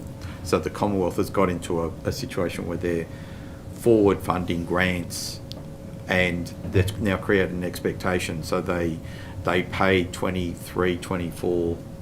I always get this mixed. They paid 23. They paid 24. 23, 24 at the end of June 2023, which meant that there was no payment this financial year, except that they gave the states $850 million on the 207 on the 28th of June to distribute out to 130 councils before the end of the financial year. Which, if you're a council and you're predicting that you're going to do your accounting, and whether you're going to be whether you're going to make a loss or a surplus in that financial year, and you're depending on a financial assistance grant coming through, and you only learn about it at 5 o'clock on the very last day of the financial year, it doesn't really help you to do that work. So I think I say that more in the context of it's hard to measure whether a council is financially sustainable or not, because it's a little bit in the eye of the beholder, and it's also a little bit in terms of what are the service expectations that they have, and what is it that they want to do with their money, and are they being conservative and holding money back for the future to deal with crises and extreme events, or are they being progressive and trying to achieve something earlier? Do they want to get in front of the curve of new development? It can be challenging for them on that basis to work out what is sustainable and what's appropriate or not. Do you think that the local government sector has a cost and spending problem as well as an income problem? I think that like all governments, it does have a cost and spending problem in terms of where is the downward pressure on its cost calculations and its estimation of what it needs to do for an infrastructure project. We have procedures in the regulations about tendering to ensure that the best value occurs for the obtaining of products or services, but we also have processes where we say to councils, well, if you use these sort of guaranteed processes, then probity's been guaranteed. There is an expectation that cost containment will also be part of that, but it's probably probity is the first question, cost is the second. When councils are undertaking large development projects and infrastructure projects, they're required, if it's more than $10 million, to go through and comply with the capital expenditure review guidelines. But the question needs to be asked, how well are they looking at the other costs how well are they optioning their projects to make sure that they achieve a certain cost outcome? Are they building in contingencies and so on? So this isn't trying to be critical of council saying that they're overspending. There are challenges, and I think the capital expenditure review guidelines could be updated, and it's something we've talked about quite a bit. So if there's a concern about the cost of doing even small-scale infrastructure or large-scale infrastructure, are the capital expenditure review guidelines really driving down the cost? That's a challenge for anyone to say that they are. You mentioned developer contributions earlier. We also heard about the essential project list. Could the essential project list be changed to include social infrastructure like libraries? If you do that, you're confusing and blurring levying new development for the cost of the infrastructure that is needed to make that happen with levying people for the provision of population-based services. So do you want to be levying the first development of the land for the provision of ongoing operational costs such as library books and so on? This is where the essential services list it's focused on what is the infrastructure that is needed to enable that development to occur versus what is the infrastructure that's needed to make that a nice place to live, and the services that you'd expect that a council would provide. And this is, some councils will argue that they want to levy the first development in order to get the libraries, the aquatic centres and so on. But if they do that, it will potentially lead to a situation where that first development is paying a substantial amount of money that would then jeopardise the feasibility of that development, and you don't get the development to occur. The argument against, the argument to put contributions and to levy services on contributions is that rates don't necessarily recover enough money to pay for some of these types of infrastructure, particularly the capital where there's a lumpy upfront capital investment, and that's where the concept of grants would come in. But again, you're getting grants to pay for something that you then how do you manage operational delivery of it over time.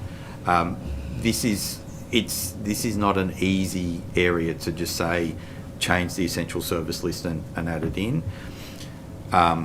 If the community thinks that libraries and aquatic centres are an essential part of new development and living in a new community, then maybe that's something that they have to contemplate through their rate base of paying for that and paying for increased rates and services. It's that, but the more you do that, the more you make both the new development and the ongoing cost of living expensive to meet. Thank you. We've heard a lot about depreciation also in the inquiry. What changes would you say are advisable to depreciation?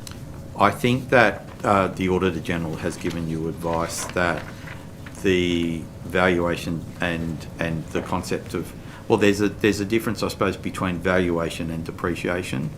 So the valuation, whether it's on the basis of a revaluation methodology or a cost-based methodology, I think the Auditor General has said that is something that comes from the accounting code, that comes from the Office of Local Government.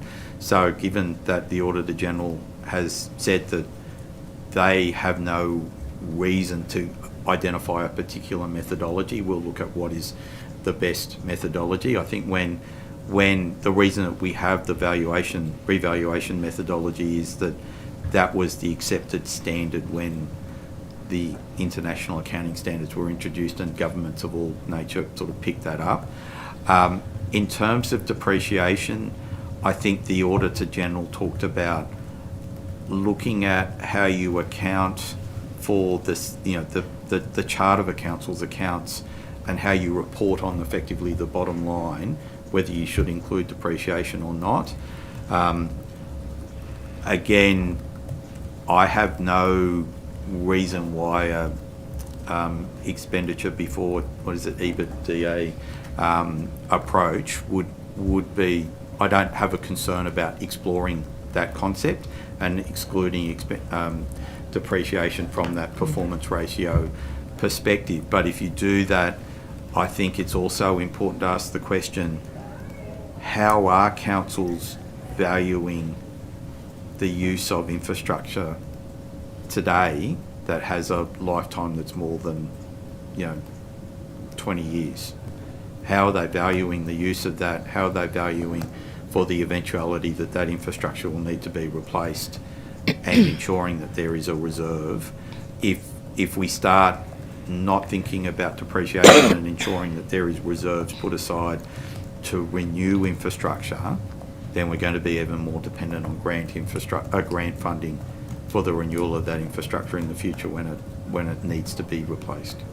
Yeah, that asset replacement planning is very important, and I think it can be linked to sort of long-term grant criteria and certainty around what grants are coming. I think there has in the past been moral hazard in that councils who didn't plan for the replacement of the significant infrastructure knew they could come to state government and get the funding for it, whereas other councils who did plan for it were in a better financial position and therefore couldn't make the case as to why it needed to be state funded. So I think sort of you need to tie the sort of the asset replacement planning with certainty around future grant payments. Will the changes to the depreciation actually make councils more sustainable? It'll make some look more sustainable on paper. Does it make them more sustainable over time? I don't. If they're not ensuring that they can manage their infrastructure, their assets, and manage the life cycle of their assets because they haven't created an appropriate depreciation methodology or created a methodology where they're saying we're effectively reserving money for the renewal of that, then it won't make them more sustainable. We've got budget versus accounting sort of concepts coming in. You budget to ensure that you can provide services using infrastructure that has a lifetime that can be managed, versus an accounting process that says this is how much we pay for this piece of infrastructure and this is how much we value our use of it over time. And this is how we demonstrate to people that we've factored that into the accounts that show whether we're an appropriate ongoing organisation. For private companies, it's pretty easy. You know, it's profit or loss. But for public, looking at a chart of accounts, you're talking about what is the public value that gets created and what is that public value that's been created in an ongoing sense, and how do you measure that through accounts. Some of that would need to be a reflection of the infrastructure that you're creating for use now and into the future, and ensuring that future generations can still access and use that infrastructure. Thank you. Look, that's all we have time for. I thank you again for coming back and appearing before the inquiry. If there's questions that were taken on notice, the committee secretariat will be in touch. And no doubt you are also eagerly anticipating our report, so I'll preempt that remark. Eagerly. Thank you. Okay, that concludes the hearing for today. Thanks.